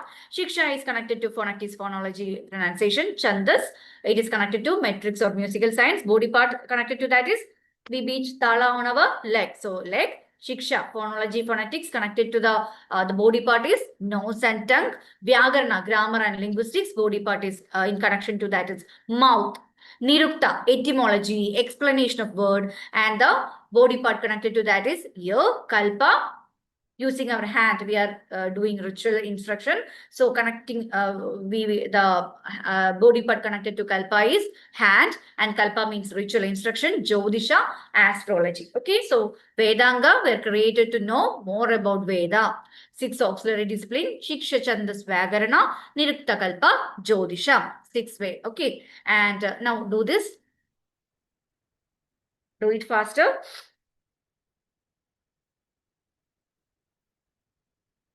Faster, faster, faster. Nabanita. Okay, let's check. Adira, Srinidhi, Janmeri. Okay. So most of you have given option B. That means Nirukta, etymology, Chandas, metrics, Shiksha, phonetics, and Kalpa, ritual. Right. Yes, very good. Option B is the correct answer. Yes, Apur Tiwari, right? Yes, Solomon. Yes, Solomon. Very good. Those who have answered option B in YouTube, those who have answered option B here, very good. Option B is the correct answer. Okay. Now, torchbearers and philosophical knowledge. We learned this. Sankhya, Yoga, Nyaya, Vaisheshika, Mimamsa, and Vedanta. Sankhya, Kapila, Yoga. I told you to remember about the Patanjali advertisement. Yogi sitting in yoga position, Patanjali yoga. Nyaya, we connected that with Gautama Buddha, Nyaya, Gautama. Then Vaisheshika, I told you for Malayali students connected with the Visheshamaya, Kannada, that means spectacle. So Vaisheshika, Kannada, Mimamsa, Rishi Gemini, Vedanta, Sri Shankaracharya, Sankhya, Kabila, Yoga, Patanjali, Nyaya, Gautama, Vaisheshika, Kannada, Mimamsa, Rishi Gemini, Vedanta, Sri Shankaracharya. Now answer this. Faster, faster, faster. You know the answer. You can answer. We just recall it now. Yes, Jan. Yes, Krishna Priya. Yes, Elisha, Parvati, Shreya. Here, you two babies. Faster, faster. You know the answer now. Even if you are hearing for the first time, you now know. But you can do it. Yes. Mimasa connected to Rishi, Gemini, Nyaya, Gautama, Sankhya, Kabila, Vaisheshika, Kannada. So what is the answer? Very good option. B is the answer. Yes. Yes, dear. Very good. Very good. Option B is the answer. You two baby who have answered it correctly. Very good, dear. Now, the process of education passes through a stage of meditation when sages used to teach students. This stage of meditation is known as, we learned that during the ancient period, our education system passed through 3 processes. Which were the 3 processes? Sravana, Manana, and Nididhyasana. So here the question is about meditation. So which is the term related to meditation? Sravana, Manana, and Nididhyasana. Yes, very good option. D, Nididhyasana is connected to meditation. Sravana means listening. First you will listen what the Guru has taught you. Then you will try to understand. Okay, think about and understand what, or if you have any confusion, you will be asking doubt. Okay, so that understanding level is known as Manana, trying to understand. Okay, and then the last process or the third process, Nididhyasana, meditation. Okay, yes. Now, in the age of 4 Vedas, students were admitted to the Vedic school after performance of which ceremony among the following? Initiation ceremony of Vedic education. Is it Upanayana, Utsajana, Chatapada, Dhanurvidya? What is the answer? Yes, very good, Apurva. Those who have answered option D in YouTube for the previous question, very good. Yes. So here, yes, very good. What is the answer for this question? Upanayana ceremony. Option A is the answer. Yes, very good. Now, okay, Upanayana ceremony. forget about this question. My question is whether girls and boys and people from different varna, are they allowed to undergo Upanayana ceremony? Connecting to this question, I am asking you another question. Whether it was allowed for every varnas and different genders to undergo Upanayana ceremony. Is it allowed for all? That is my question. Upanayana ceremony. Yes, in the early Vedic period, there was no debarring. Those who are with good character and morality, if you are interested to have education, you can go through this. We have medieval text that actually proves it. Okay, so what is the answer for this particular question? The Upanayana ceremony, which marked the initiation of a child into a study of the Vedas, was performed for boys as well as girls. Statement 1. Statement 2. Both boys and girls received education in ashrams and Gurukul. What is the answer here?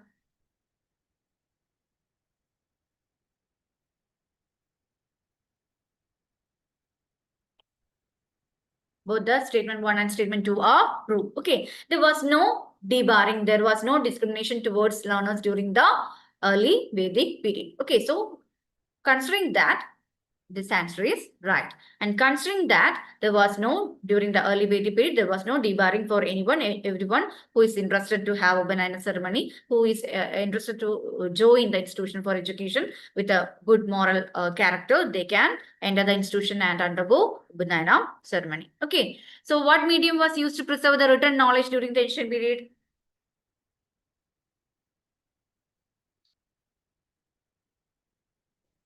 The only boy system and the discrimination, those for Upanayana system, it came later. It's for the YouTube babies. All this came later. Okay. During the early Vedic period, there was no debarring. Everyone was allowed to enter the institution, have the Upanayana ceremony. We have medieval text books, which are the sources of knowledge, which explains about this procedure. Okay. So during the early Vedic period, there was no debarring. It was allowed. Okay, yes. And even people from Shudra community, they can also enter the institution Gurukul and they can have education. So no discrimination during the early Vedic period. So giving equal access to everyone, equality and quality of education, those were some of the characteristics that they shown in the ancient period in education sector. Okay, so here in this question, what is the answer? What was the medium used to preserve the written knowledge during ancient period? Palm leaves and barks of trees. Both A and B are the answer. Option C is the answer. Okay. Now, which among the following can be identified as education institution where formal education was imparted during the ancient period? Only formal education. Only formal education. Which are the institution? Only formal. Pathshala, Chatushpadi, Gurukul. Option D is the answer. Very good. Next question. Which were the major techniques that was used during the ancient period to impart physical education? Physical education. During that time, they focused on holistic education. They focused on the overall development of the learner. So they also give importance to physical education. Krida, Dhanurvidya, Vyayama Pragara, all these were done to give, all these were the techniques to impart physical education. Yoga. Okay, so from this option, what is the correct answer? Both A and B. Krida means some physical activity oriented games. Okay, yes.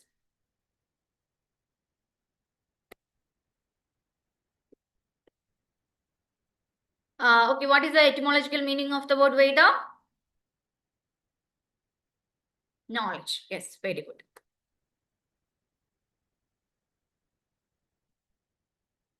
Now, let's answer another question related to Buddhist period. From Vedic, we jump to Buddhist. So, answer this question, which is a PYQ. Nalanda, Vikramshila, Somapura, Vallabhi.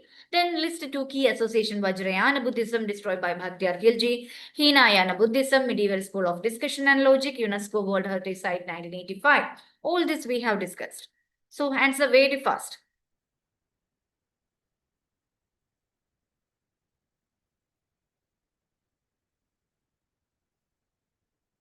Which is known as the medieval school of discussion and logic? because the scholars in that particular institution used debates and discussion as a medium for learning higher knowledge. So that institution came to be known as Medieval School of Discussion and Logic. Which is that institution? Yes, very good. That was Nalanda. Nalanda came to be known as Medieval School of Discussion and Logic. So we can exclude or we can omit option 2 and 4. Now from A and 3, which one will be the answer? Nalanda, Medieval School of Discussion and Logic. Then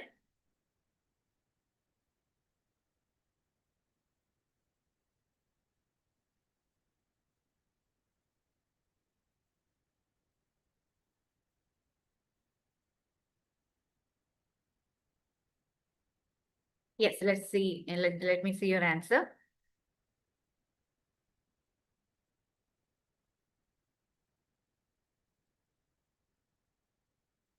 Okay. So, Nalanda, A3, Medieval School of Discussion and Logic. B, Vikramshila, Vajrayana Buddhism, destroyed by Bhakti Archaeology. Somapura, option C is related to 4, UNESCO World Heritage Site in 1985. Then Vallabhi, D, it is connected to Hinayana Buddhism. Okay. Yes. So, Nalanda was declared as a World Heritage Site tentative list. In which year? Nalanda World Heritage Site tentative list. Nalanda.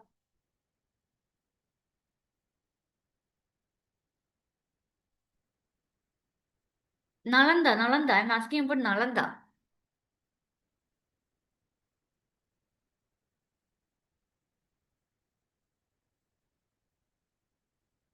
Two nine we learn no 29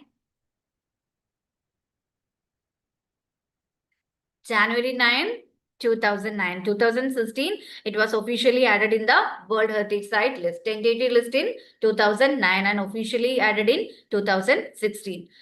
Then Takshashila in the World Heritage Site list in which year? Takshashila, which year?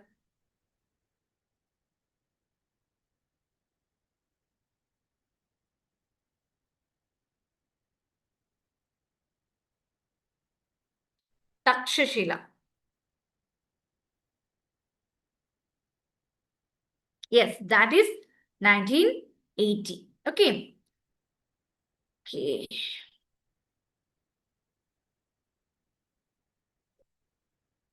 Now answer this. Odandapuri, Jagadala, Mithila, Sharada Peeth.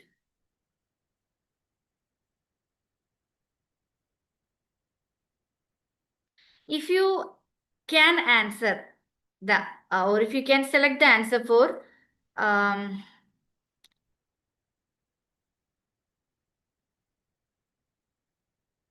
let me see. No. Okay. I was about to say just check Mithila, but yeah, there were more options. Mithila is connected with whom? Mithila, Nyaya, Navyanaya, New Logics. Do you remember? New Logics, Navyanaya, Gengesh Upadhyaya. Yes, then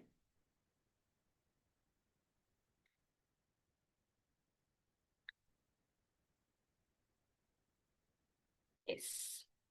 So, what is the answer? Okay, 1 minute. One minute, something happened with my PPT. Yeah. So, A3, B1, C2, D4.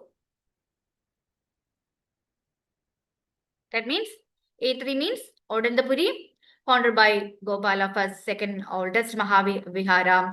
Then B1 Jagadala, compilation of Shubha Siddharatna Kosha by Vidyagara. We learned all these things, right? Then Mithila is connected to Navyanaya, New Logics, Gengesh Upadhyaya. Then D4, that means Sharada Peeth, Center of Grammar and Philosophy, Kashmir. All the three we already learned. This one you might have confusion, but other three we already know. Odandapuri, Jagadala and Mithila. So what is the answer here? Option 1. Which plan aimed at poverty reduction and raising the living standards of the poor? Garibi Hatao. Remember about our story. There was a farmer. The farmer first tried to. Farmer has certain plan for the development of the country. First, his plan was to develop agriculture. Then his plan was to develop factory. Like that, we learn, no. So, in which plan Garibi Hatao is coming? Let me see. How many of my babies remember?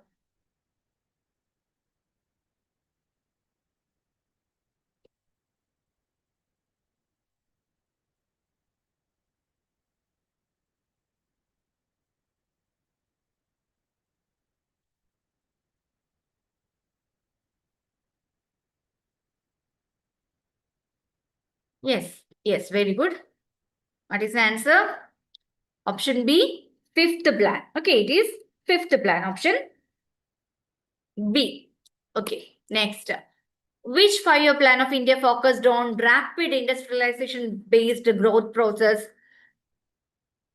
Rapid industrialization based growth process. Faster. We need to discuss at least 1 or 2 questions from NEP also. Yes. What is the answer? Yes. Second plan. I told you the farmer's first plan was agriculture. Then he focused on industry. So industrialization and all. Yes. Then what was the third plan? What was his third plan? Farmer's third plan in our story? Science education and food related.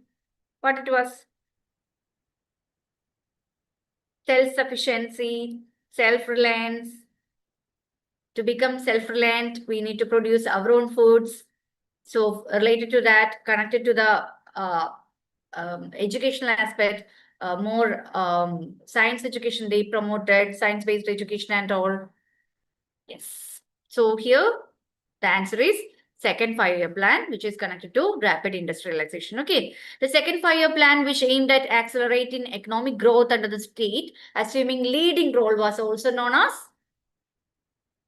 second 5-year plan, was also known as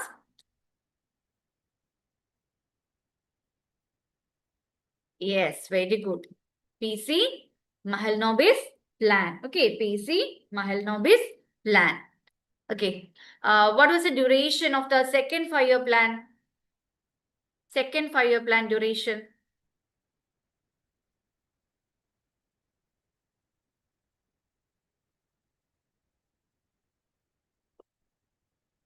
And in 56 to 61. Okay. Second 5-year plan, 1956 to 61.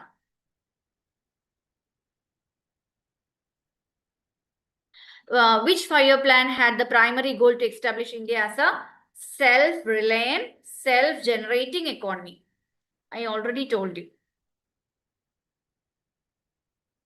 YouTube baby, if you listen to the part of the story that I have mentioned about our farmer, I told you about, just mentioned about self-reliance and self-generating economy. So it will be part of which 5-year plan?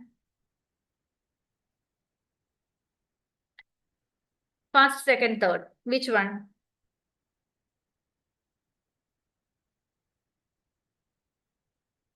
Third 5-year plan.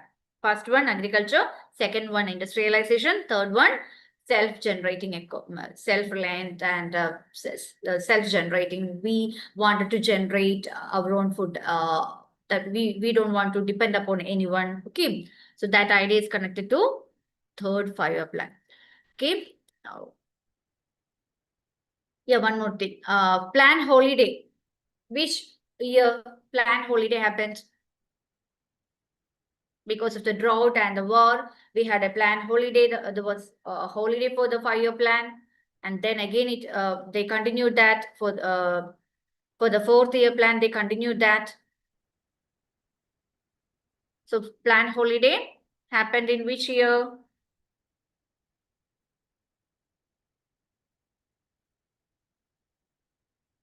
Planned holiday Which year? 1966 to 69. We had a planned holiday. Reason, drought, war, etc. Okay.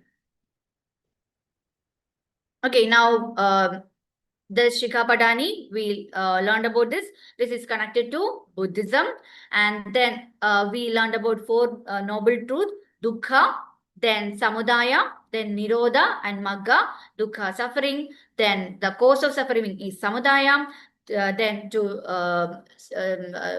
remove that suffering, the cessation of suffering, Nirodha. Then the path to the cessation of suffering, Magga. So, four noble truths of Buddhism, Dukkha, Samadaya, Nirodha, and the Magga. And we learned about the eightfold path of Buddhism and the key term or the trick to remember that is evil scam, right effort, right view, right intention, right livelihood, right speech, right concentration, right action, right mindfulness. So, evil scam, eightfold path. If you follow the eightfold path, then you can be removed from the evil scam. Okay, so evil scam, it is about the eightfold path, Ashtangiga Marga. So Ashtangiga Marga is related to Buddhism. So the person behind Ashtangiga Marga is Gautama Buddha. So now our question, who among the following propounded the philosophy of eightfold path of Buddhism or Ashtangiga Marga? Yes, very good. What is the answer? Gautama Buddha. Option 4 is the answer. Yes, very good. Then we learned about different types of Buddhism, Theravada Buddhism following Pali Canon, Mahayana Buddhism most popular branch, greatest vehicle, popular Sutra, Lotus and Heart Sutra, popular in Nepal, China, Tibet and Korea. Then we learned about Vajrayana Buddhism, the way of the diamond. They practice tantras, all this we know. Okay. And now medieval school of discussion and logic, Nalanda. Now Nalanda Mahavihara was affiliated initially to which university? Patna University. Then the ancient Nalanda University has been revived and it is named as Nalanda Mahavihara. All this we learned, we discussed. Now, based on the latest question paper, let's discuss one question. Which is connected to whatever we have learned related to our Buddhism and ancient institution-based knowledge. So select the correct statement. Statement A, Chanakya composed Arthashastra at the Vallabhi University. Is it right? Then Panini, who wrote Ashtadhyay, was an alumnus of Takshashila. Maybe, right. Acharya Shilabhadra was the highest living authority in Dandapuri. Then Agrahara was an educational institution with a whole settlement of Brahmanas. All this we have learned. So, which will be the answer? Faster, faster, faster.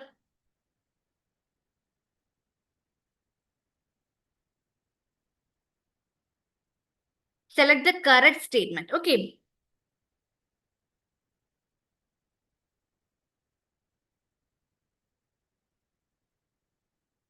Yes. Chanakya, where did he compose his Arthashastra? Chanakya composed his Arthashastra at which place? All this we have learned. See, whatever we have learned, they are asking question about that. Where he composed his Arthashastra? Yes, very good summary. Takshila. Okay. Chanakya composed Arthashastra at Takshila, not at Vallabhi. Then Panini, Charaga, Chanakya, all these people were alumnus of Takshashila institution. Okay, so Panini, who wrote Ashtadhyayi, was an alumnus of Takshashila. Then Acharya Shilabhadra was the highest living authority in Odandapuri. Then Agrahara was an educational institution with a whole settlement of Brahmin. So Agrahara is a Brahmin settlement related to which place? Rural or city, town-based settlement. Agrahara is a what kind of settlement, Agrahara?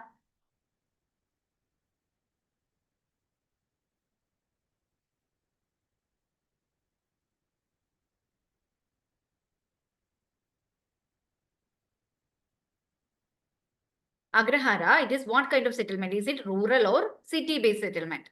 You two babies, do you know? Agrahara, what kind of settlement? Yes, very good. Agrahara, rural settlement of Brahmin teachers. Okay. And okay, I forgot the term of the Town-based settlement. What was the town-based settlement? Anyone remember? Brahmins. Agrahara and one more thing we'll all know. Two settlement. Brahmin settlement. Can anyone help me? Agraharas and one more thing we learned. Two Brahmin settlement men we learned. No, one town and one rural based. Agraharas are rural settlements. Which is a town-based settlement? If you remember, kindly add it because I'm not getting it. I forgot. Okay, so what is the answer for this question?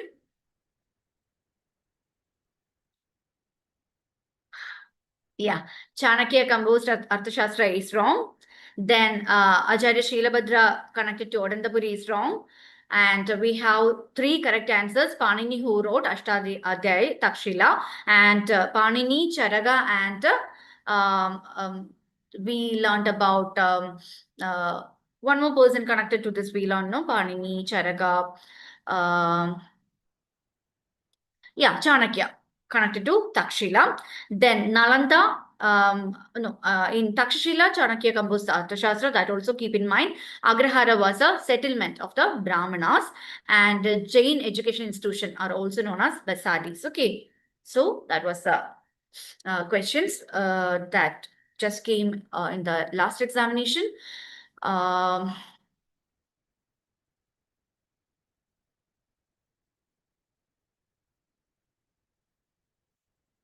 Okay, the Chinese traveler Huangsang studied at the University of Nalanda. Okay, and what extra information you know about Huangsang that we have discussed in the class? Huangsang, related to Huangsang, what information you remember?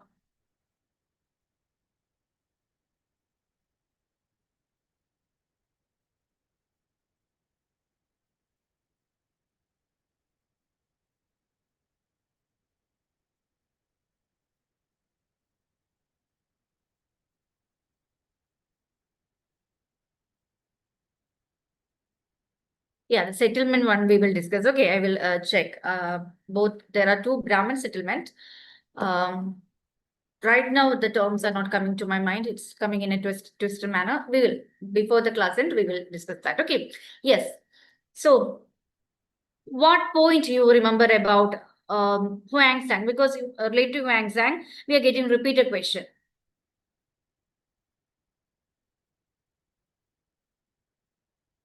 Yes, very good, Anaga. So, related to Huangsang visited Nalanda.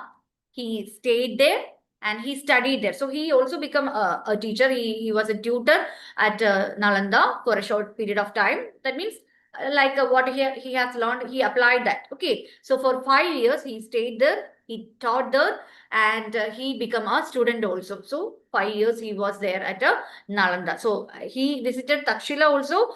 He just visited and came, and at Nalanda he became a teacher also. A few years he was there and he became a teacher, student, and he stayed Huangshan. Okay. Now, in which era given below higher education in India got a setback? That means no development occurred. It came to standstill. Okay, higher education becomes standstill. No development occurred that happened during the Mughal era. It didn't went down or it didn't progress also Mughal era. Which of the following modes of admission was prevalent in Nalanda University in ancient time? Modes of admission. We know that Nalanda University can be compared with our modern university setting. It has 9-story dormitory, every features that now the modern university has, Nalanda was having. So, entrance examination. Okay.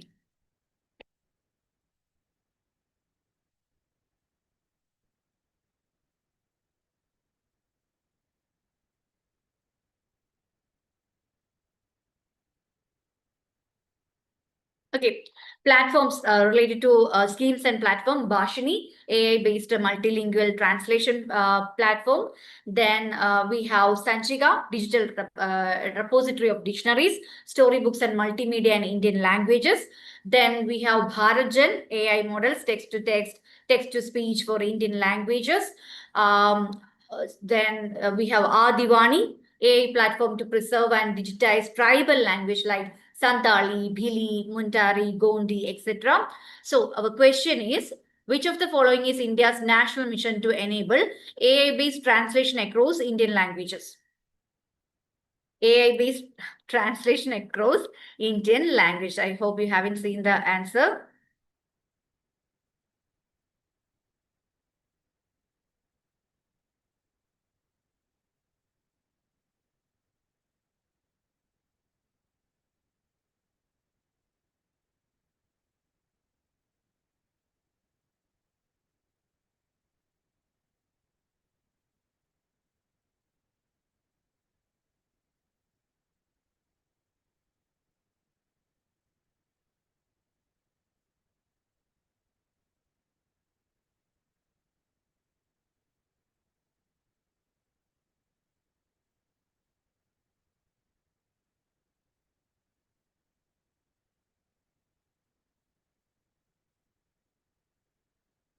Yes. What is the answer? Okay. Let's see. Bhashini. Okay. National mission to enable AI-based translation across Indian language. Bhashini. Okay. Is India's national language translation mission under the Digital India program. Okay. Now, which organization implements the SPPEL scheme? The SPPEL scheme. Okay. SPPEL scheme. Once again, the question, like a flashcard, we will use that slide. Now, answer. Which organization implements SPPEL scheme? Option C, CIL Mysuru. Okay, so SPPEL stands for Scheme for Protection and Preservation of Endangered Languages and implemented by the Central Institute of Indian Languages, CIIL Mysuru. Okay, now which AI-based platform focus on tribal language like Santali and Gondi? Tribal language, Santali and Gondi, tribal language.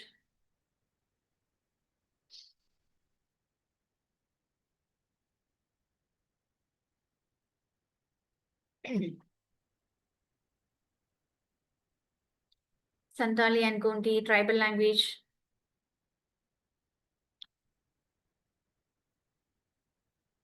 Yes. Adi Vani. It's an AI-based platform developed to digitally document, promote tribal languages like Santali, Gondi, and Bhili. Okay. Now, okay, answer this related to our commission. We have questions. Commission is an important area. Charter Act of 1813, Charter Act of 1833, Macaulay's Minute, Wood's Dispatch. So now answer.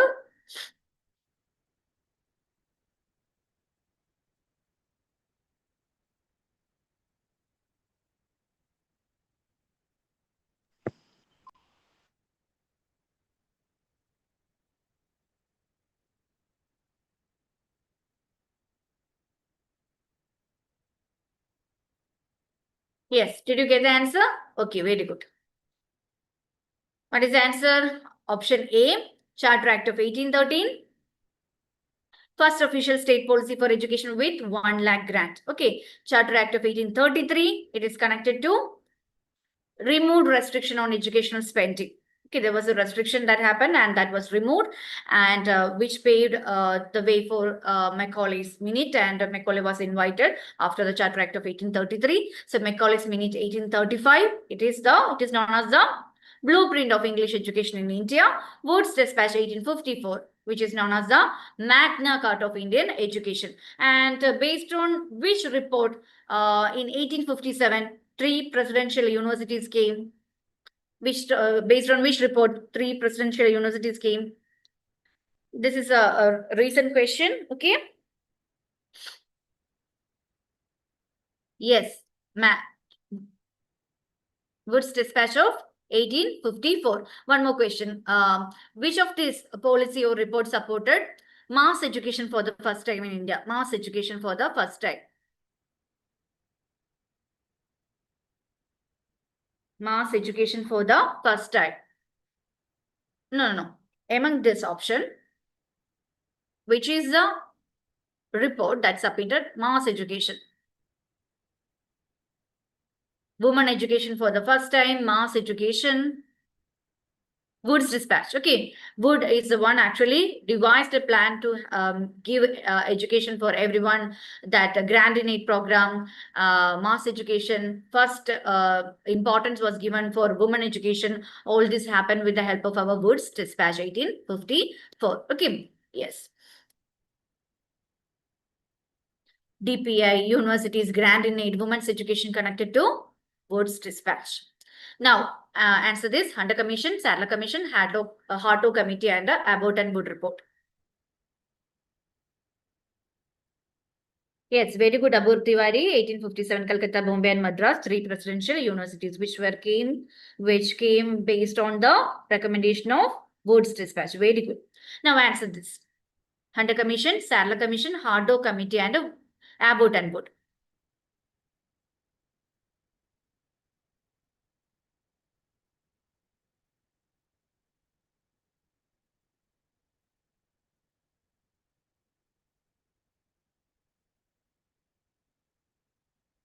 Finished. Okay, let's check. What is the answer? Hunter Commission. That fragmentization of management of primary and secondary, we learn, no? Fragmentization, primary education and local bodies of primary education and secondary education should be managed by separate bodies. That concept, Hunter Commission. And Sadler Commission was connected to university education linked to school education. And Harto Committee is connected to wastage and stagnation concept, dropout and all, wastage and stagnation. Then Abbott and Wood report, vocational and technical education. Okay. Now, latest question. Match this. This is the latest one, December cycle, 2025.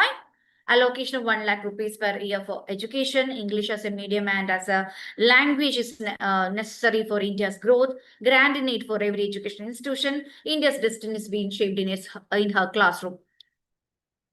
India's destiny is being shaped in her classroom is the opening sentence of a report. Do you remember which one? Opening sentence of something. India's destiny is being shaped in her classroom.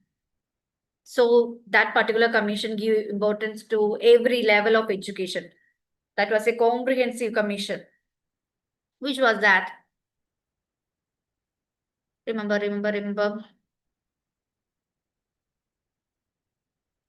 Yes. So what is the answer? Allocation of 1 lakh rupee, Charter Act of 1830. English as a medium of education, Macaulay's Minute. Grand in Aid, Wood's dispatch. India's destiny shaped in her classroom, Kothari Commission report, opening sentence. Okay, yes. Now, answer this. Operation Blackboard, Diet, Common School System, 3-language formula. This is also latest question. Operation Blackboard, Diet, Common School System.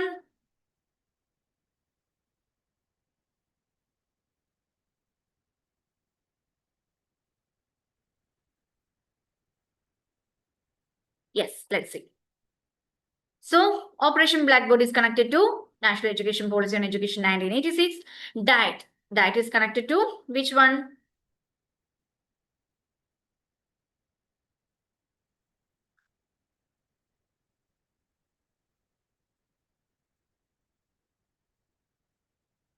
I think there's a mistake here in the option that is given.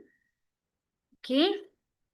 Common school system, we know that it is connected to which all? In two, that means Kothari Commission also said about common school system and national education policy, which came after that, also explained about common school system. Then 3-language formula, it was first mentioned in our 1968 policy. Yes. And Diet and Operation Blackboard, both are mentioned in National Education Policy on Education 1986. Okay. It's just that it is given as A4 and B4. It is either it can be A4 or B2 because both are same. Okay.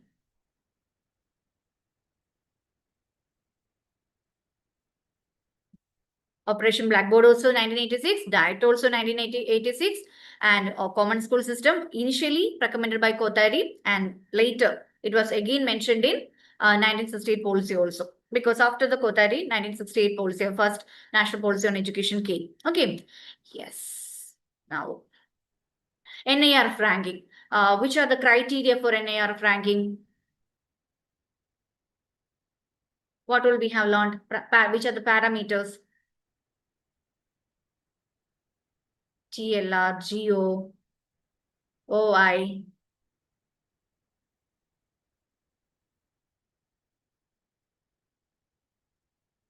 Which are the parameters? Teaching and learning resources. 5 parameters we have. Research and professional practice, graduation outcome, outreach and inclusivity, and perception. Okay.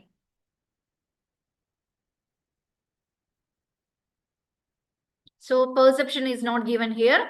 Other than a perception, they have given international faculty ratio, which was not a part of our parameter, main parameter. In the main 5 parameter, TLR, RP, GO, and OI, then perception about the institution. Okay, teaching, learning resource, research and professional practice, graduation outcome, outreach, inclusivity, perception. Okay.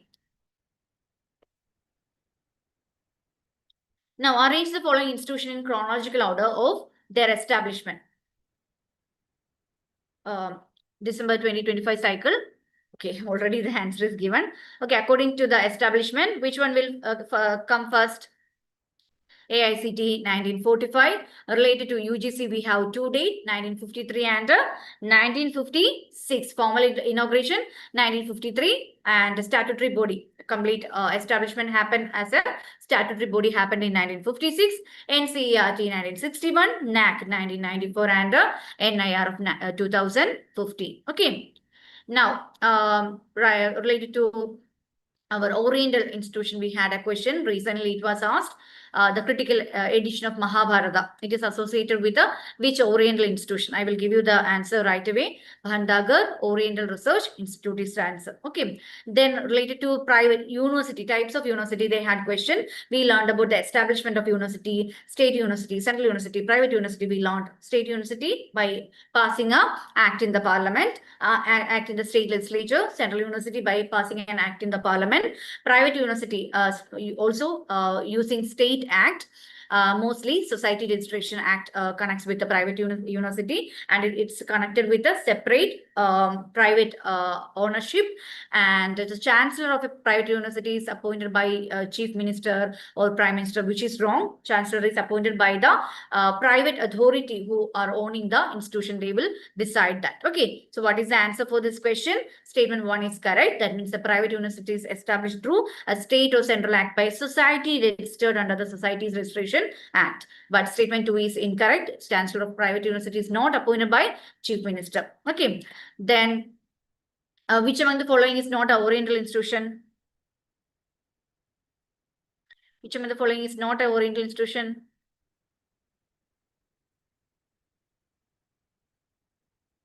Okay, now we are going to wind up. One more question. After that, we will wind up. So, answer this question.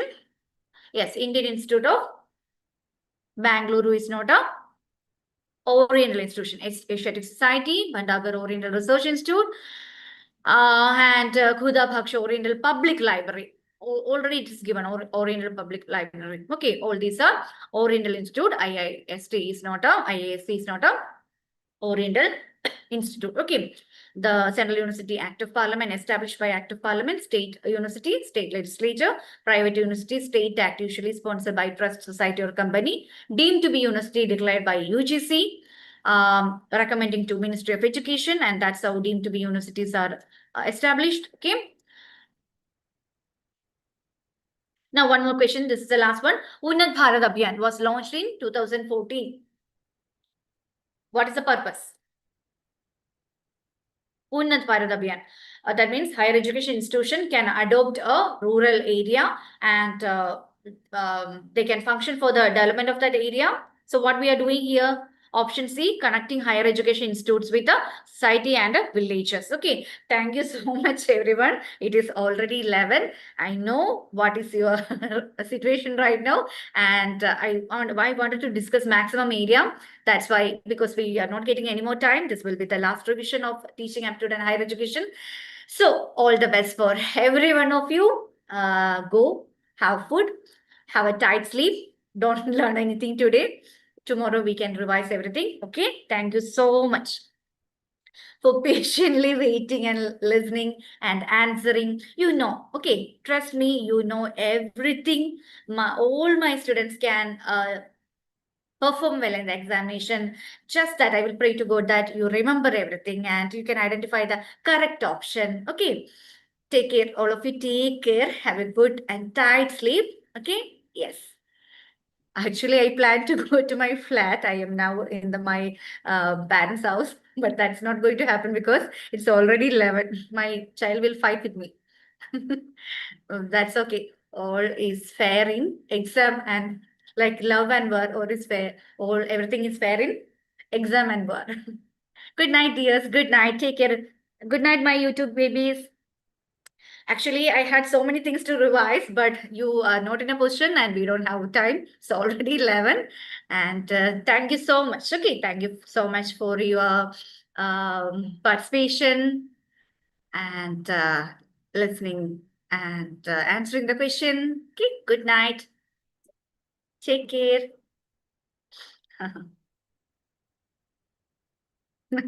I'm so sorry, dear. I resemble Jerry with a toothpick to keep eyes open right now. A similar situation I am also having. Yeah, thank you. Okay, good night. Take care. I'm winding up the session. Take care. Okay. Yes. Yes, you manifest. You let your manifestation come true, dear. Friend Zoom. Manifesting JR of this June. Let your manifestation come true.